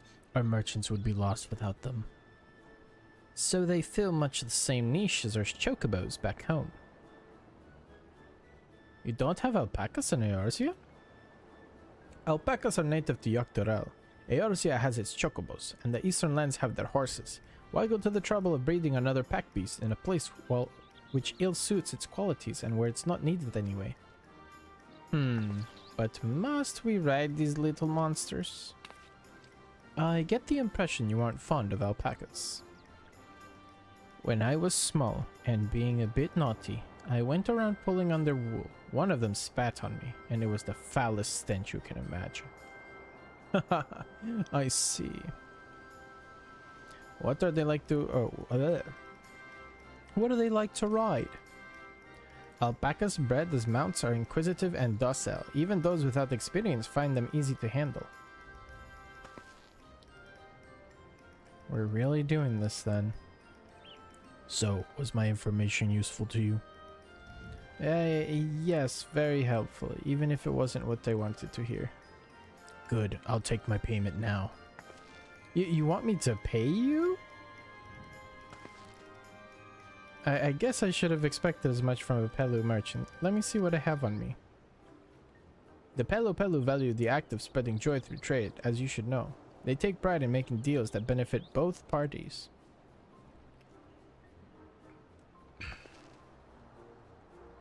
Here you go, a fair price for your fair advice. Yes, I made a trade with the third promise herself. My friends will never believe this. I shall be on my way now. I wish you safe travels. Off you go then, and thank you.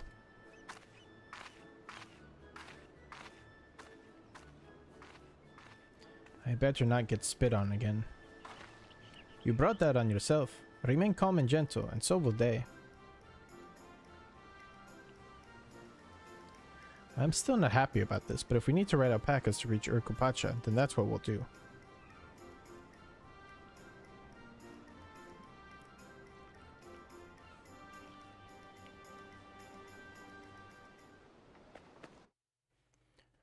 Dun, dun, dun, dun, dun, dun.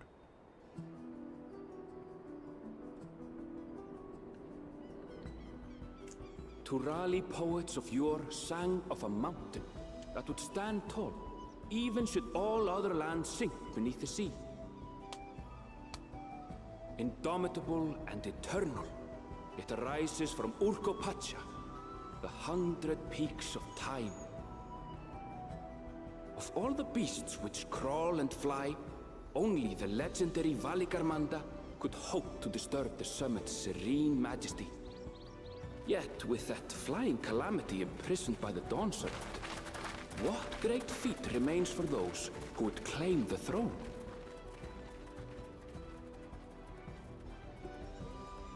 Goddamn.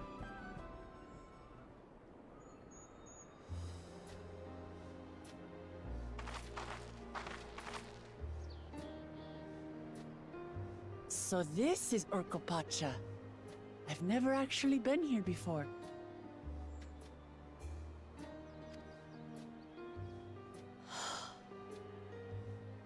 The air is so crisp and clear. Mountains everywhere you look.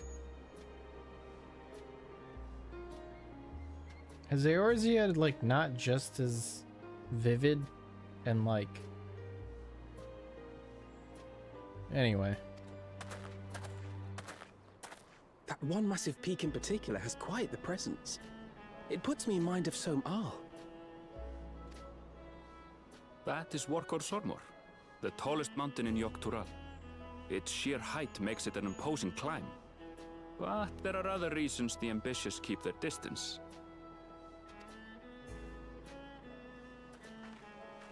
Oh? Do tell. Where to begin? Excuse me, but you're Wuk Lamat, are you not? I hadn't thought to encounter one of the Dawn's promise here, of all places.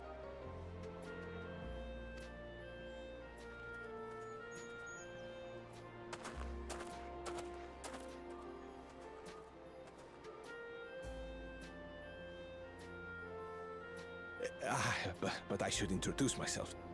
I am Bol Nok, a weaver by trade. Well met, Bolnok. We're on our way to Watrunpelo. Oh, truly. I've just come from there, as it happens. I'd asked the Pelu who sell me their wool to give me a tour of their alpaca ranch. The head rancher and I shared a bottle of mezcal while he explained the finer points of wool production. Cerveza mezcal. Mezcal, is that a local beverage? Mezcal. It's an Urkopacha specialty. A spirit made from distilled agave heart juice. Agave. Yes, and it must have done wonders for my mood, for I tripled my usual order of alpaca wool. They did offer me a discount, though, so it wasn't a bad deal in the end. But listen to me, boring you with my tedious stories. I will leave you before you are lulled to sleep. Goodbye, and safe travels.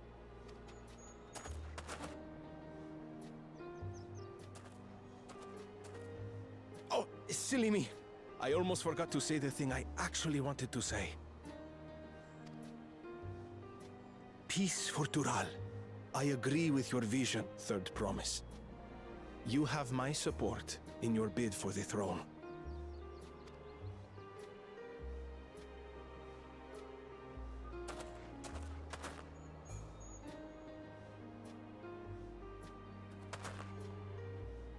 I gather from his tale we would be foolish to underestimate Pelu Pelu merchants.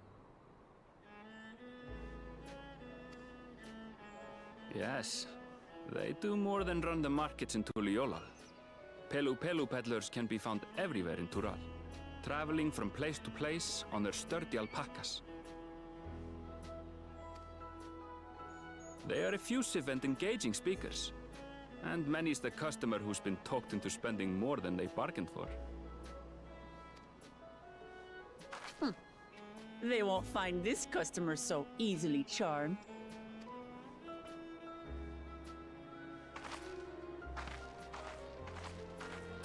Watchun Pello's down the path! Off the main road! Don't get lost! It's right there!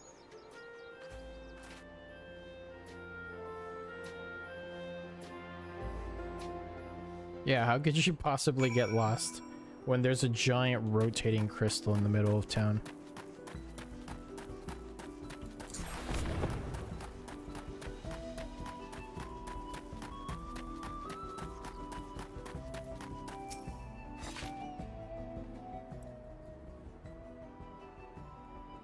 This is it, Huachumpelo, home of the Pelu Pelu. Wuklamat should have arrived before us.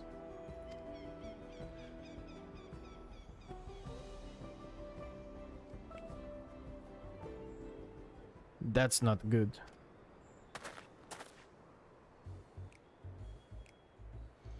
You've come all this way for the right of succession.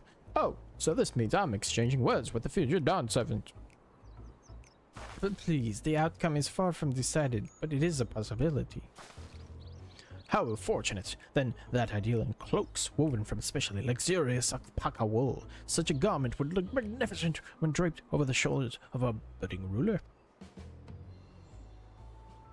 And a nation's ruler should dress her best for her adoring people, yes? Finery for our finest lady, that's right. Come, third promise. My well-stocked shelves are but a few steps away.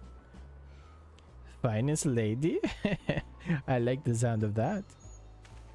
Alright, I suppose a quick look wouldn't hurt. Ahem. What did we just talk about?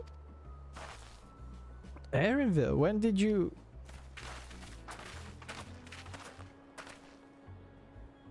Ah, a Chatono from far off. Shishak Dural. Northern winters are bitterly cold affairs, I'm told. I cannot imagine how you survive them without a lovely warm cloak of quality alpaca wool. No thank you. I am not in need of new clothes at the moment, and neither is the third promise. Perhaps another time. Of course, of course. My shop door is always open. Nothing but a bunch of capitalists. You were saying something about not being easily charmed? I was just...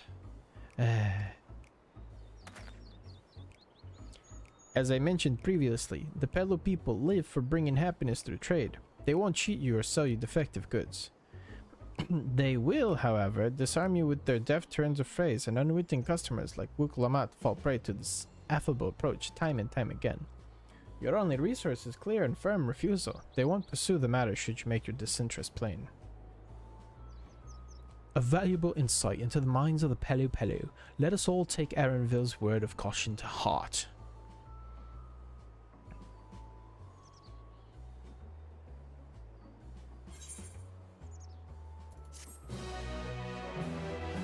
Quest completado.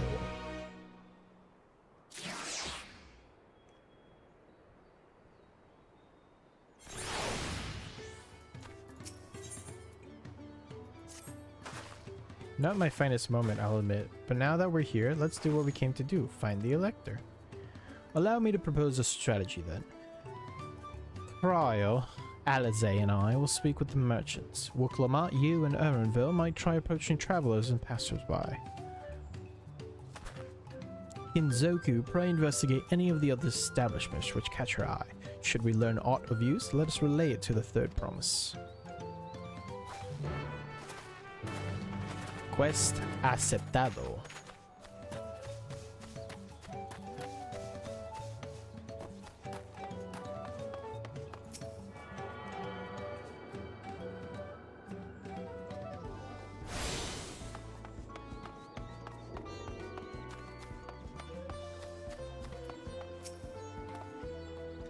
The Dawn Servant's elector? Ah, I thought you were a new face in town. Here for the right of secession, I take it. Me, I don't much care who sits the throat, so long as they keep Tural peaceful. People tend not to be in the mood to relax and sip our excellent mezcal once arrows and spears start flying, if you know what I mean. Speaking of which, would you like a cup? A joy shared is a joy doubled, I say. No, I'm not buying. Alright, yes, you're asking about the elector business. Being but freshly returned from my trading route, I've heard that there's a contest afoot, but not much else. Our head ledger, Tobli, could probably tell you more about it. I must find this Tobli, and I must... Tobli...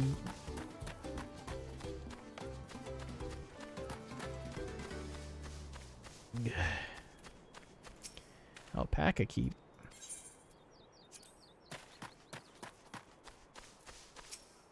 Gemstone trader. Alpaca fillet. Oh no. They eat the alpacas? Oh no. Electors? Oh yes, I've heard all about the right of secession. They're looking to put a new ruler on the throne, eh? Personally, I'm rooting for Zoral Jah. If the first promise wins, he'll look to expand our sphere of influence. That means access to more resources and more customers, the 1,000 column potentially, so many new trading opportunities to spread happiness far and wide. Others have been coming around to my way of thinking, so I've begun crafting goods inspired by the resilient sun. Would you care to purchase something? No. No, I would not. Very well. You said you wanted to know about the Elector. I could help you, but I won't. I can tell you you're no supporter of Zoral Jah or his policies. Okay, way to fucking make this political, dude. Hello there, I'm Marblu. Did you have a question for me? Sorry, I don't know about any electors. You should take a moment to see our prized alpacas before you leave, though.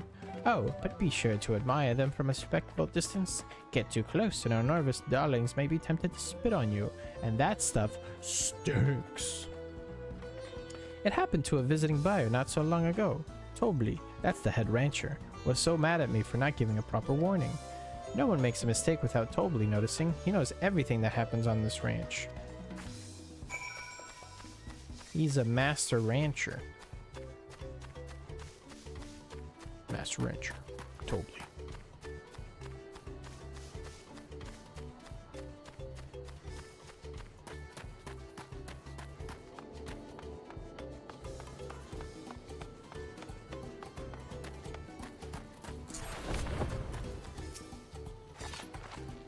You really have to watch yourself around these silver-tongued peddlers. I almost bought a bottle of mezcal and a stack of blankets, and then there were this enchantment org. Anyway, I did manage to learn that Tobli is the man to talk about the contest. Now, if only they'd share where this head ledger of theirs is to be found. Really? He's also the head rancher? Well, the alpaca ranch is not far from here. I say we pay it a visit before the others return.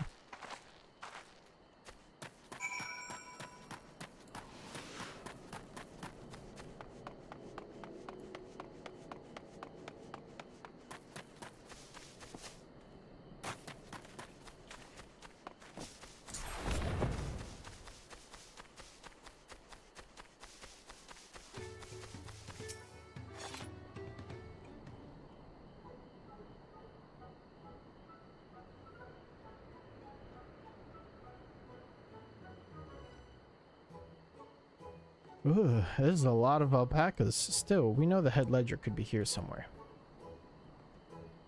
I can't let fear deter me. Not to say that I'm scared, of course.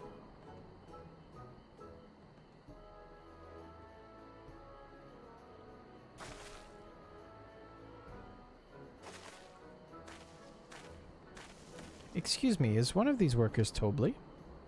Tobli? Oh yes, he likes to mingle with the ranch hands and keep an eye on things. I can't tell you which one he is though. You can't? Is this part of the contest? All I can say is that Tobli often mentions his favorite pungent subject.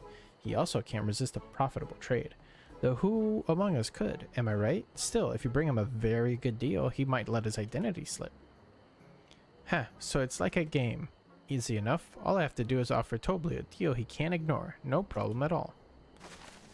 Well, maybe one problem. I don't think my purse is deep enough to pay everyone we think might be Tobli. Let's ask some questions first to narrow down the field.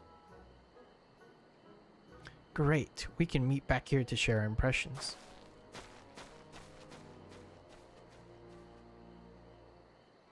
Which one are your mother it's you? Well, obviously I'm not Tobli. I mean, oops, I shouldn't have said that. You meant to find out for yourself what Tobli is, or if an elector is even in the village at all. Good luck.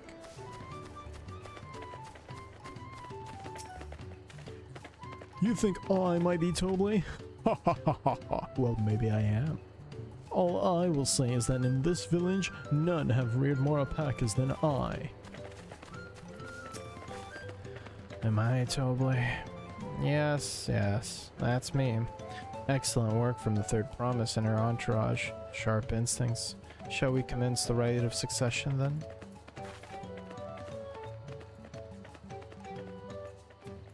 What?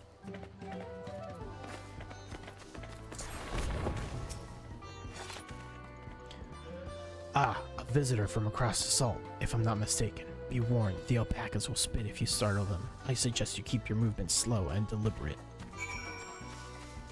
None of these are Tobli. There is no Toblerone present.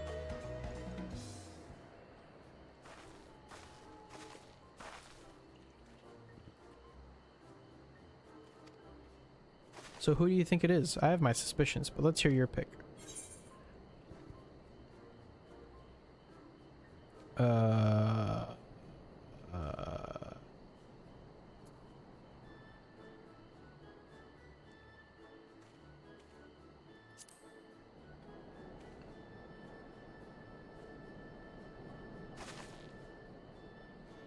Ah, the workers so intent on stable chores. I had my eye on that one too. Time to rip the mask off our mystery ranch hand, so to speak. Was I supposed to choose the nonchalant one? I thought that was a bluff. We know it's you, Tobli, and to prove it, I propose a deal. A generous sum of coin for confirmation of your true identity.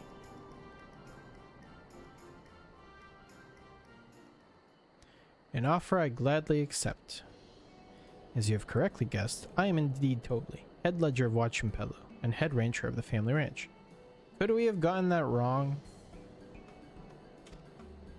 I am also one of Gulul Jaja's chosen electors. Aha, and a place featured in the Tuli Hyolal saga, just as we thought. I was right to trust in your instincts, and I wager this won't be the last time.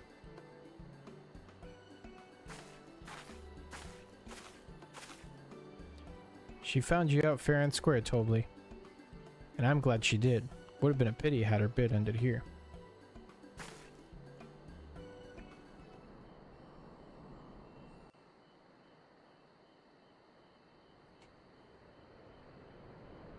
Deducing the Dawnservant's elector was the first step of the feat. Too simple a task for this aspiring ruler, eh? Right. Not hard at all.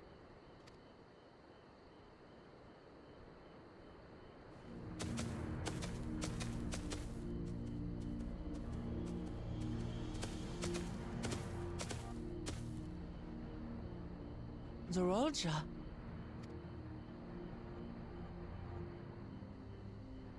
I am told the head ledger, Tobli, is to be found here. Zoralja's a pretty cool name, just saying. You have to guess which one of us is Tobli. That's part of the test.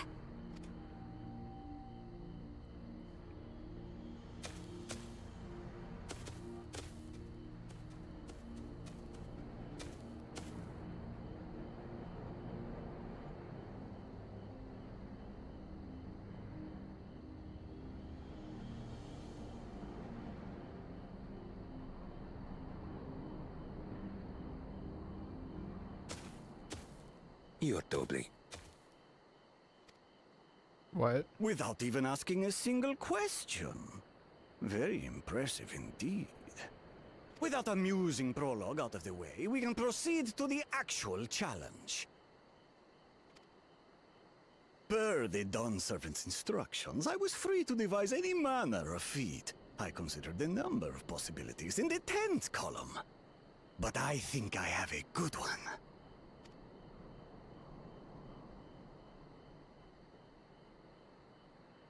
You must go forth and capture for me an alpaca. An alpaca. I also realized their voices are kind of funny. They don't really like match them all too well.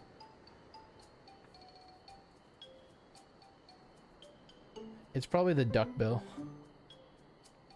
While I've not had the best experiences with alpacas, aren't they generally docile creatures?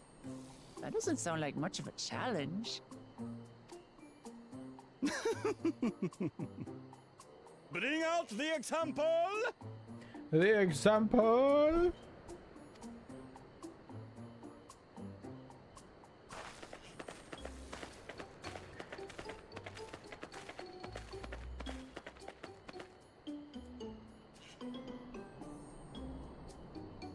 This is a special kind of alpaca. Would you please approach the animal, Third Promise? Oh no. It's gonna spit in her face. Who? Me? Well, it should stay calm if I stay calm, right? That's what Erinville said.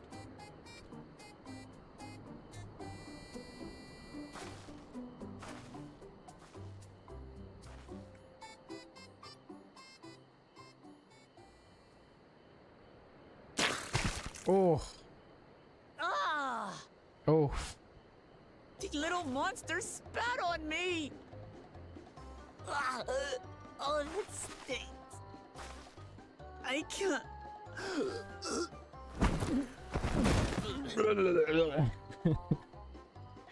Just drowns in her own vomit.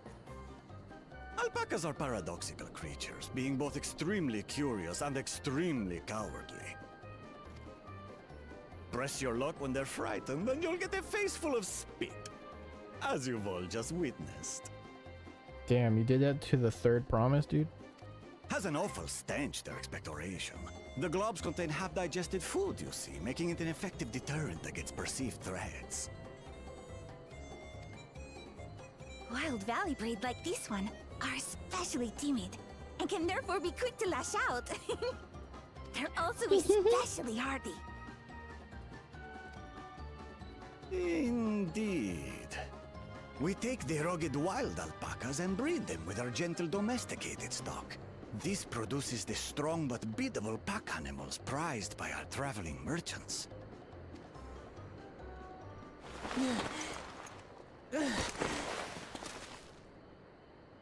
That's all well and good, but did I need to bathe an alpaca spit for you to make your point? So, the task is to catch a wild alpaca. That is correct. But be warned that it is a feat easier said than done. I suggest you prepare well before you enter the valley where the creatures dwell. And by you, I mean the claimants only. Allies are not permitted to assist with the catching. The alpacas will help me judge which of you is worthy of receiving a keystone.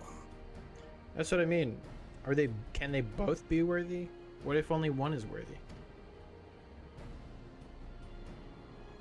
So I'm to chase down a fluffy, spitting demon, and that somehow proves I'm fit to rule? As I said, the Dawn Servant granted me the freedom to decide my challenge. Multiple people can qualify each round. Yeah, that makes sense. It's just, what if you fail? Then you're just out.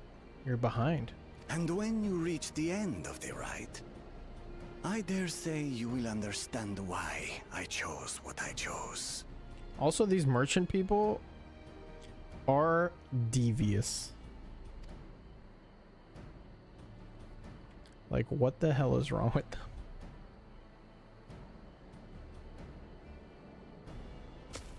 Very well. This won't take long. Wait! Didn't I warn you this was easier said than done? There are preparations to be made, factors to consider. Factors to consider. Beast. All yield to strength. Another musclehead.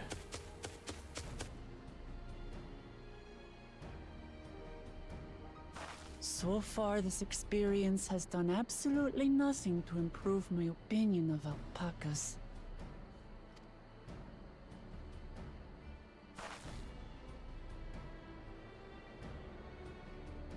But that doesn't mean I can't do this.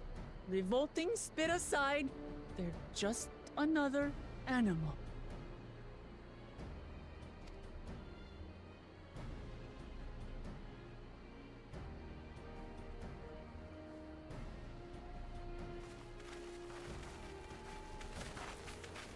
Are you all right, Orklamat? We thought we heard you scream.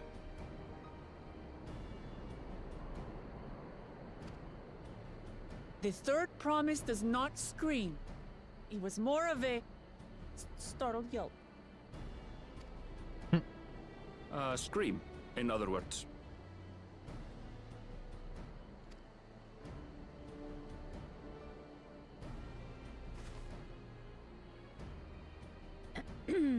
Did you find the Elector? Oh, we certainly did.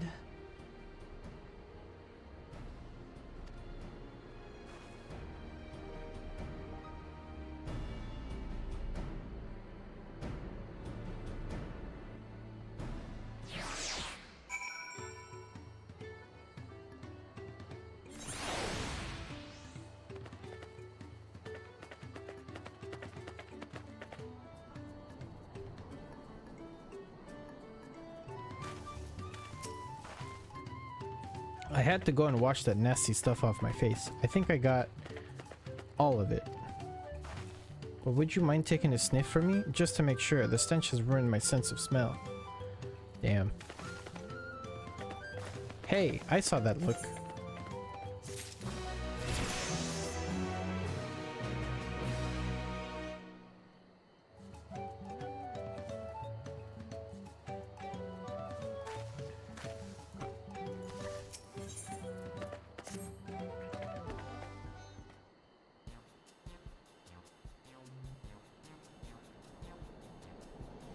As Wuglamat helped demonstrate, the valley alpaca are wary of people. Getting close enough to catch one will not be an easy task. You might have warned me about that earlier. I have enough trouble with tame alpacas. How do you expect me to wrangle a wild one? With the proper saddle, we infuse the leather with a relaxing scent that soothes the spitting beast. Wonderful. Give me one of those then. Have you perhaps forgotten we're a clan of merchants? If you want a taming saddle, then you'll need to find a saddler and make them an offer. They don't come cheap, of course. Crafting a saddle will cost you the equivalent of 10 pel in the thousands column. You mean 10,000 pel? I don't have that kind of coin. Converting to gil, that comes to around 1 million or so. Mayhap if we all pitch in. No, this is my feat to accomplish. I wouldn't feel right about having others pay the cost. I'll find the money, somehow.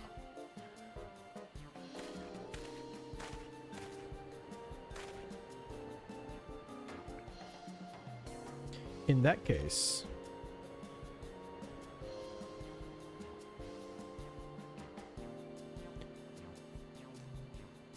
that basket of wool is worth the sum you paid me earlier, 1 pel in the hundreds column. Beginning with the wool, you can trade for ever more valuable goods until you have something suitable to bargain with for the saddle. That's a nice gesture, but you think I can turn 100 pel into 1 million? That's 10,000 times more. We need 10,000 pel, not a million, so we're looking at 100 times more. Oh right, I panicked and got it confused with Alphinaud's meal and gil.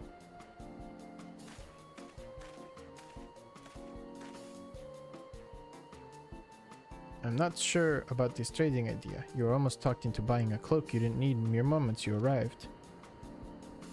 But I hate it when you're right. Then let me help you with your deal making. Oh, hello again, Mablu, I work here as ranch hand, but I've also learned a lot about the peddler profession. It's alright if I aid them now, yes? I guided the claimants towards the first step of the feat, like you asked. As long as Wuglamat goes alone to capture her alpaca, she is free to accept assistance from whoever she likes. Hooray! Let's see about getting you that saddle then, third promise. I don't know why you made your offer, but I could use an ally with a beak for bargains. Welcome aboard, Mablu. Should the rest of us stay behind, perhaps? It may be easier to haggle over prices without so many voices chiming in. Yeah, stay here and pitch in with the ranch work. With Mablu gone, I'll need extra hands to tend to the alpacas. Gladly, although Kenzoku, I think you should go with Wuklamad. You've seen markets and bazaars the world over and surely have sage advice to share. In that case, you should also hold on to the alpaca wool. If it's misplaced or soiled in some way, you'll have nothing to bargain with. As if I'd do such a thing, but I'll leave the wool with Kenzoku anyway. The better to keep my hands free.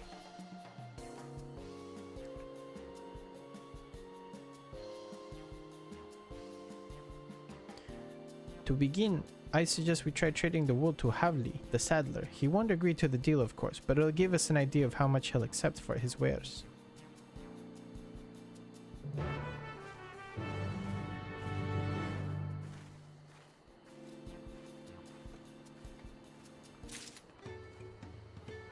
Bam, bam, bam, bam.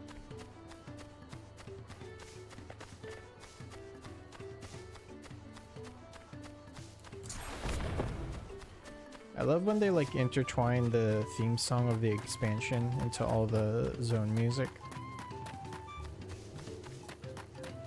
Bam, bam, bam, bam, bam, bam, bam.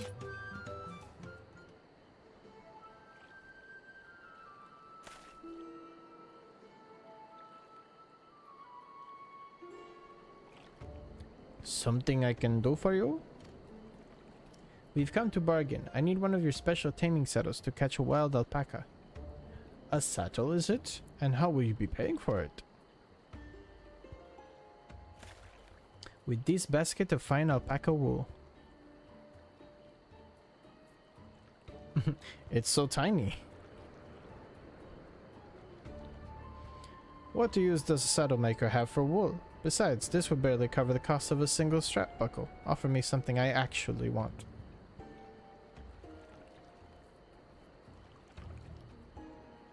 And what might that be? Mezcal. I like to nurse a cup at day's end while I inspect my finished work. Bring me a jug of quality stuff, and you've got yourself a deal. This bodes well for us, third promise. Such mezcal can be held for only 5 pel in the thousands column. Why do they say it like that? In the thousands column? Come on.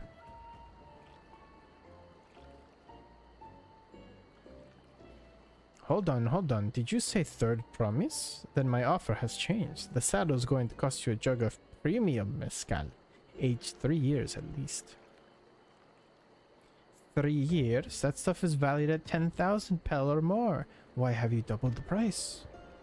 Because I must support the man of ambition who will see my business prosper. Joral Jal will go to war, and his cavalry will need saddles. Lots of saddles. It's nothing personal, third promise, but I won't sell you my craft for anything less than my asking price.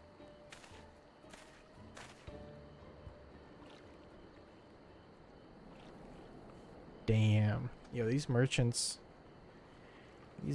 are ruthless, dude. Can't say that I blame him. I'm known for championing peace, and peace is unlikely to bring him more customers.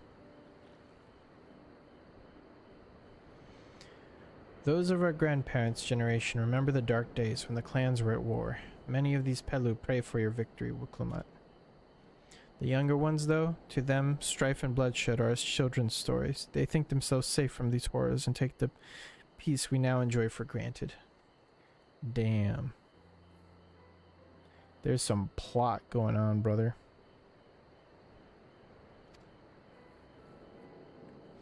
Still, others are unsatisfied with this quest's prosperity and crave the future the second promise envisions. They've become obsessed with innovations like the dirigibles that have made trade swift and easy.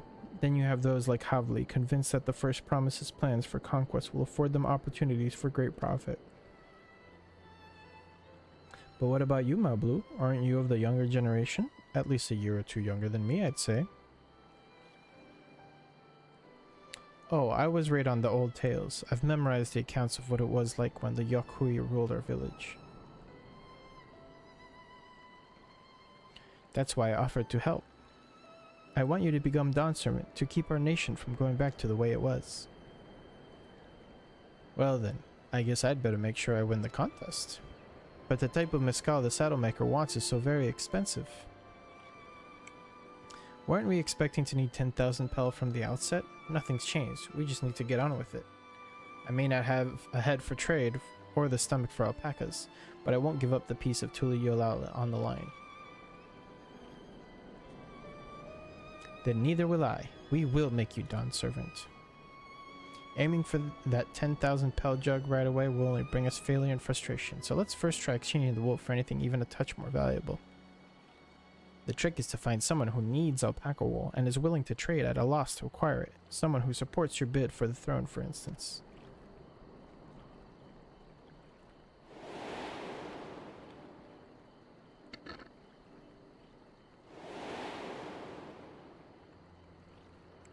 What about that weirdo? Of course, the Weaver. Bolnok was his name, I believe. He went out of his way to say he agreed with my vision, and he was here to buy wool. I think I remember the direction he was going, but for now, let's head back to that road where we first met him.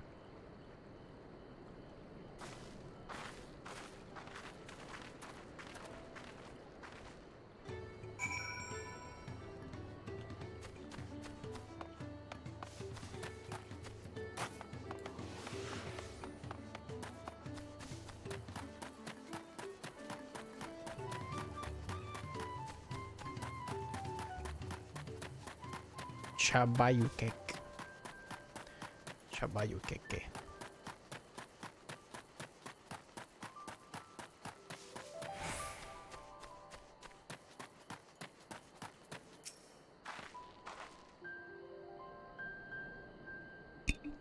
This is the spot. After Bolnok talked to us, he walked off to the south. Then he was probably going to Ikuvlo's inn. Most visitors to watch Humpelo end up staying there. Let's go and check, shall we?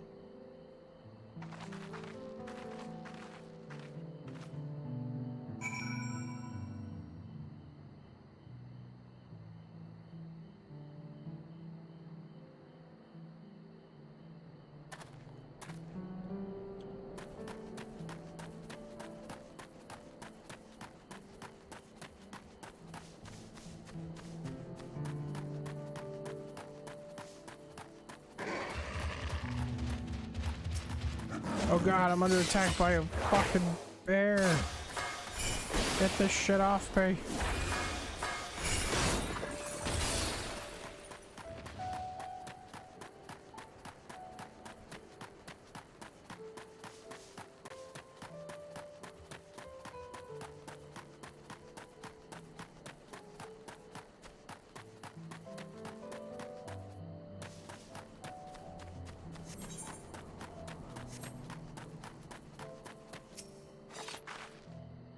Can I have that basket, Kinzoku? Here you go. Thanks, now let's see if we can turn a profit.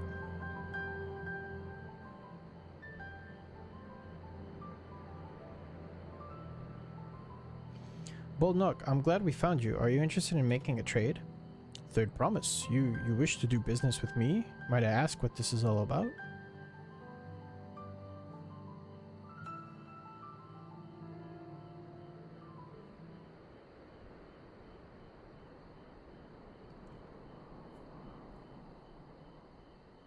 I see. So the goal is to turn that basket of wool into a jug of 3-year-old premium mezcal. Cerveza mezcal. Then allow me to invest in your efforts. peace in Tyrell is what allows me to cross freely into the lands of my suppliers. Naturally, I would prefer that one pledge to preserve that peace win the throne. Thus do I humbly offer you this wool poncho, a small token that I pray contributes to your victory.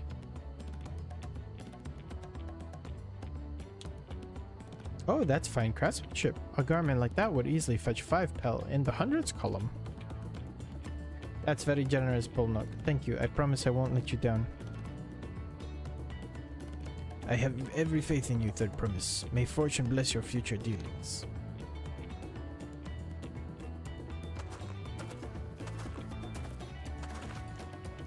I can't believe you quintupled your investment with your first deal. We're off to a spectacular start. Only because Kinzoku remembered our weaver friend. All I did was hand over the wool. That's not true. The connections you build with people are vital. This is one of the most fundamental precepts of trading. One which you've instinctively mastered. You think so? I know so. Now let's take our 500 pel poncho and trade it for something even more valuable. Here, Kinzoku, you take the poncho. If I lost it somehow, Aaronville would never let me hear the end of it.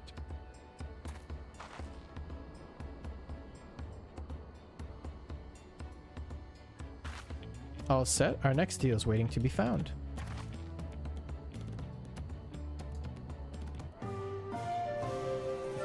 Excellent trade.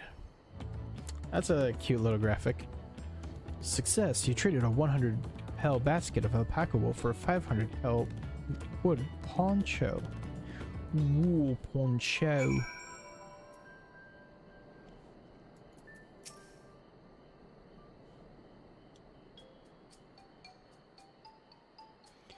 Leveraging connections is a sound strategy, but we should also consider supply and demand. An individual in urgent need of a good poncho will offer more than a merchant simply looking to stock his shelves. That makes sense, but how do we know if someone needs a poncho? They aren't wearing one?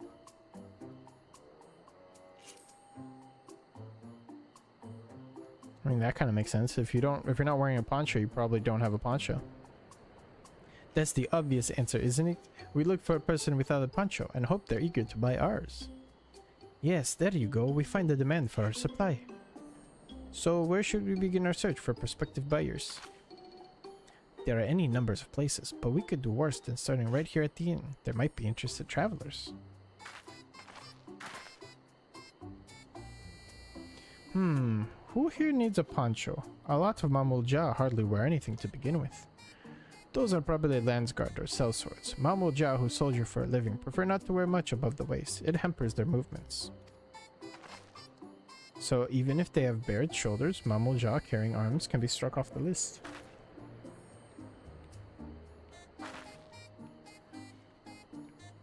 Well, that guy's wearing a poncho. That guy has a sword. That guy also has a weapon. This guy doesn't have a poncho. Hey, you. You look like you could use a poncho. Let's see. No coat or cloak, but also no weapon. Oh, we might have a winner. Ho there, friend. You're not a mercenary by trade, right? I was curious about your bold choice of dress, or lack thereof. Oh, it was no choice of mine, believe me. I was attacked by beasts on the way here, and barely escaped with my scales intact. My coat was not so lucky. I'm actually a tool maker from Tulihulal, and was dressed quite smartly, all the better to show the Pelu I am a man who takes pride in his appearance and therefore his work as well. But now look at me. Well, sir, this is your lucky day.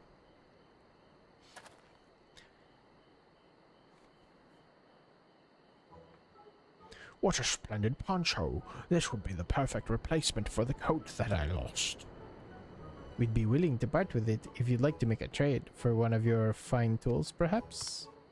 What about this hatchet? I crafted it myself and will vouch for its quality.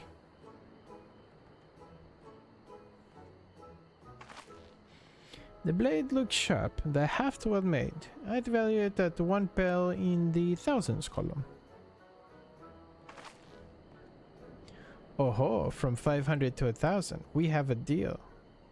Wonderful. A fine garment such as this should put me on even footing with any Palu merchant. Like the eponymous owner of Mipley's Mate Garden, for one, her field hands use hatchets to harvest the mate, or the mate, and I thought to impress her with the tool I sold you. No matter, I have other wares to sell. Glad I am to have met you.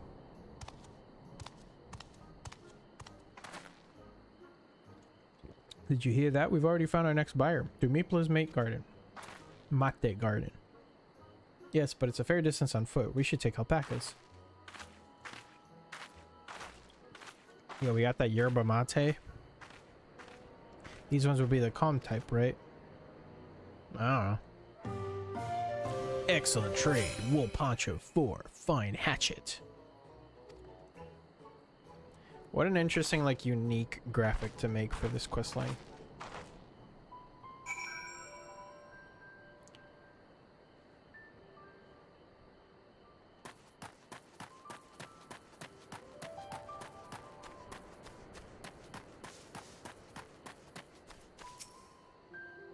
Well done recognizing the toolmaker as a potential customer.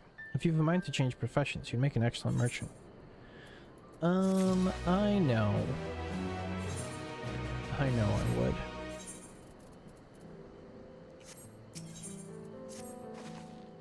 Before we get moving, you should be the one to hold this. I'm level 91. With that, I suppose we should hop on the alpacas Mablu has so kindly provided. When do I unlock? I unlock Trick Attack Mastery at 92.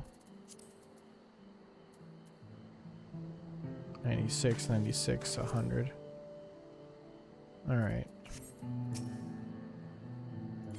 Let's mount up. Wahoo! Look, chat. Alpacas. To the mate fields. Whoa, silver lobo. Damn, that thing looks crazy, dude. Look at these beasts. What the hell? They're like chupacabras.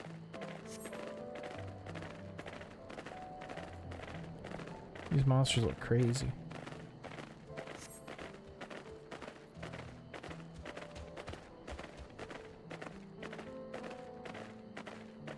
That is a cool ass mountain.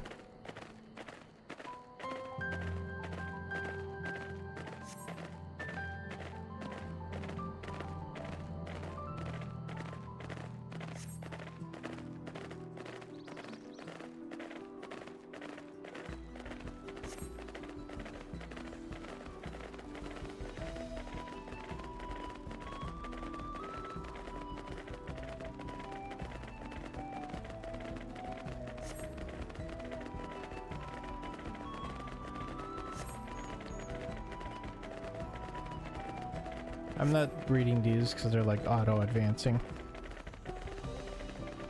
I also need to rest my voice a little bit. It's getting late. We've been streaming for almost 6 hours. I'm gonna keep going a little bit longer, but we'll be back with more of this tomorrow.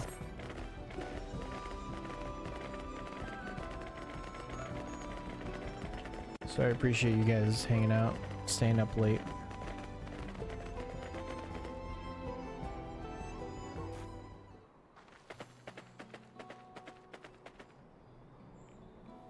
I'm thinking noon-ish, probably closer to 1 o'clock, 2 o'clock, and then I'll probably go all day. So like 12-hour stream tomorrow. It's gonna be crazy.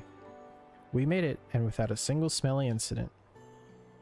I sent the alpacas back to Ikuvlo's Inn, so we'll walk along the main road when we return to the village.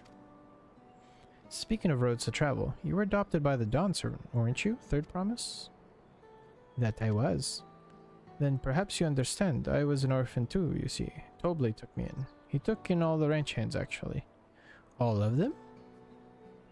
Yes, and everyone's worked hard at the chores, grateful for the opportunity to repay the head ledger's generosity, yet here I am, the only one wanting to go off and be a merchant.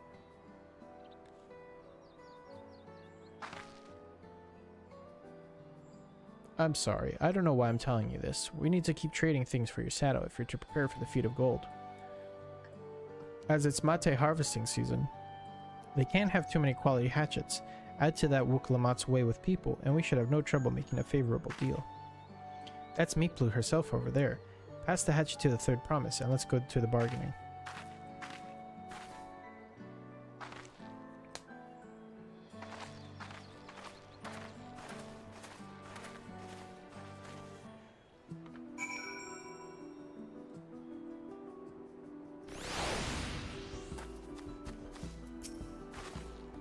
You have that little axe for me?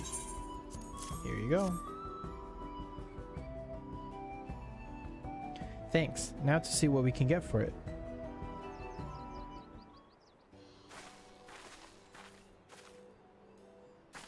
You're Meeplu, the owner of these fields? I have a mind to trade, if you're interested. Well, well, the third promise. I might be convinced to entertain a proposal. What do you have in offer? This hatchet, forged by a seasoned artisan, the razor edge of this exceptional tool will make light work of your crops. It's so tiny. The quality is acceptable, I suppose. I offer you a large sack of mate leaves in exchange. A sack of mate leaves is valued at 1 pel and the thousands column, the same price as the hatchet. This deal would bring us no closer to the mescal. If I may, Mistress Meeplu, it's harvesting season, is it not? Does not the demand for hatchets afford them a higher value? It is indeed the season, which is why I procured an ample batch of tools well in advance. We've missed a window for demand. In that case, we'll have to fall back on connections. Think of it this way. A generous deal here will put you in the third promise's good graces. Surely that's worthy of consideration. I do not wish to give offense, but I must tell you that I stand with the second promise. His innovations will improve every aspect of our lives, I believe, including farming, and I will no longer have need of hatchets. I assure you that I have nothing but respect for Wuklamat. That is why I am prepared to purchase a spare hatchet at a fair price. I suppose it is fair given your reasons, but we ourselves would be no better off for the transaction. How about these then? If we were to help bring in your harvest, would you give us a better deal? As a matter of fact, I would. Until Kona's reforms come about, I can always use more hands in the fields. Then you can go ahead and add our labor to the bargain.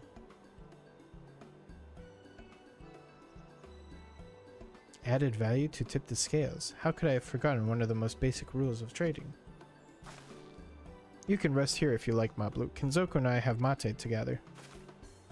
Oh no, I'm helping too. Off to the fields then, and mind you pick the healthy leaves. I'll take 5 good bundles from each of you. Now we're picking mate. For that good old yerba mate.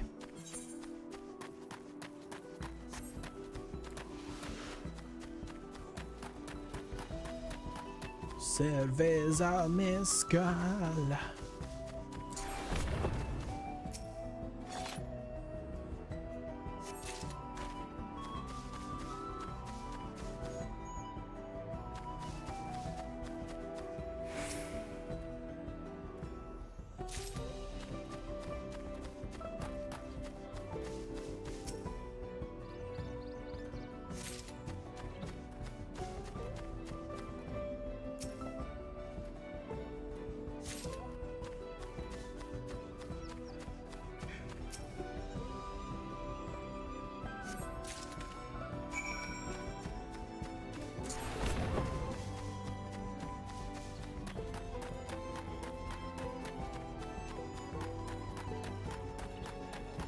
I have collected all the mate.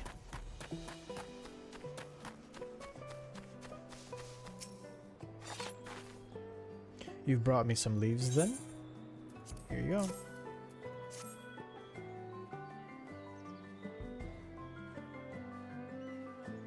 Why didn't that play?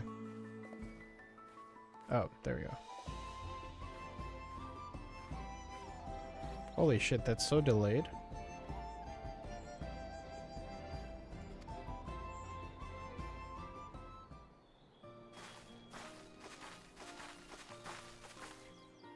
It didn't. Why didn't it play a sound?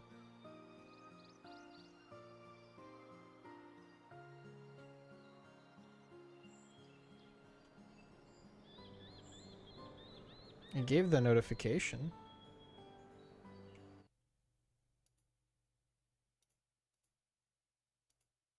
The alerts are on.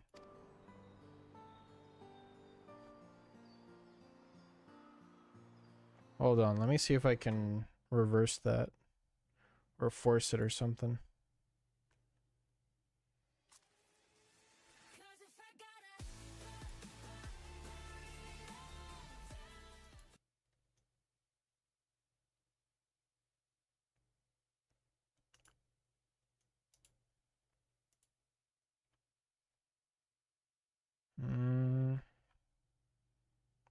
It's there.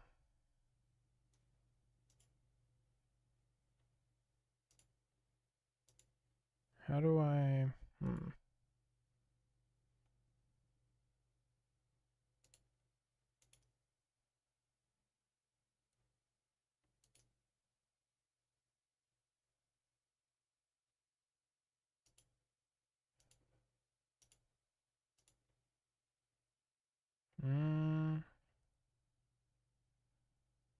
I don't know how to refund it either.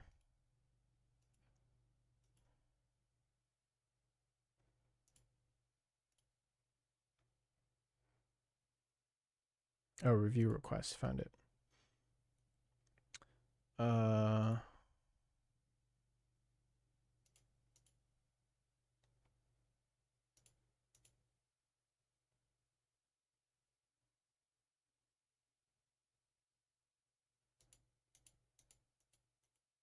Yeah, it didn't go through.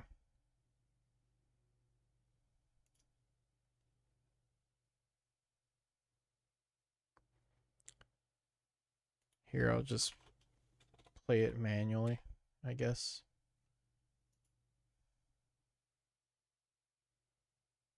Dropped. Oh, what does that mean? Your browser source was offline? Oh, what? Why was it offline? Refresh cache.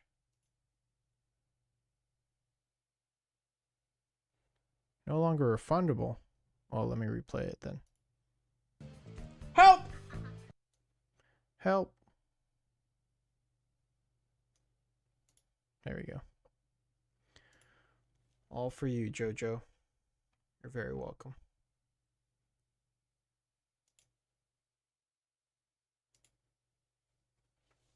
Okay, back to it. Back to the video game.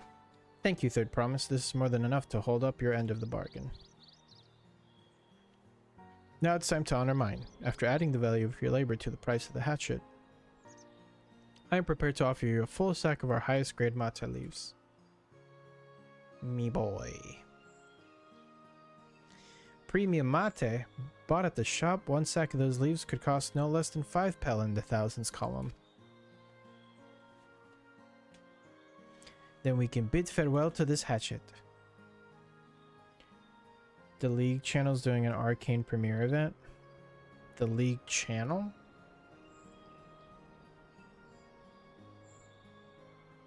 The League, like, TV channel? Oh, the Riot channel, like on Twitch. I'll give it a good home. Talk of the contest aside, I'm glad we could come to a mutually agreeable trade. I see. Arcane premiere event. Like, they're showing it? Is it like a special showing?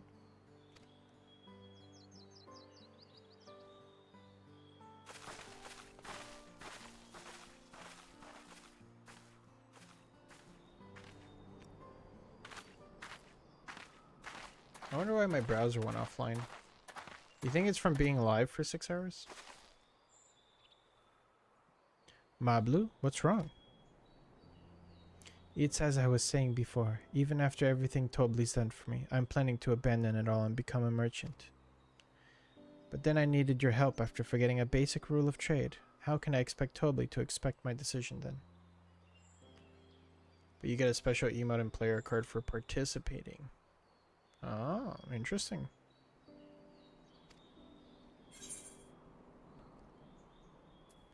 So you intend to give up then?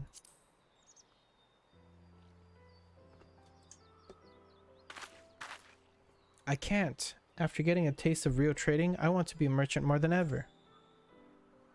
Then you'll just have to be honest. I seek to follow in my father's footsteps, but not because he expects it of me. I want to preserve Tural's peace, and become Dawn Servant happens to be the best way to do it. You should live a life of your own choosing, and I wouldn't be surprised if Tobli held the same opinion, so talk to him. You're right, it's better to find out for sure than worry over he might say, thank you for the advice.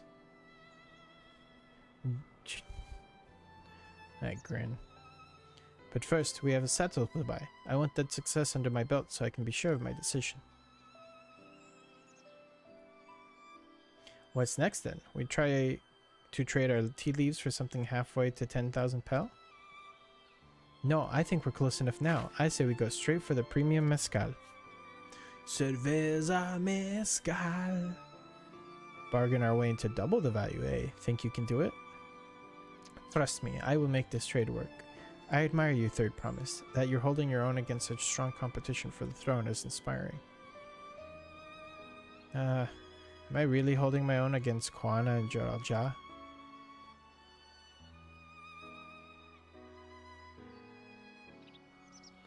I mean, of course I am. I am Wuklamat of the Dawn's Promise, after all.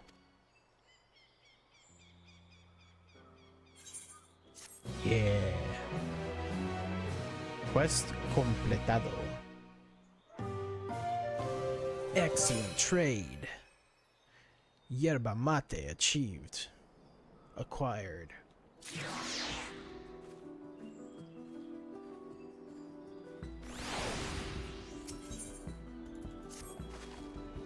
Before we go, let me give you the mate leaves. I don't need to risk proving Arenville's point.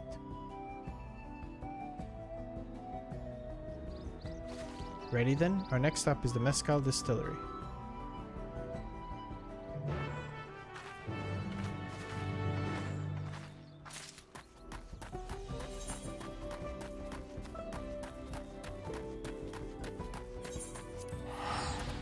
Whoa, look at those Noto Cactuar. Noto Cactuar?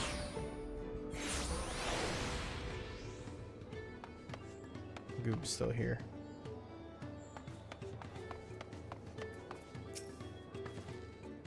We'll want to speak with a man by the name of Gobley. Even among his fellow distillers, he's regarded as a master of the craft. He knows the value of his product, so if we're to convince him to trade for twice what the leaves are worth, we're going to need targeted information. That means asking around and taking in the gossip. If you could talk to people in the distillery, Kinzoku, perhaps Wuklamat could do the same at the village entrance. Meanwhile, I'll head to the north side and see what I can learn.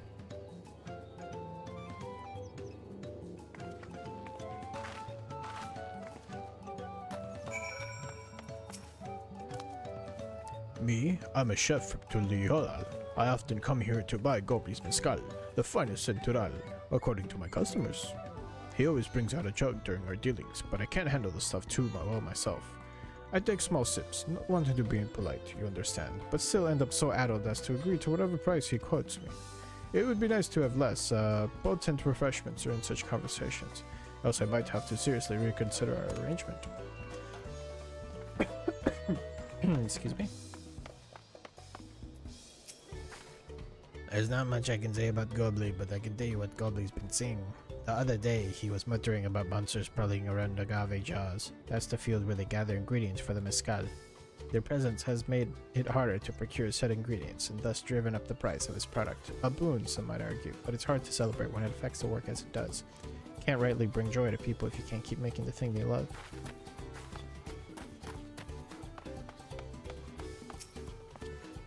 Gobley might be a deft hand at distilling, but he's got no sense when it comes to appearances. Rumor has it it's been invited to the palace for business negotiations. If he presents himself to the court wearing his usual rumpled attire, though, he'll be laughed out of some perch.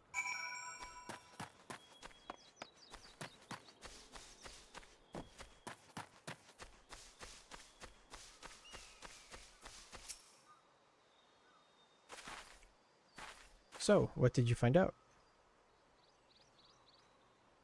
Oh, we can make use of all those tidbits. The deal's as good as sealed.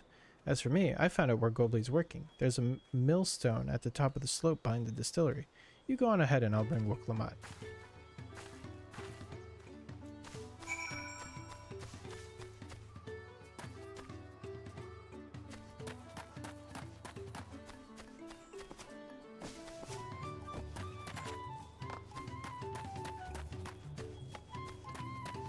Oh wait, is he here?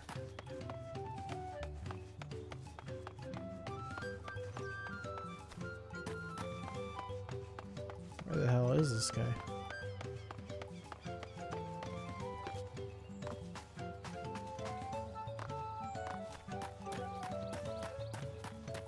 Watch un pelo.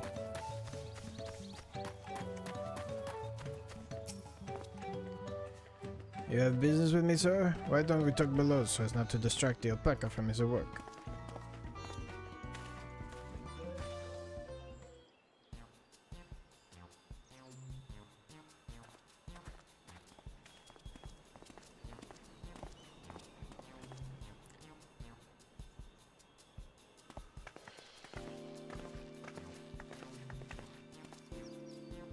Now, what's this about? Keep it brief if you would. I'm a busy man.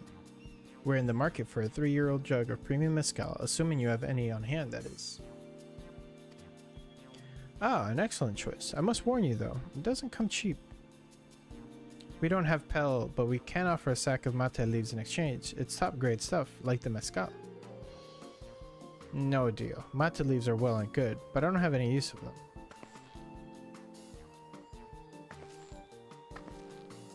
No deal? Just like that? Still, I'd hate to send you away empty-handed. Why don't we sit and chat a while over a cup of mezcal? Now the real bargaining begins. Which of our cards do you want to play first?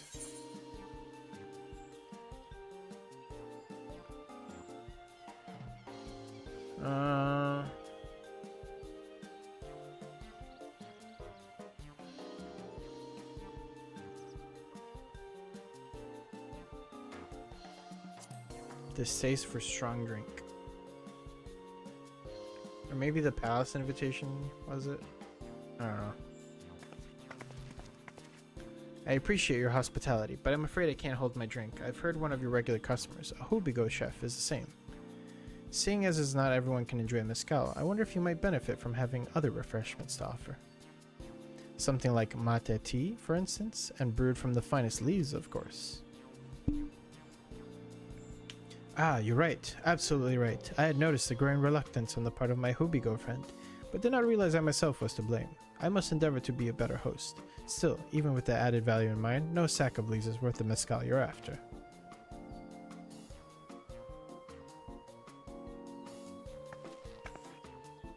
Should we offer to call the monsters, causing them trouble? Not yet. We'll keep that card up our sleeve until we need it. As I expect you're aware, the rite of secession is currently taking place. That's why the Third Promise has graced us with her presence. When the contest is decided, the subsequent ascension ceremony and banquet will be a prestigious affair. If your mezcal were to be served there, it would bring your distillery immeasurable fame. Wait, could it be that your rumored invitation to the palace is to discuss that very possibility? As a matter of fact, yes. I must admit, I'm still reeling from the abruptness of it all. It would be a great honor and opportunity, if I can secure the deal. Well, I should think your exceptional mezcal would speak for itself. That said, there's no such thing as being too prepared, and first impressions last. You'll want to be wearing your very best when you walk into Volokshunsa. It would be such a shame to miss this chance of a lifetime simply for want of proper garments.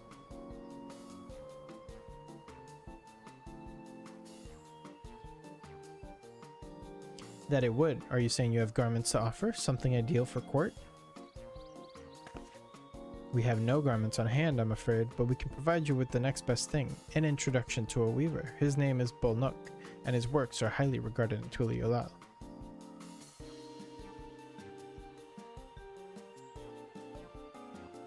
As a supporter of Voklamat and keen observer of palace politics, he will doubtless be happy to guide you in the selection of an outfit to fit this golden occasion. That is certainly a tempting proposal, and one of which I should like to take full advantage, but the scales still aren't quite balancing.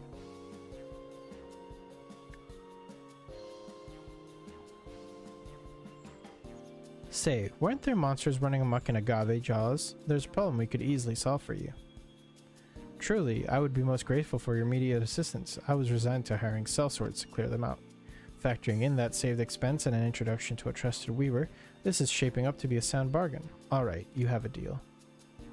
Yes, I knew you'd come around. Give us a moment, and Kinzoku and I will take care of those prowling nuisance. In the meantime, I'll use the time to pen an introductory letter to Bolnuk. The fields you're looking for is just north of Wuchumpelo. Be safe.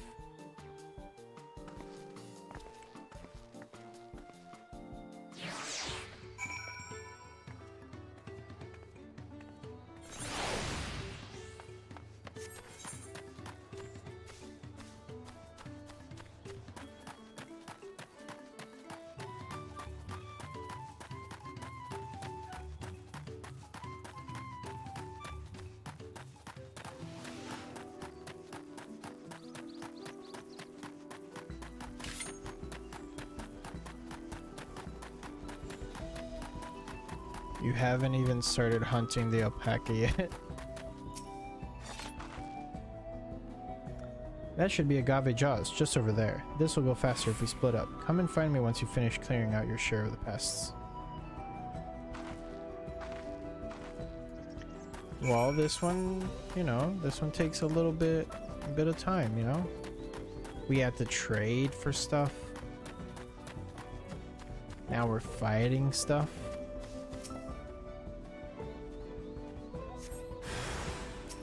Die.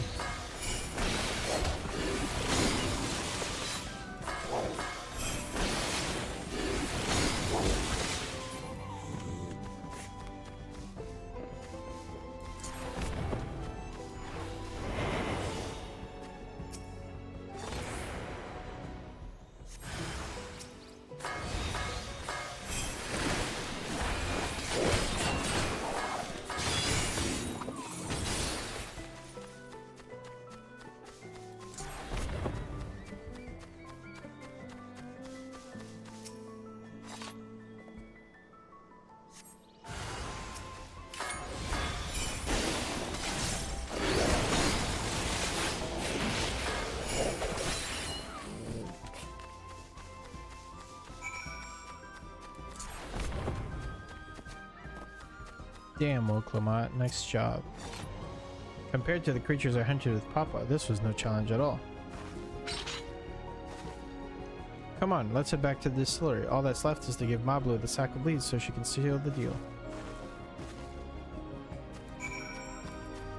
You make me walk back?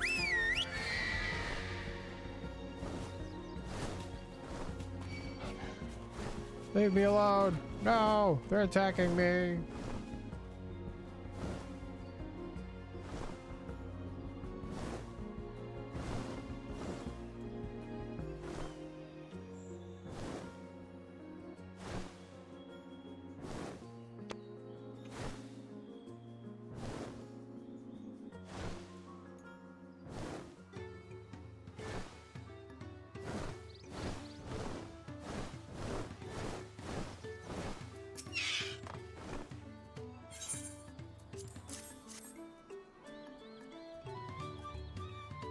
Thank you for looking after our precious trading goods.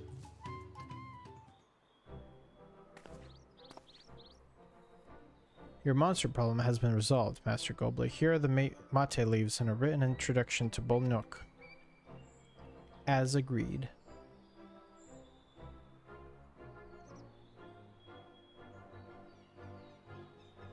Then the deal is done. Here, your jug of premium mezcal, aged 3 years. Please accept it with my compliments.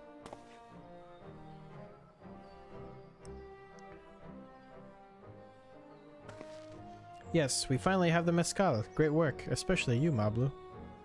You were the one that inspired me to come this far, Third Promise. But let's not celebrate until we have the saddle in hand. Mablu, is it? You drive a hard bargain, young peddler. I look forward to doing business with you in the future. Thank you, but truth be told, I'm just a ranch hand, for now. Should I ever become a proper merchant, though, I'll be back to strike more deals with you.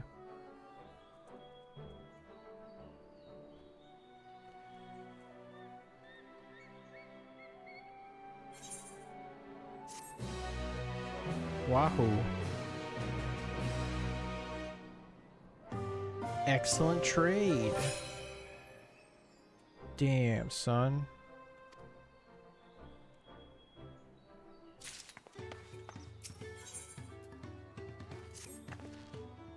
Even at the palace, I don't think I've held a 10,000 pel jug of anything before. My hands won't stop shaking. Here, you'd better hold on to it until we get to the saddle maker. Ah ha ha ha ha. Can you imagine if we dropped it and had to start all over again? Luckily, Hobley's place is not far. We just need to head across the plaza.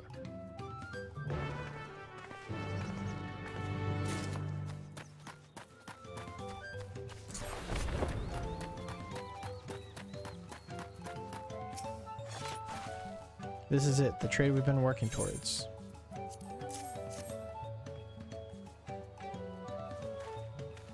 Phew, still in one piece. Right, time to make our deal.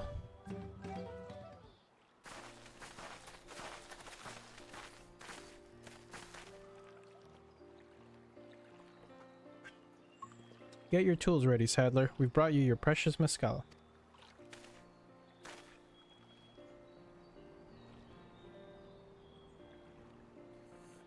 Wait, you actually got your hands on a jug? But you had nothing, a few measly clumps of wool. What we had was an aspiring trader with a gift for negotiation.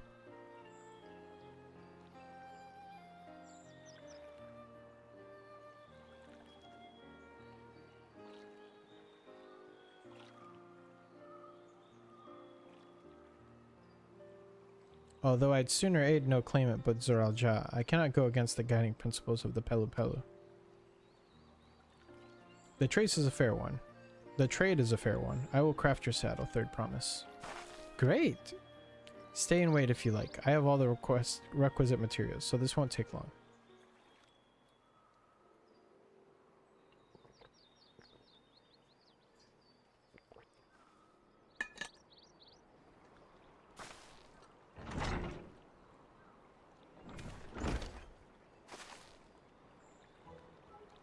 Your commission is ready. Catching a wild alpaca is never a simple affair, but you'll have an easier time of it with one of my saddles. Now, if you don't mind, I have other work that needs finishing. Ah, I can taste that smooth mescal already.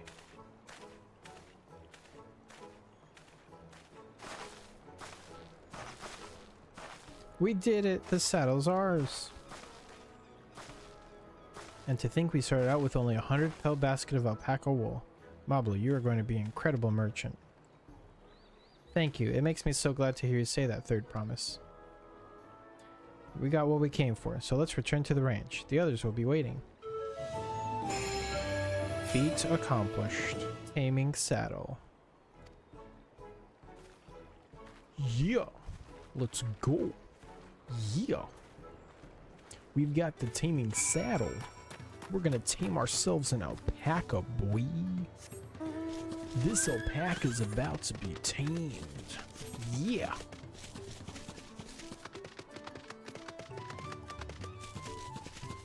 Yeah.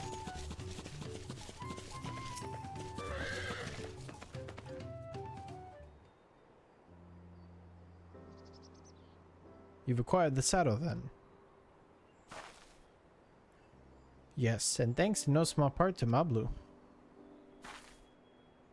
Before you rush off to catch an alpaca though, let me teach you how to saddle one. I'll bring out one of our wild-born friends so you can practice.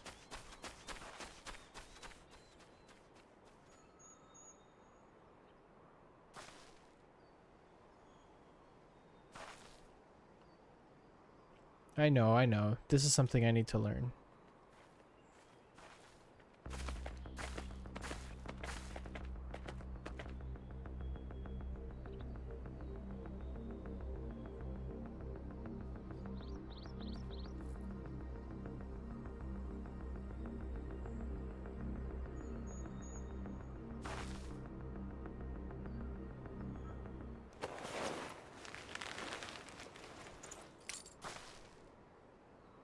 Great sunken gods, I did it.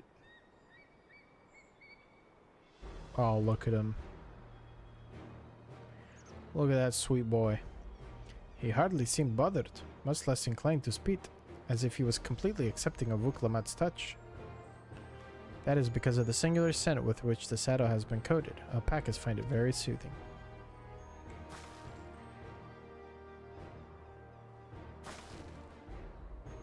You know, I've never taken a good long look at one of you before, but you're actually kind of cute.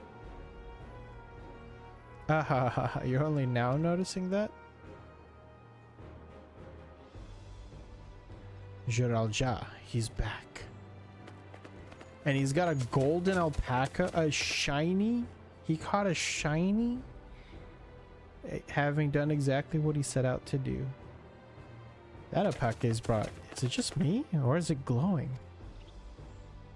I've heard tales of such a beast. They say the golden alpaca lives a solitary existence deep in the valley, where it shuns the company of both man and its own kind.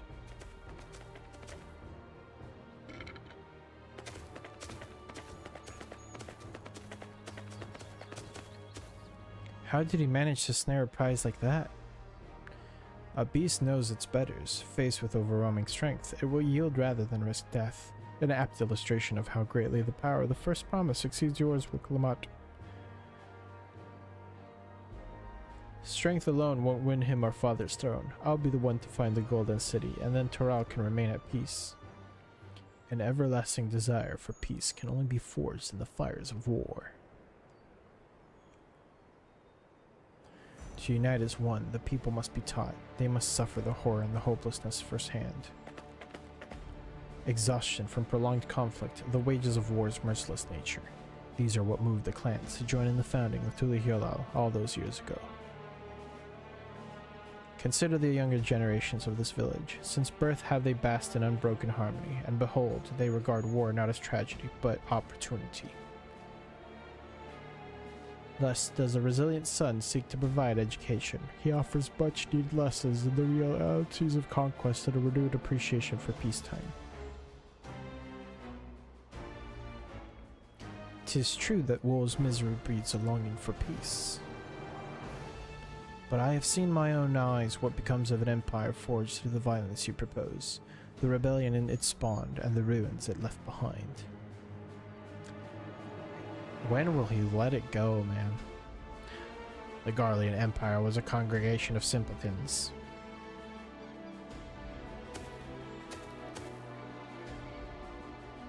The oppressed fought back against their oppressors, as well they should. Men are not beasts, only a fool would seek to rule over all with the threat of force alone. This is why Golul Jaja did not elevate the Mamulja, why he treated all clans with equal respect. However, the first promise has his gaze fixed upon more distant horizons. He would unite not only Tulihyolal, but the star in its entirety. What? Why? I need not explain myself to you.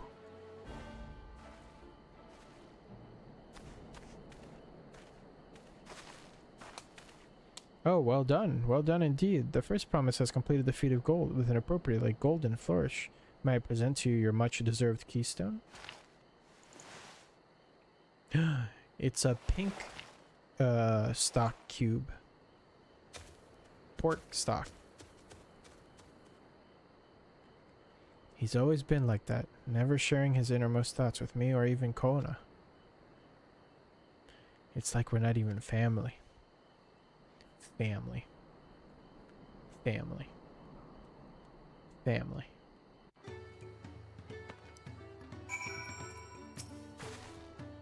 I'll ponder Zoralja and his mysteries later. Right now, I need to think about finishing the feat of gold. I have my saddle. I've practiced how to use it, so lead on to where the wild alpacas roam. The valley of Orunkanka is northwest of here. Come on, everyone. Even if we can't enter ourselves, we can see Wiklamat off on her hunt.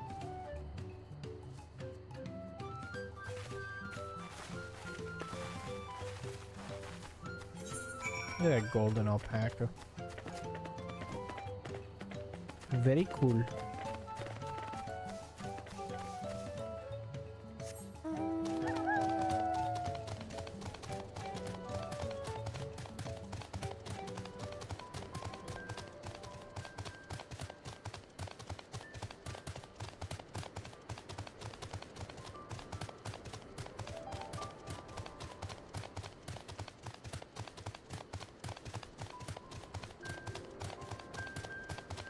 These zones are so cool.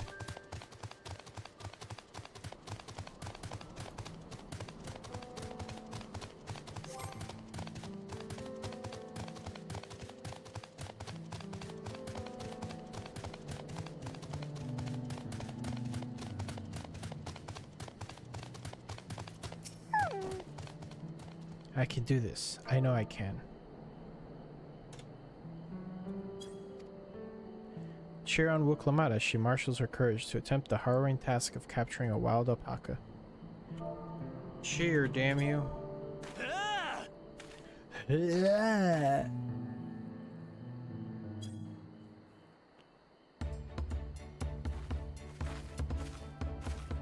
luck there, Promise! Finally, some Thanks. voice acting. I'll need it. Truth be told, still not sure about alpacas. I'd rather not go near one if I can help it. But if I'm to rule this nation, then I'll need to learn how to live with them. Tural is their home too.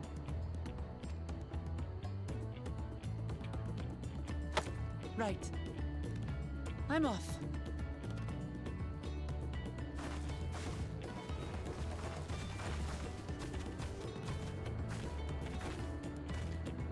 Go, go, go. So, shall we head back to the ranch, or shall we fuck off? I'm staying here. As will I. Wuklamart is alone in this. The least we can do is stand watch and await her return.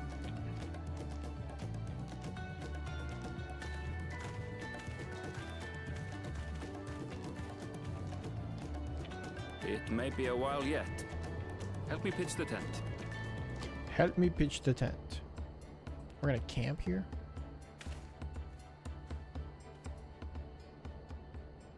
Pitch tents.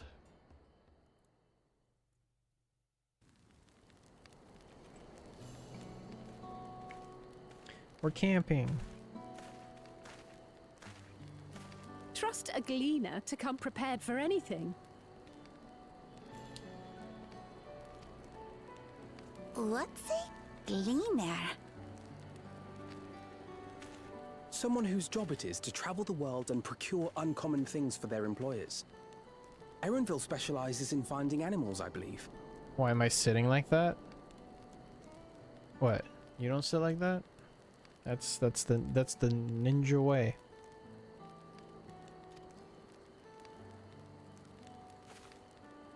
But aren't you a Shaitana from Shaktural? Why did you cross the salt?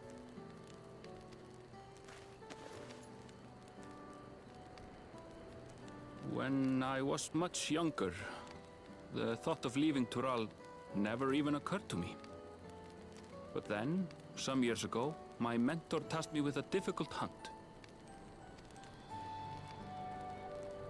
Something I could never find, she said, so long as I clung to the familiar.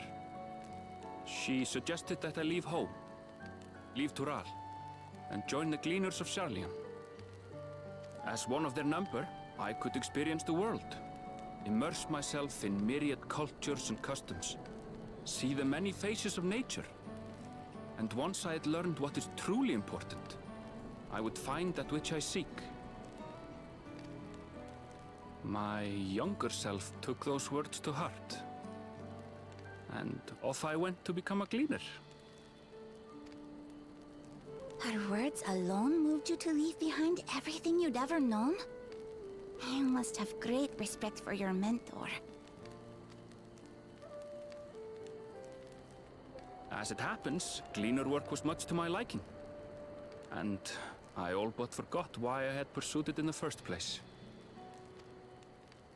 Yet, events conspired to put me back on the trail I'd abandoned.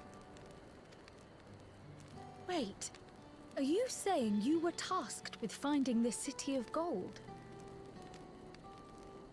I was. And though my hunt is now entangled with the right of succession, I mean to see it through. Wow, how convenient. Well then, I understand completely. We all have our reasons for seeking the Golden City.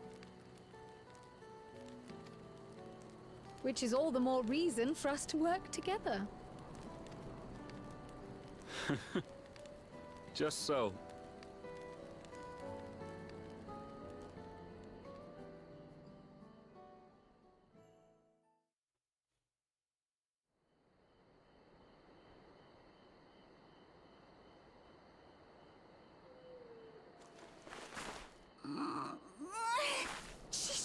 back by now. What if something's happened to her? We need to tell Tobli and arrange a search party. Wait. Do you hear that?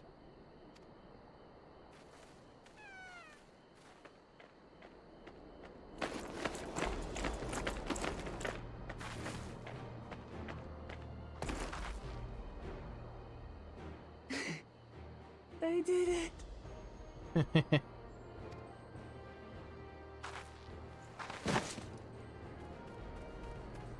She's about to faint.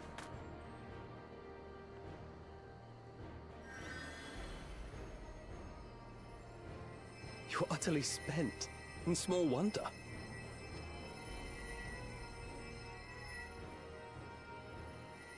Well done, Third Promise. The ranch isn't going anywhere. Take a rest in the tent. I think I will. Thank you all for believing in me.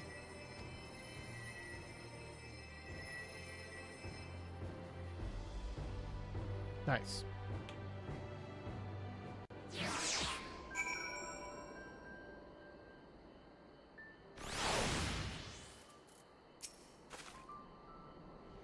I'm so relieved that the Third Promise came back to us safely, and the alpaca she tamed is a healthy-looking beast. Surely this will be enough to satisfy the feat of gold. Alright, we got a few options here. Cactuar green.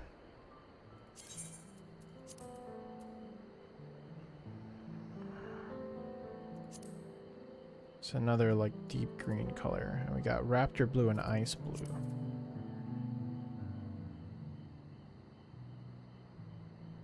Raptor blue. It's a pretty cool blue.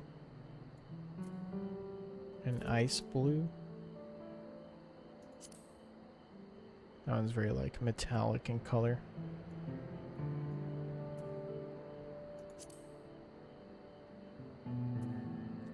Kind of like raptor blue slightly better. But this might be like a cool metallic blue color. So let's go for ice blue.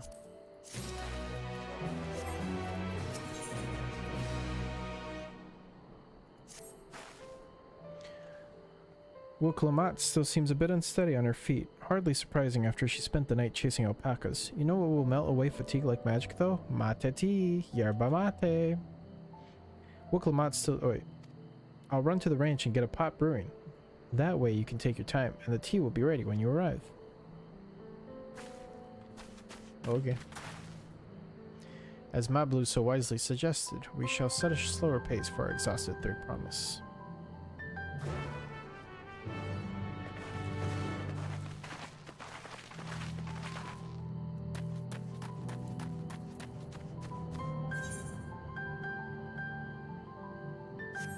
We'll take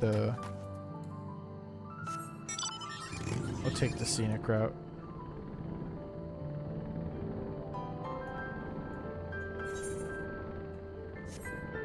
I look so silly in my little plane.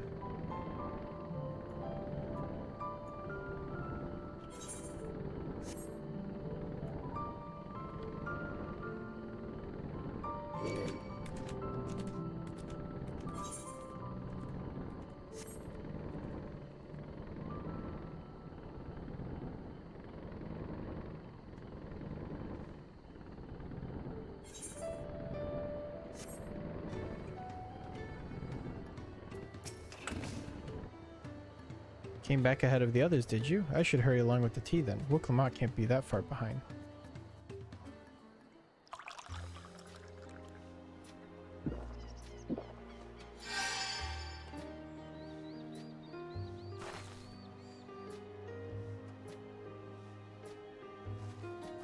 That tea really is magical. I feel better already.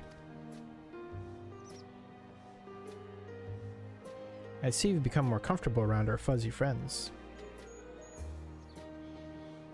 Watching this one taught me a lot about alpacas. What grasses and fruits they eat, what sounds they react to, their adorable little quirks. I guess I've grown kind of fond of them. Welcome back, Third Promise. Accomplished the feat of gold, have you?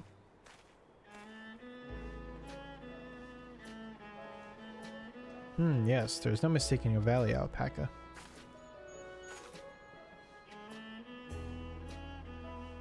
I commend you on your success. Well done. Yes, we did it.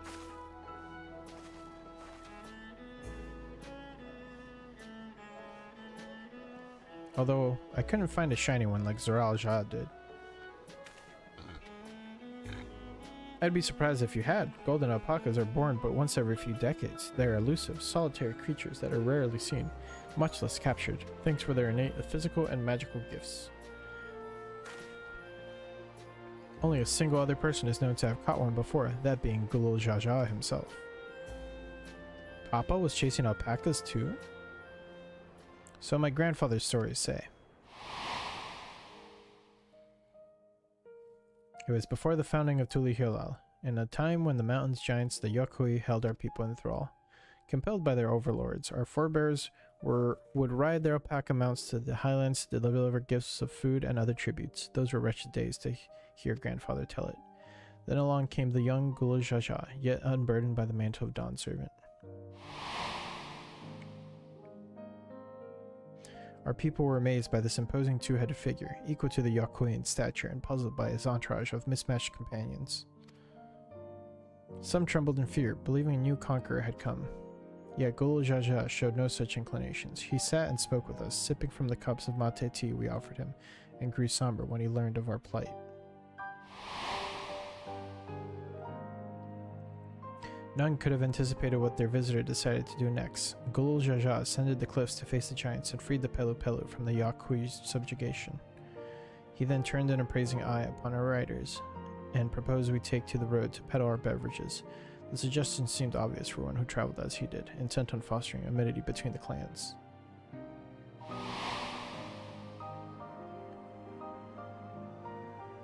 So was that a few words from Gulul Jaja transformed us into a clan of itinerant merchants.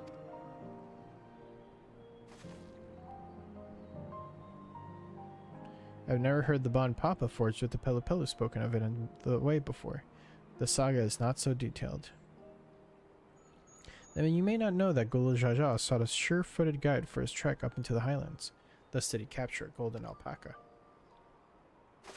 So both my brother and my father caught the rarest of creatures? Well, an ordinary one was the best I could manage. The feat required no more than that, Third Promise, and you brought back a perfectly wonderful beast.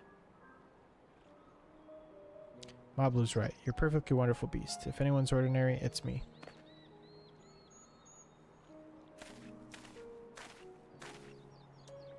Not only did you accomplish the feat of gold, you also made many trades and brought joy to many people in true Pelu Pelu fashion.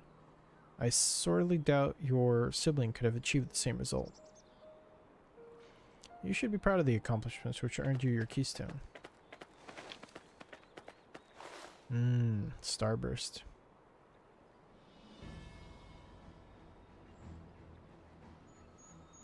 Halt.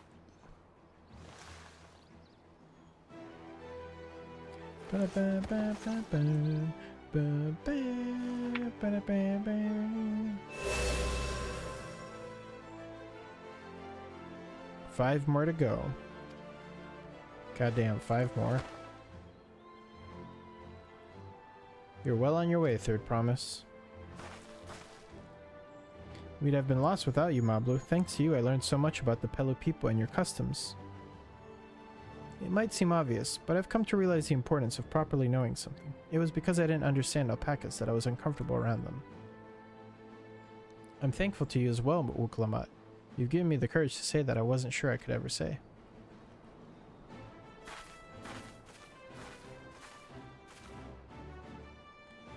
Tobli, I want to leave the ranch and become a merchant. I appreciate everything you've done for me, and I've loved every moment caring for the alpacas. But this is something I need to do. I need to walk my own path and make my own trades.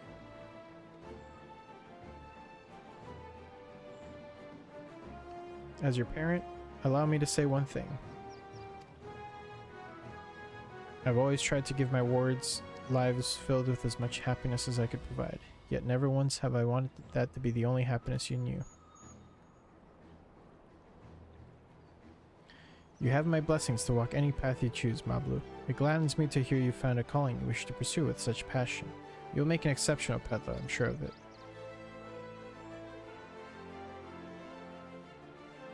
Thank you, Tobly. What did I tell you, Mablu?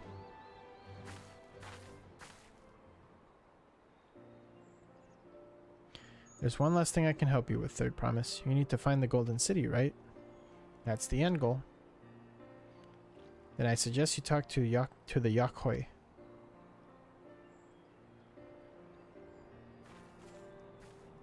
They once ruled over far more than just Urukpacha and the Pelupelu. 1,000 years ago, they were the overlords of Yogg-Toral and all its people. During that era, the Pelupelu were commanded to search for a city of gold. They scoured every corner of the continent, but never found any trace of that fabled place. But if they didn't find anything, what could the Yakhoi have to tell us? They may not have found it, but the fact that they thought to look for it at all makes me curious. Perhaps there's value in delving into how the legend originated?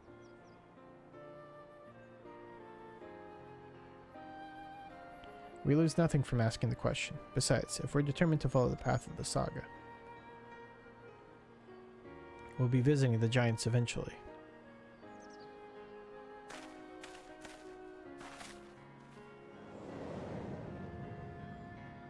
Hell yeah. I like the sound of this. Oh, Kryl, I have a question I've been meaning to ask, and since we finished with the feat, where did you acquire that earring? My earring? Do you recognize it? Yes, pieces just like it first became fashionable in Yogg-Toral around 20 years ago. Since then, it's become common to wear one as a charm for safe travel. 20 years ago, right about the time my grandfather made his journey.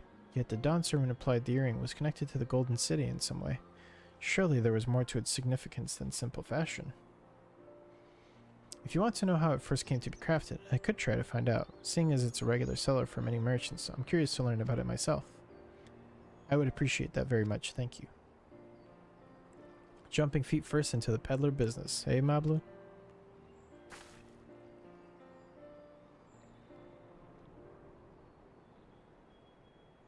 Right then, that's 2 keystones down. I say we head back to Tuliolal and plan our next move.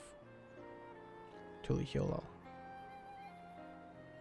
Farewell for now, and thanks for all your help. I will become Dawn Servant, so make sure you set aside your best mezcal for the occasion.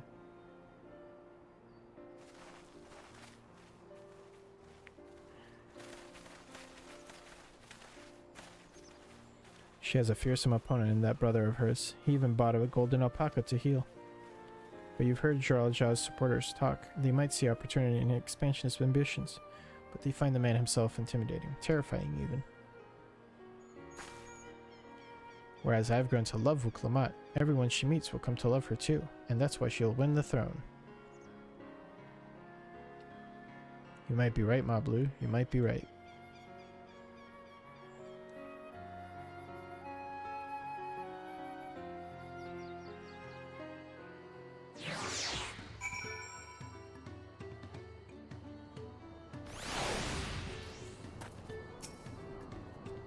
It feels good to have the feet of gold safely under our belt, even if my victory pales beside Jarl-Ja and his shiny golden alpaca. I know I shouldn't let it bother me, and gods know you've all been so supportive, but I want to be strong, or wise, like my brothers, to be a promise that people respect. Which is not likely if I stand here carrying on and on about things. Let's move on. Back to Shbalyav with us. The contest has hardly begun.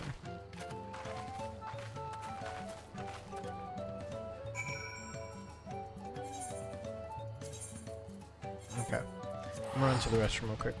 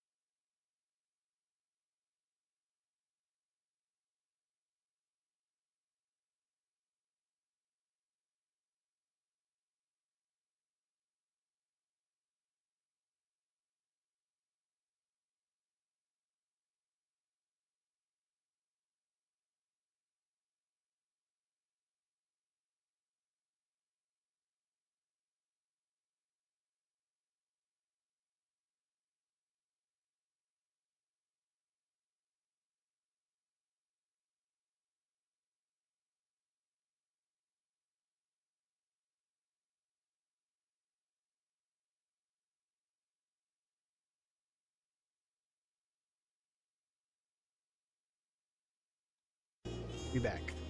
Oh, I should have left it with the game audio on. It was just silent the whole time. Ba, ba, ba, ba, ba, ba, ba.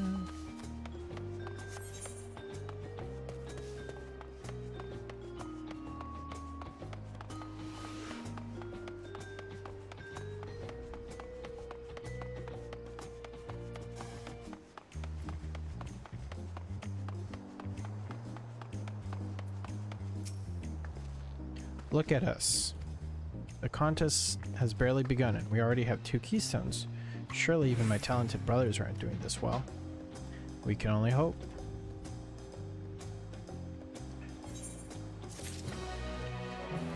Quest complete. We're halfway through 91. Holy cow.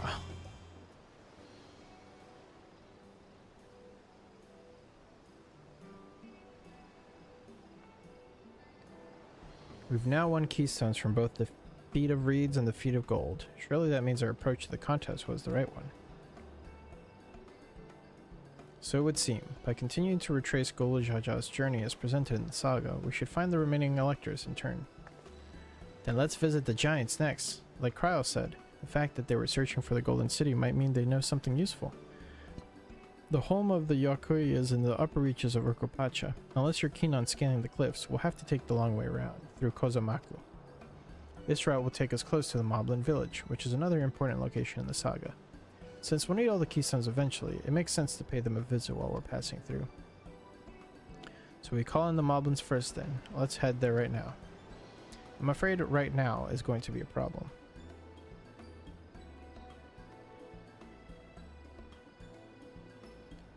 The flight of Wee Wingless, the great stairs leading to the Moblin settlement, collapsed in the storm. What are we to do then? There is an alternative, but it requires preparation. Until it's ready, you could rest at the cabins, or see more of the city, whatever you prefer.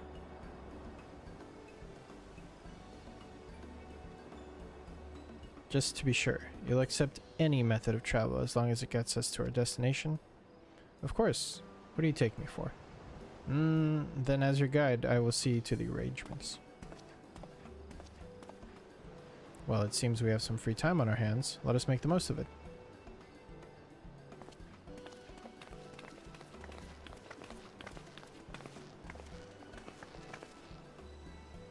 I need to get my axe repaired. I nicked the blade pretty badly when I took a swing at Bakul Jaja. That reminds me, I never got around to introducing you to Ropley, did I? He's the man in charge of Wachumeki Meki, and a good person to know. Want to come along? I mean, might as well. Let's go then. More characters. Ready? The markets of Wachumeki Meki are the east on the other side of Bayside Bay. Let's go.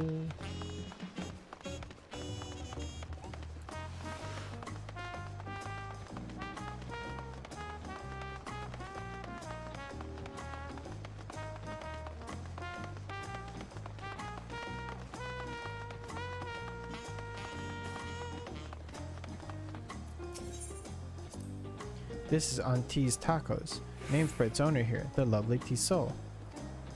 If you're after the best tacos in Tulihiolao, this place sits at the top with its reality.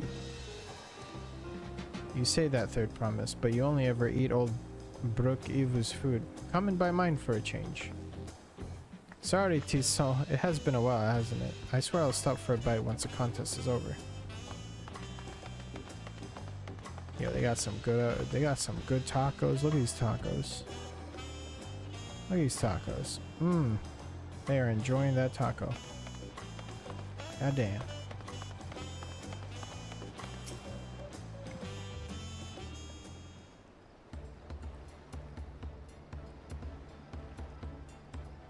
My, the Third Promise. How might I assist you this fine morning? Well met, Ropley. I need to buff a nasty nick out of my axe blade. Yes, it's been chipped quite terribly. Trying to cleave rocks again, were we? Something like that. Think you can fix it? You stand among Tural's most prestigious gathering of artisans and ask this question. 'Tis child's play. We'll have it repaired for you in 2 shakes of an alpaca's tail. Good to hear. I leave it in your capable hands. Who is your companion, if I may ask?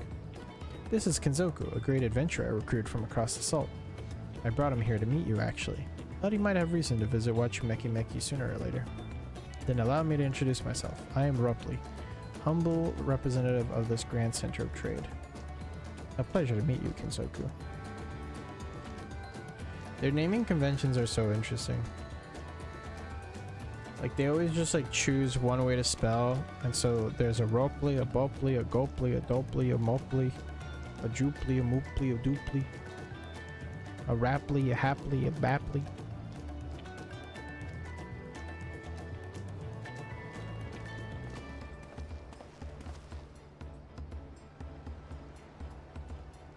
I've seen that man somewhere before. On the ship.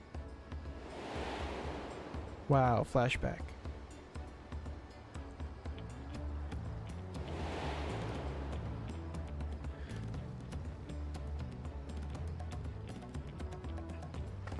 He was on the ship.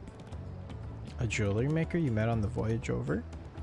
Oh, I remember. I spoke with him too. Fanjin Tain? Yes, that was his name. You've been loitering like a flighty admirer who can't pluck up the courage to confess his feelings. Out with him then. Why are you here? That is to say... Oh, there he goes. Bye. And we're no closer to solving that enigma. I wonder if you could use someone to talk to. I say we go and ask. Let me know by Link Pro if you find him first.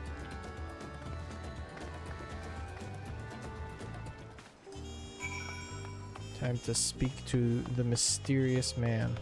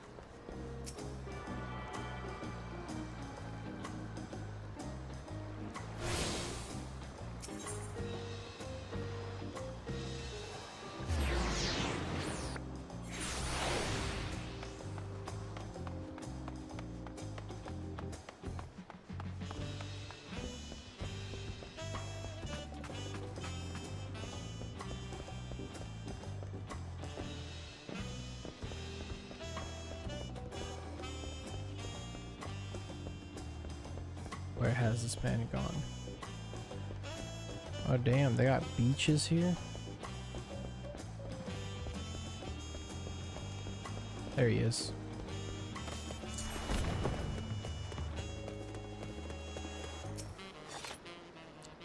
You were conversing with Master Ropley, but wait, we've met before, haven't we? On the ship.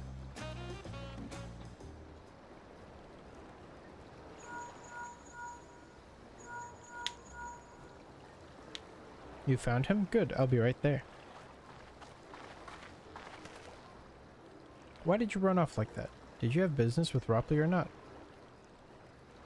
Please, you need to concern yourselves with my affairs. I'm undeserving of such attention. Huh? What are you going on about? I beg of you, do not ask me to explain. Do not. Sorry, but the more you tell me not to, the more curious I become. Besides, you look like you need a friend. You are too kind, so be it. I suppose I can share with you a morsel of my misery. Before I came to Tuli Hilal, I worked as a goldsmith at the most prestigious jewelry maker in all of Ul'dah, Eshtime's Aesthetics. Oh, it started off well enough, but as the day passed, everything began to go wrong. Compared to the masterpieces of my talented colleagues, my products were lacking, mediocre. I lost all confidence. Crippling doubt had possessed me, and any veneer of bravado I tried to put forth soon cracked beneath its weight. Thus did I take ship, hoping to find a fresh beginning on new shores. Yet, as you witnessed, I lacked the courage to even approach a potential employer. You stand before a man wallowing in the wreckage of his ill-spent existence. Alright then. You offered a morsel, then served us the full course. You must have really wanted someone to hear your story. If you like, I could try to give you a few words of advice. Then you have experience with my predicament of feeling terribly inadequate compared to your undeniably superior peers. Well, when you put it that way,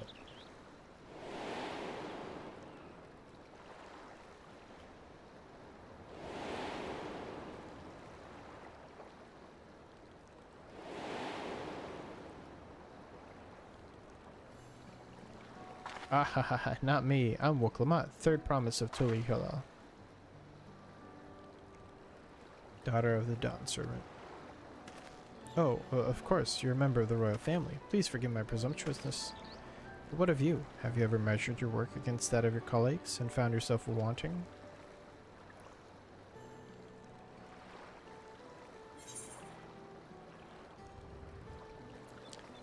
Can't measure your worth by the success of others.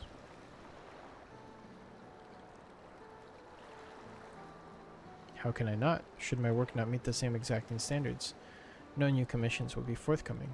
What then was the point of my becoming a goldsmith?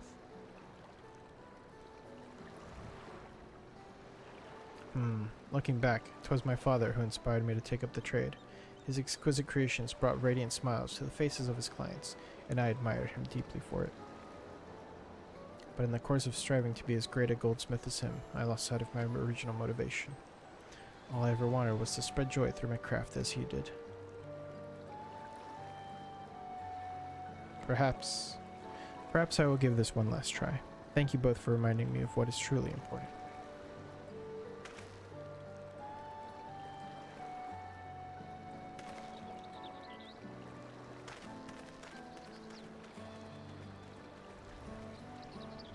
What is truly important? Believing in yourself. That's the most important factor.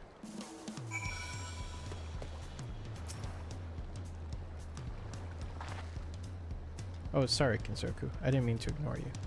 But yes, I'm glad to see Fongentain is giving himself another chance.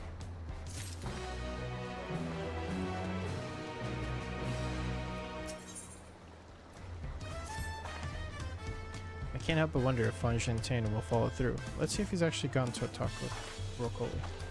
Or Ropley. These quests are giving 1,000,000 experience per. So, seeing that I'm at like 7 million out of 13, I'm 6 quests away from 92 perhaps.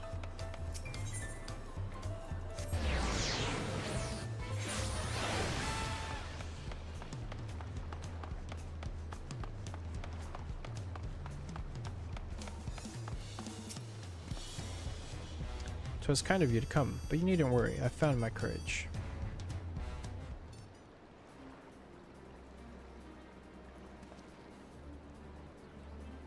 Pray accept my apologies for my earlier behavior. My name's Fongentain, and I am a goldsmith from Ul'Dan, far away Eorzea. I realize this is a bold request, but I should like to continue practicing my trade here in Wachumeki. If you will have me, I ask only for the opportunity to bring happiness to others with my creations. So that's what it was about. You were looking for work. Consider yourself hired. Wachumeki is always in need of skilled craftsmen and women. I'll handle the necessary paperwork. Can you start tomorrow? Yes, of course. I must thank you both again for your sage and timely advice. I don't know that I was all that helpful. But you were. Had you not come to speak with me, I would not have had that moment of such needed self-reflection.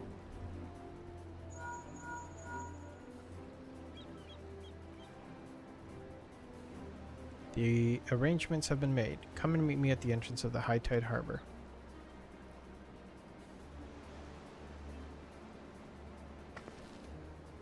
Oh, I almost forgot. Do you have my axe ready, Ropley? Ready and waiting. Behold the sublime touch of a Wachumeki artisan.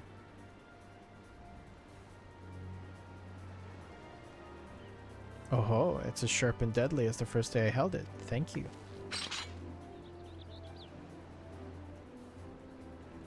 Well, good luck to you, Fonchaine. Let me know if that doubt creeps back in. I'll be happy to talk you out of it. As for us, we should head for the harbor. We don't want to keep Erenville waiting.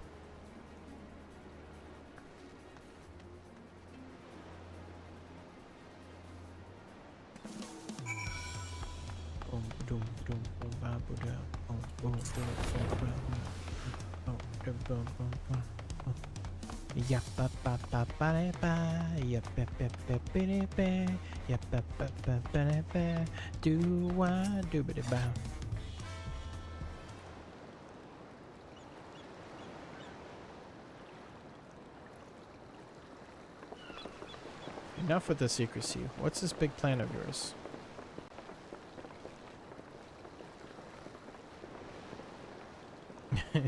Look there. That is my big plan.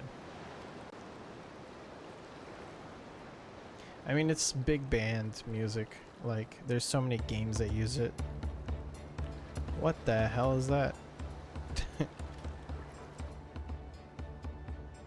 It's a punity. Not a manatee, a punity. She'll be pulling our boat upriver. How do we know she won't thrash about and sink us instead? Let me do this with you? Is it a dungeon? They're gentle and timid creatures, for the most part. She's unlikely to cause a fuss unless you give her reason to.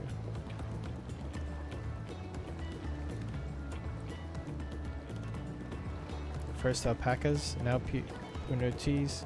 We're relying a lot on animals for this journey. We should be thankful we have an animal expert as our guide then. Oh shit.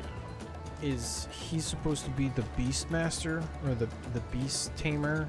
Beast man? But did it have to be my old nemesis? Another boat.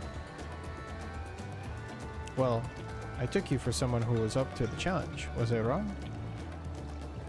Ugh. Long ago, when fighting still raged between the clans, the inhabitants of Kozumoka rode these riverboats to move swiftly through hostile territory. But the vessels see little use with Toral now at peace, so I was able to borrow one of the few which remain.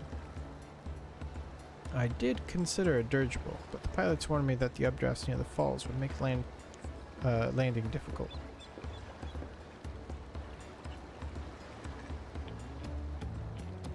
You said you borrowed one, yet there appear to be several on the water. Is it not supposed to be foggy right now? Because that's so funny. How much it changes the context of this cutscene. Kona!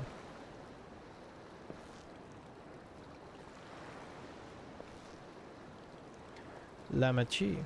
Traveling up the river, I presume. Seems that way. Does this mean you've earned 2 keystones already? I can't believe how well you've managed despite undertaking the contest alone. I was never alone. I've had my own entourage with me since the beginning. My friends, it's been, well, not that long. Really? These two? Thancred, Urianger, what are you doing here? Escorting a promise, the same as you. I've heard much of the incomparable Archons during my time at the studio. As soon as the contest was confirmed, I thought who better to recruit to my cause. I contacted the Scholar who arranged an introduction to these 2 gentlemen. The second promise had specific requirements. They who would be his assistants must boast both proven survival skills and mastery of the arcane arts. Thus did Thancred and I receive the summons. My own studies concentrate on technology which our people could readily use, such as inventions born of magitech or clever engineering. Where magic was concerned, I covered only the foundation. Knowing you two, I expect you had other reasons for accepting the job. A few. The nation of Tulihola spans an entire continent. Depending on who wins the throne, the world may be plunged into instability once more. Ever have we striven to preserve peace? Where is our place, if not here and now? We did our due diligence, of course, and made sure of who we were working with before agreeing to this endeavor. He's even more opaque than Urianger at times, but is surprisingly. That's quite enough for that. We must be on our way. Wait, I have one question before you leave. Koana and Wuklamat are vying for the throne. As Koana's entourage, does that mean you've resolved to defeat all his opponents, including us? We're sworn to do all in our power to win this contest for Koana, even if it means competing against our own comrades. We intend to hold nothing back, and expect you to do the same. And we won't disappoint you. Damn, PvP between the Scions? I thought you were taking a boat. If even you have been forced to travel on water, then the others will be doing the same. I would rather walk than risk confrontation on a leaky barge with no possibility of retreat.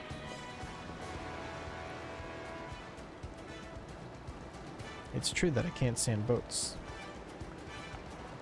but I trust the route Erenville has chosen for us.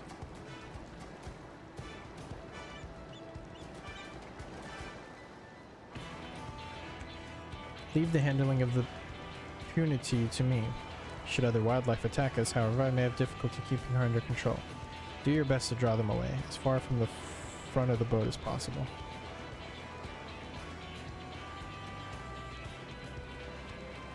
Then we shall remain on deck and stand guard, although it may be wise to have at least one of us sit up front with Erenville, just in case. I'd like to stay on the deck. I'm eager to put my pictomancy to the proof, and I'll take any chance to show you that I can hold my own on the battlefield. Then Kral will stand on guard with Kinzoku.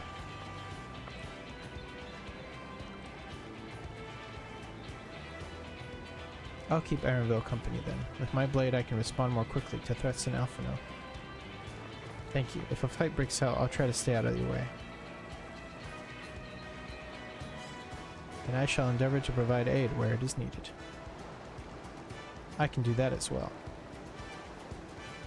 That should cover most eventualities. Secure your gear and board the boat when you're ready.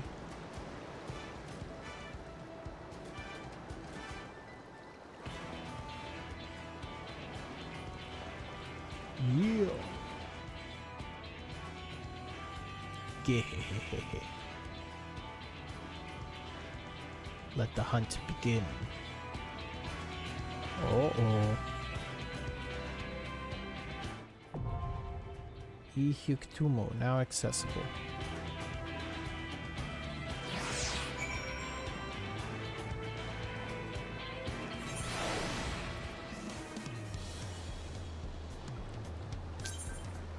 Alrighty.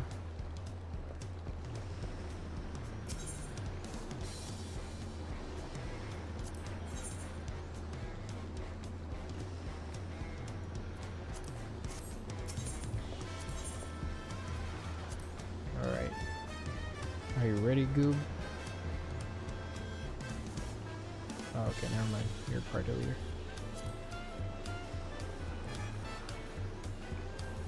A double DPS queue in this economy?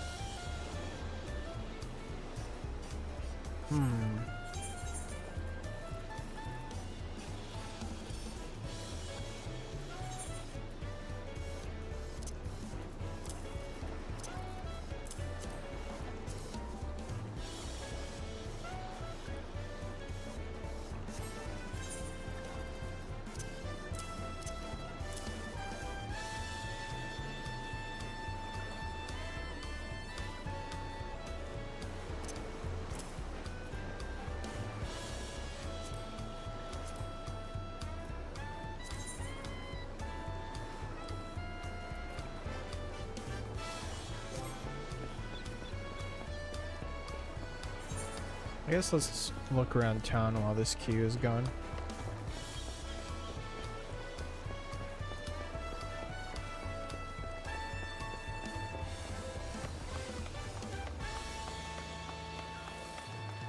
I think I'm missing these two.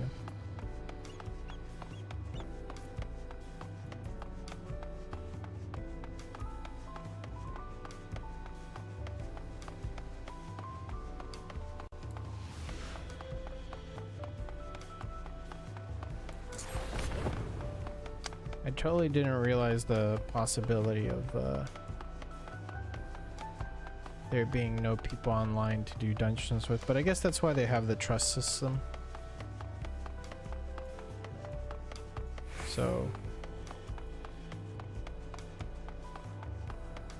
I don't know if I'll need that for future dungeons or whatever, but we'll be playing in the middle of the day tomorrow, so hopefully there's more people online to make these queues faster. Yeah.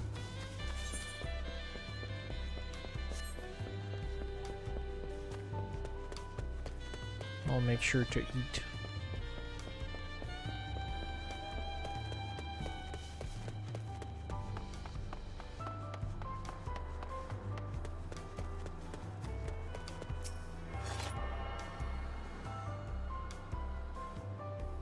Look at this little guy.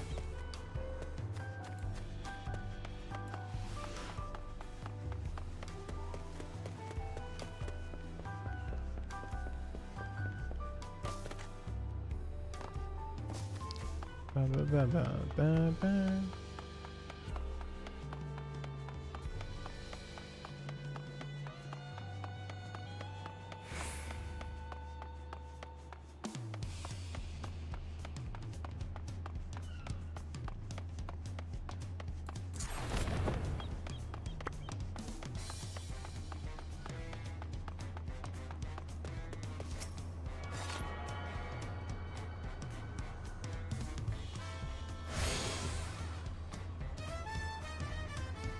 You have attuned yourself to all the Ethernet charts. Cool.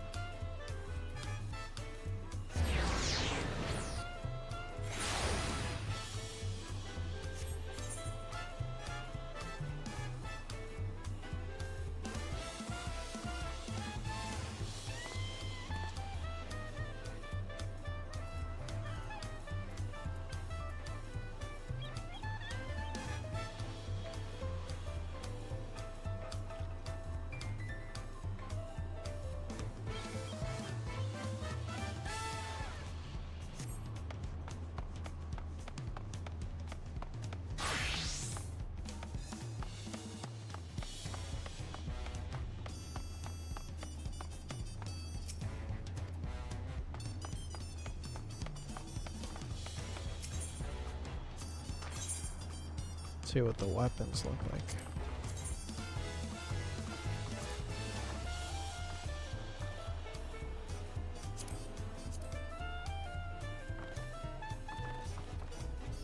What a chonky sword.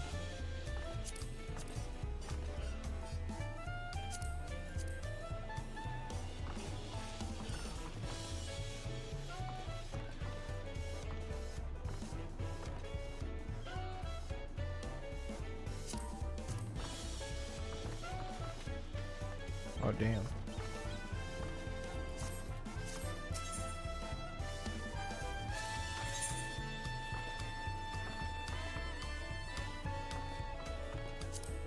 What the hell is this? What the hell is this? Oh, it's Lobo skin.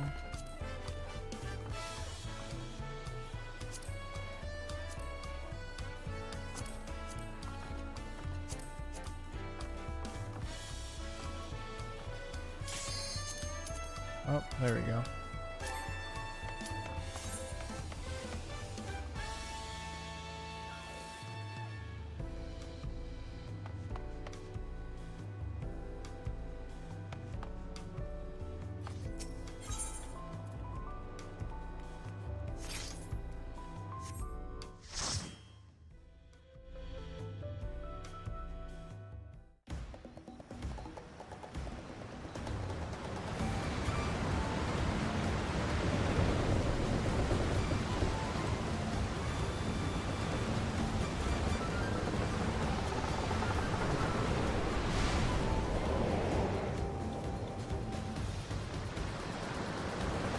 What's this Chuck E. Cheese ass dungeon?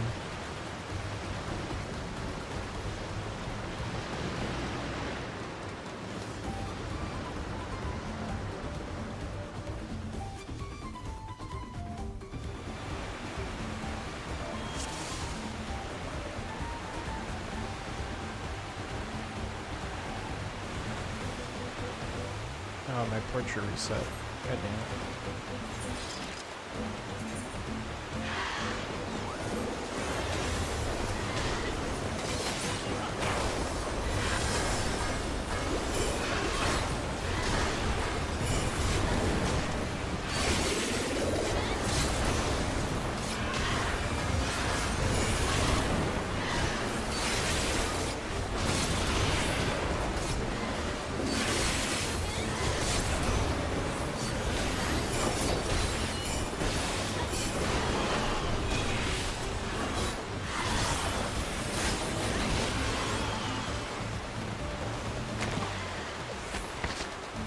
Birds.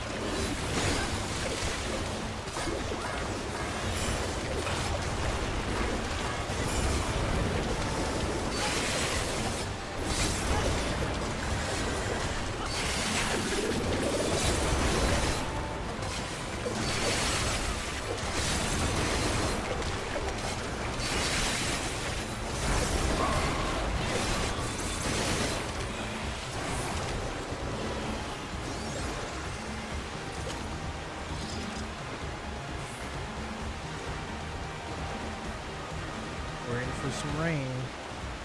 Here comes the rain. Is he? What?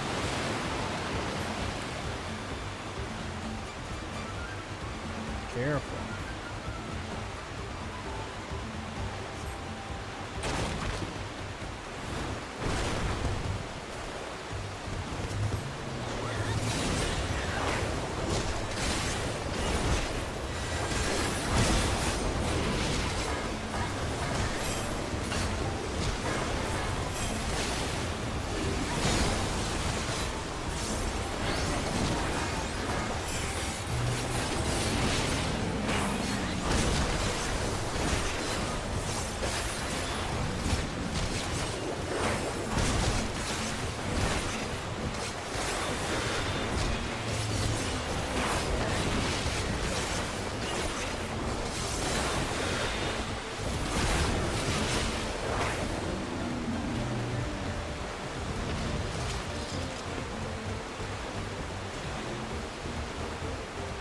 Have to improvise. What's he about to do? Oh, did he just slap our manatee? He just slapped our manatee.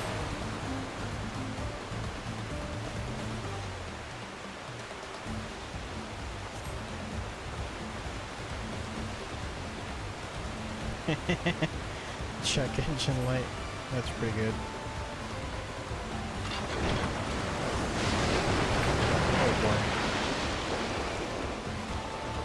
Made an abrupt landing, or an abrupt stop. Why is there a giant manatee?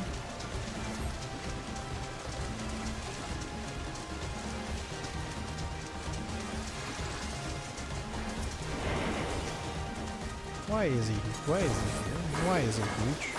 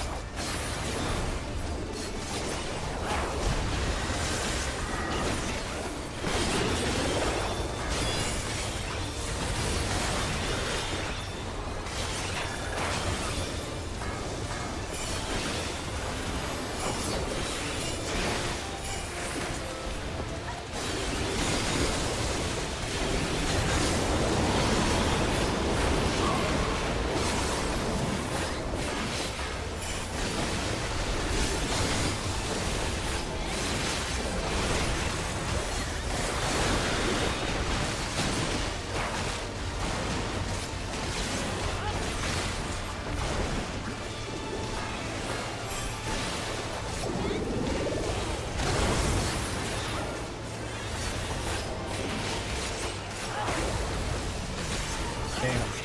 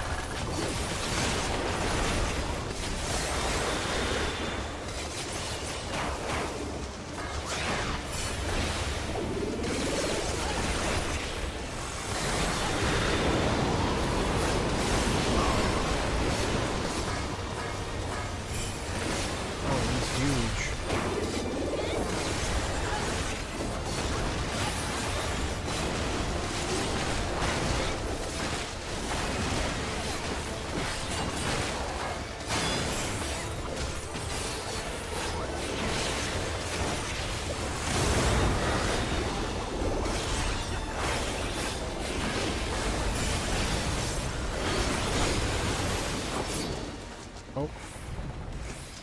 Went a little overboard there. My abilities.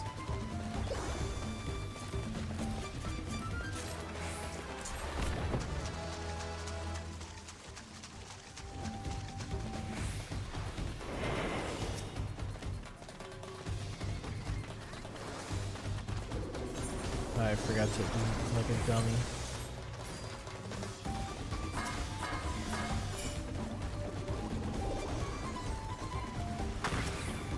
Damn.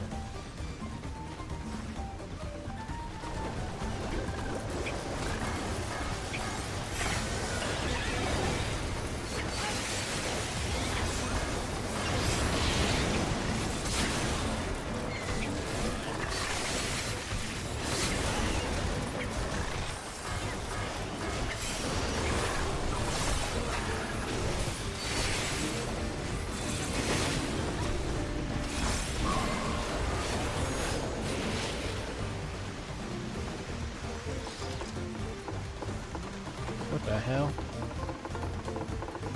This is new. Alright, ladder animation.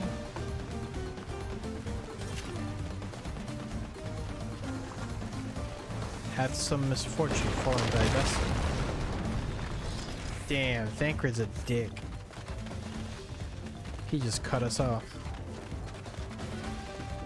That's actually kind of like a cute interaction between the Scions. This like friendly competition we have.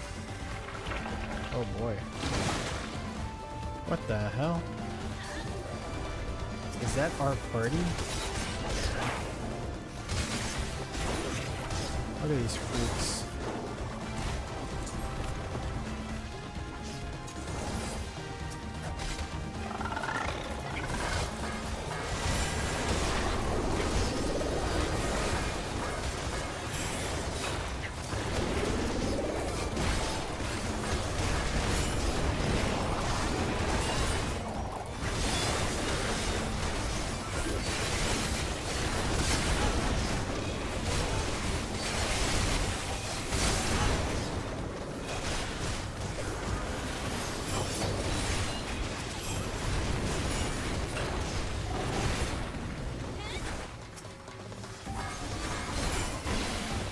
Why is you so huge?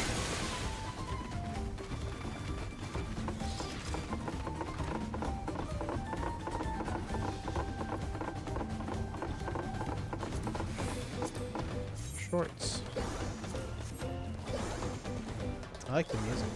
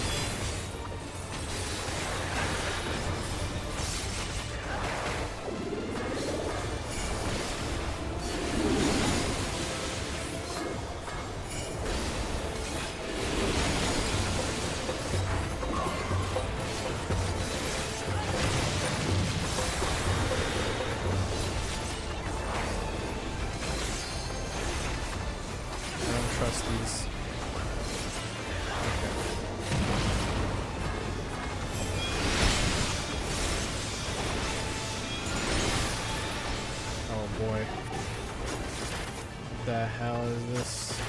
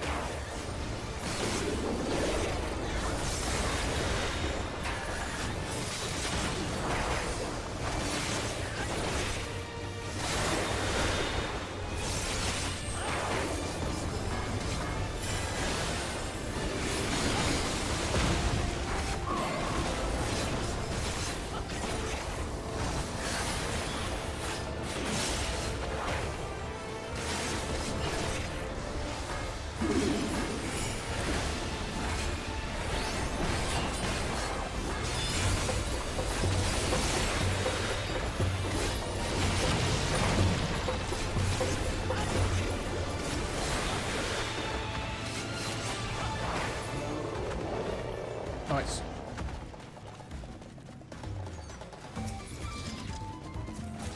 More shorts.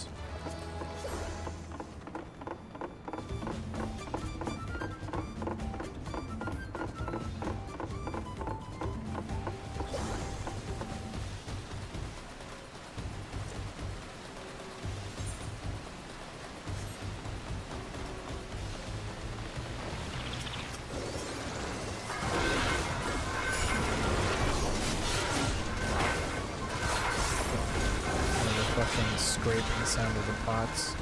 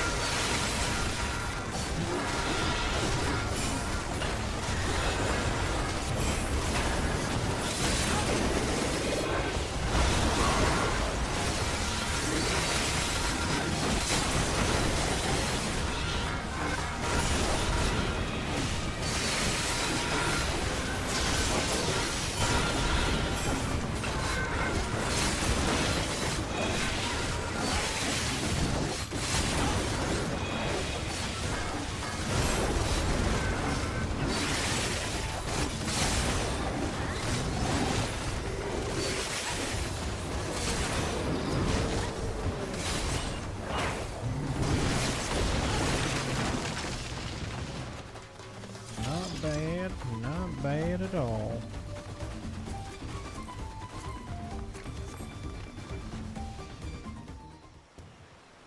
Was that only 2 bosses? Apex Predator, Apollyon. Because we fought the manatee. Oh no, there was the little guy in the cage.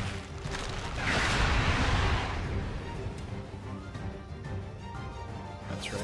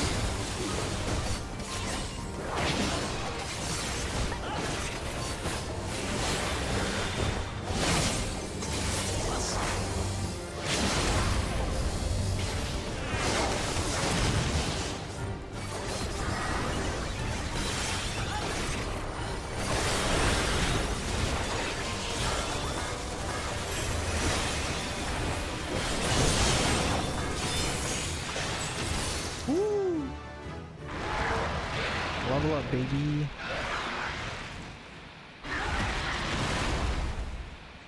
Holy cow.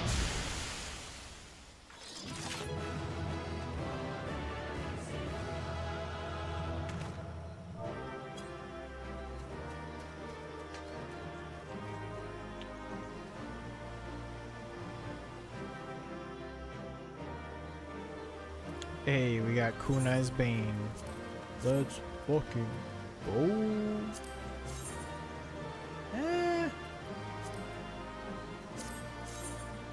Oh, that's a cool bow, though. Yeah, it's mine. All I had to do was say it was a cool bow.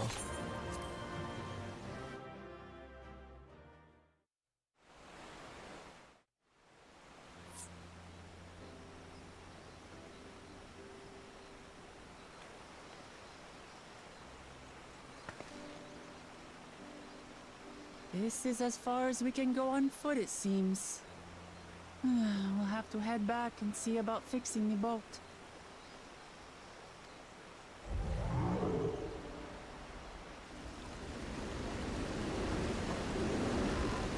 Oh. Hey! Everyone all right?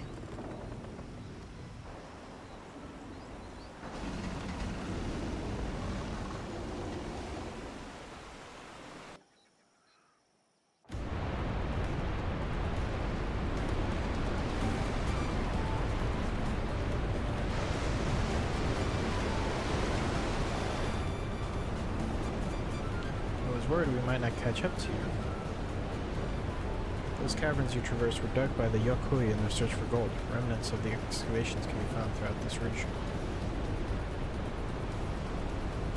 While I appreciate the lesson, oh wise guide, are we landing this boat anytime soon? Our river journey is almost over. For proof of that, you need only look ahead.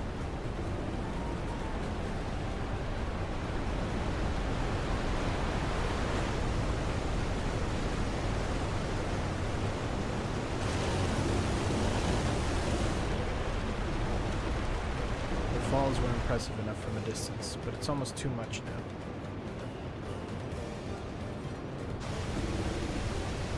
Yes, amazing. Now please let me off. Amazing.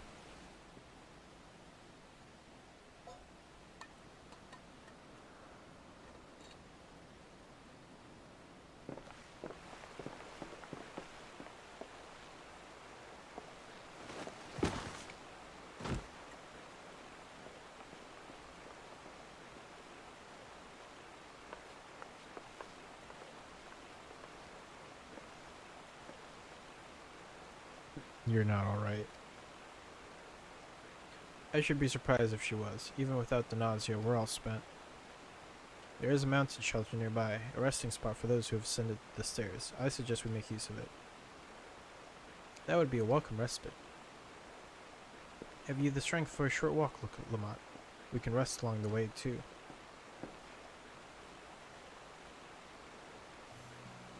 Damn it all. Promise is meant to lead from the front, not mule and moan like a sick kitten.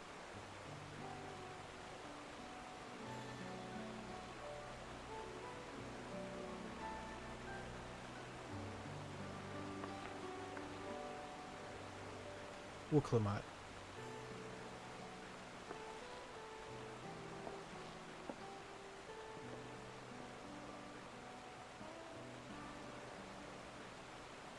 Ignore me. It's Sanazia talking. I'm fine, really. Lead on. I'll follow.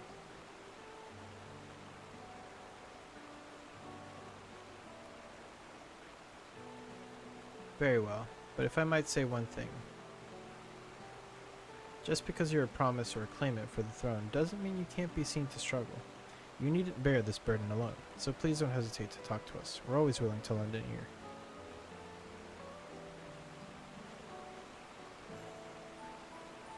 But, Crow, I don't know what to say.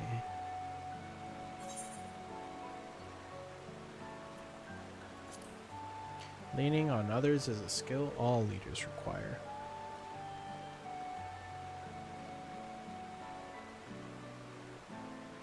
You as well, Kinzoku. I've always believed this is my problem alone, but perhaps you have the right of it.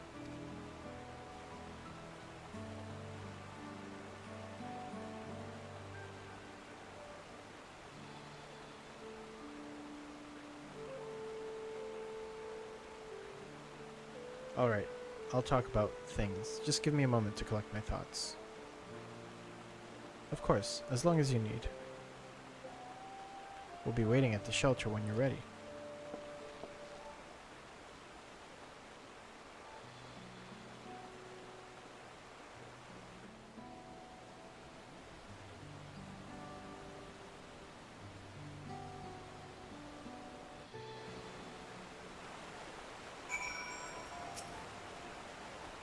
I've long felt that I could never tell anyone when I was confused or hurting, that admitting to weakness would bring shame to Papa's name.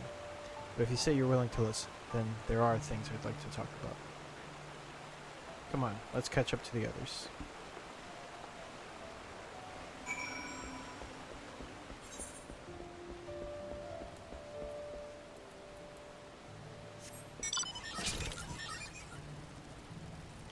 Kunai's Bane.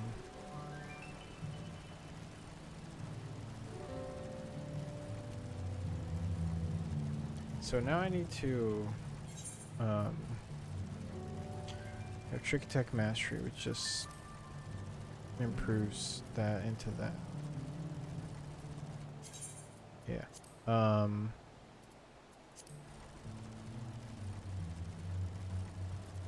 Because this does 300 and this does 600 now.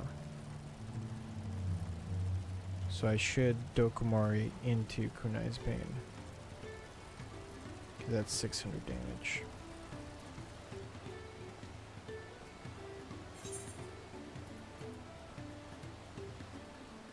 I mean, it's the same when it's Trick Attack, right?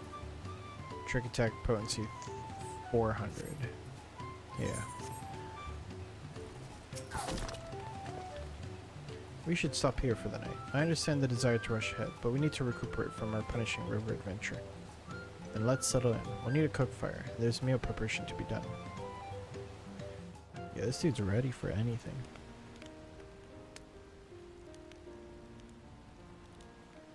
I've been meaning to ask, but how does one become the adopted child of the Dawn Servant? I was but a ball of fuzz at the time, so I don't remember much. My earliest memories are of life in the palace. The first episode was good? Nice. All I know is that I was born in Ikbrash, a village in Yaktel. But I've never bothered to return there. As far as I'm concerned, Ulul Jaja is my only parent. I quite understand. I have no memories of my birth parents either. You're debating if you want to pace yourself or fucking inhale that shit? I mean, if you have the time, I don't see why not. Otherwise, I mean, I don't know. Do what you want. Follow your heart. For a while, I wanted to learn who they were. But over time, that curiosity waned. Galuf was my dear grandfather, and he was all I needed. It's just only, yeah, it's only 3 episodes right now. Yeah, it depends on if you want to, like, wait until all the episodes are out. So our situations were quite similar.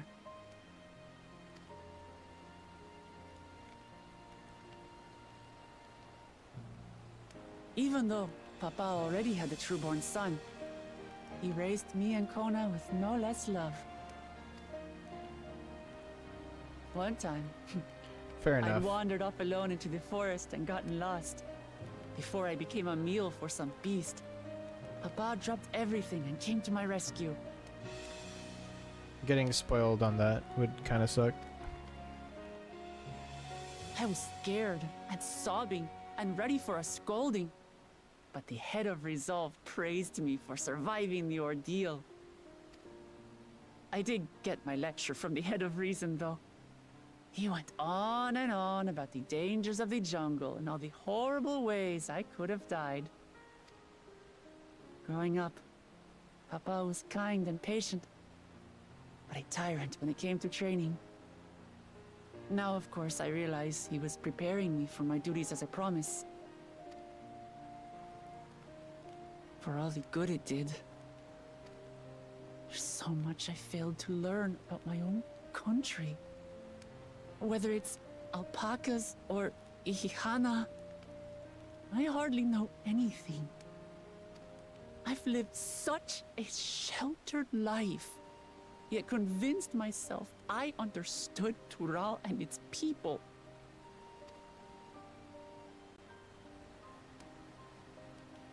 I don't have Kona's education, or Zoralja's strength. I'm all bluff and bravado, not fit to bear my title.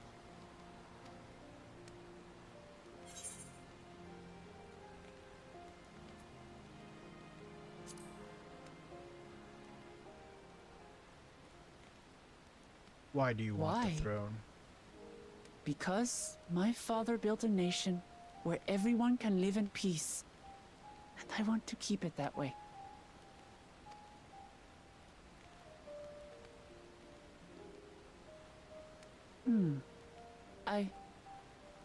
I think I see what you're saying. My reasons for joining the contest have nothing to do with my brothers. It's always been about the Turali, and what I can do for them. You said it yourself. How important it is to properly know something. To hear the voices of others, empathize with how they feel, and think how best to serve. In so doing, you'll come ever closer to being the person you wish to be.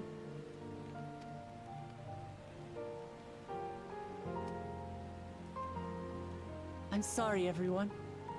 I've been a fool.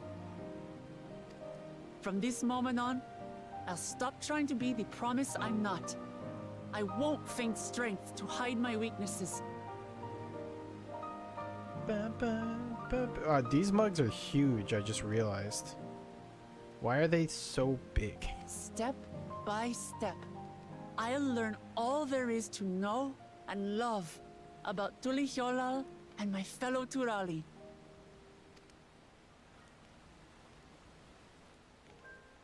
It might not be the smoothest path, but it'll be a path of my own making.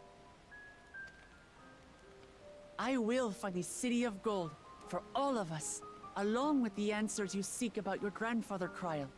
I swear. I appreciate it, Wuklamat.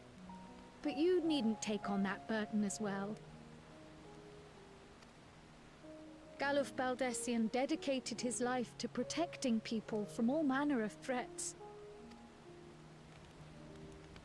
As his granddaughter, I wouldn't wish to endanger others for the sake of a personal investigation. So let's just concentrate on winning the contest. We have a shared goal, and, if at all possible, I'd rather we enjoy the journey.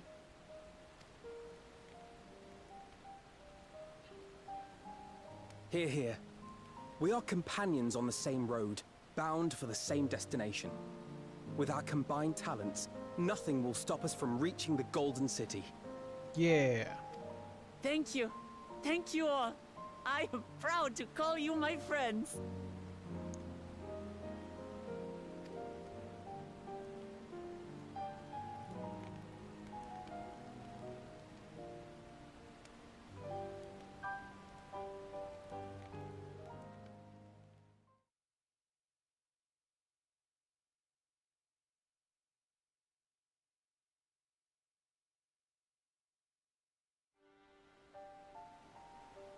Thank you. Thank you all. I am proud to call you my friends. Damn. Eavesdropping, are we? They seem to be enjoying themselves. Are you sure you don't want to go and say a word to your sister? Nay, there is no need for that. Damn. But what of you two? Wuklamat's allies are your comrades. It must feel strange to be rivals. Helping you has made us rivals, aye. But we're not about to break into fisticuffs over it. Unless, of course, it is a matter of winning or losing the contest. Then I'll have no qualms about putting Alizé on her rear. Despite our long history, never have I been given the chance to test myself against our companions. The thought stirreth within me a most unexpected sense of competition.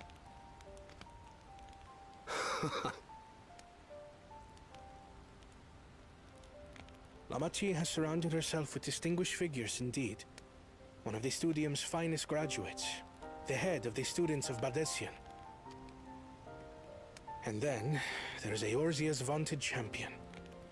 If he's half the hero you say, then the odds are stacked against us.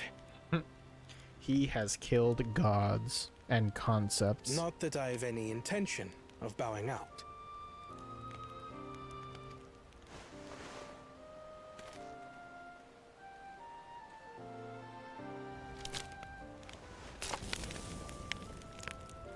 Our time in Urkelpacha only served to strengthen my resolve. We saw how a single storm cut off the alpaca roots and threw my people's lives into disarray. Such uncertainties are why I advocate for the adoption of Sharlayan innovations, that Tuli Yolal might know greater stability and prosperity.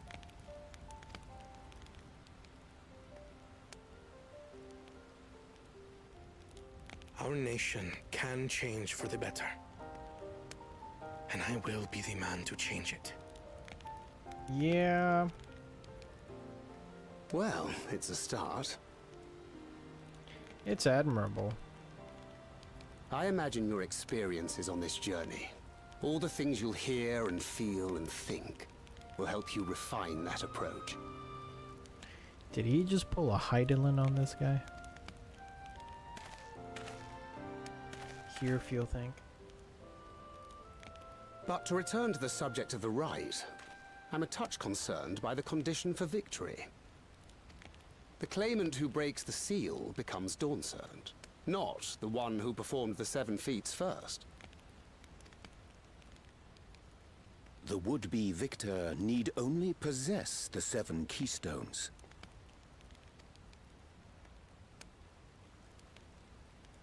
That is correct. As the contest wears on, we must brace ourselves for greater conflict.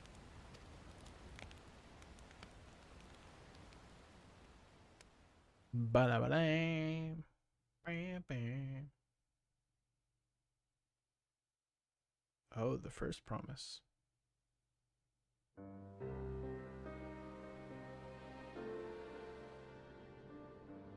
Your rivals still lag behind. The second and third promise may have recruited competent lackeys, but none compared to you. How can they hope to compete with the resilient son? The only child ever sired by a two-head. Only the ignorant or foolish could fail to see that you were born to be Dawnservant. Why is he buttering him up in this, like, private moment? Such titles mean nothing.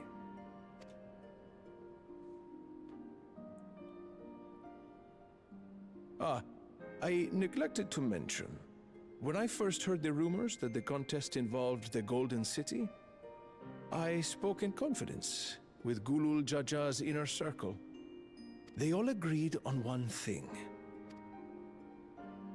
Whoever reaches the City of Gold will attain a power so great, it can dictate the course of history. The One Piece.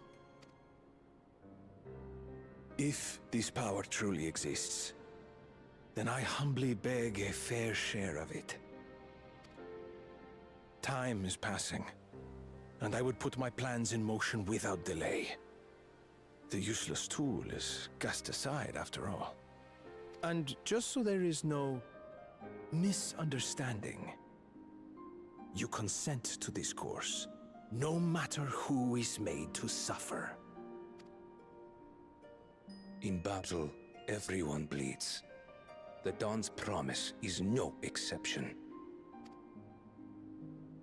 What better lesson to teach our people the folly of war?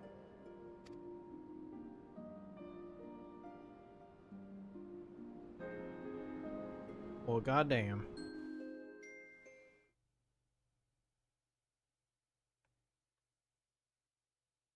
Yo, we are going everywhere. This is quite the cutscene. I was hoping for a good scrap, but this bloated sack of bile was no challenge at all. I wonder if the house cat is dead yet. Be ashamed to lose a plaything, but we'd still have 2 more. If I may ask, Chosen One, what are your plans for Tuliolal after you take the throne? Plans? What makes you think we care about all that? We care only about the contest and proving our superiority. That would surely please Mother and Father. Oh.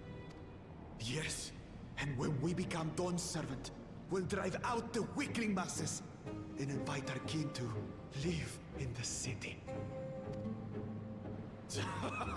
Fine idea! Our family deserves better than that rotten jungle. Okay. Back to it then. We must catch Why up are to you that in the jungle in the one-headed first pretender place? and remind him of the natural order. Oh. I made it. I thought we were missing someone. Where have you been? Oh, I feared I was done for when I fell from the boat.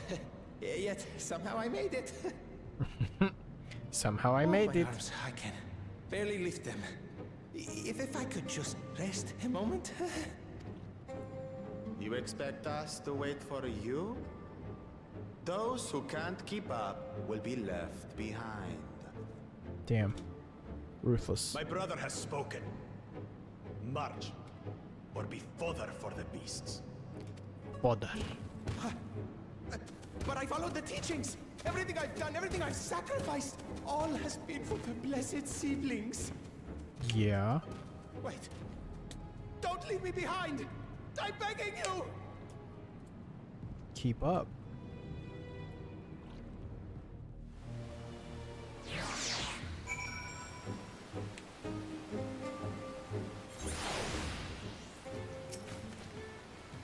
Being able to say those things has brought me such relief. It's like a stone has been lifted off my chest, and I can take a full breath at last.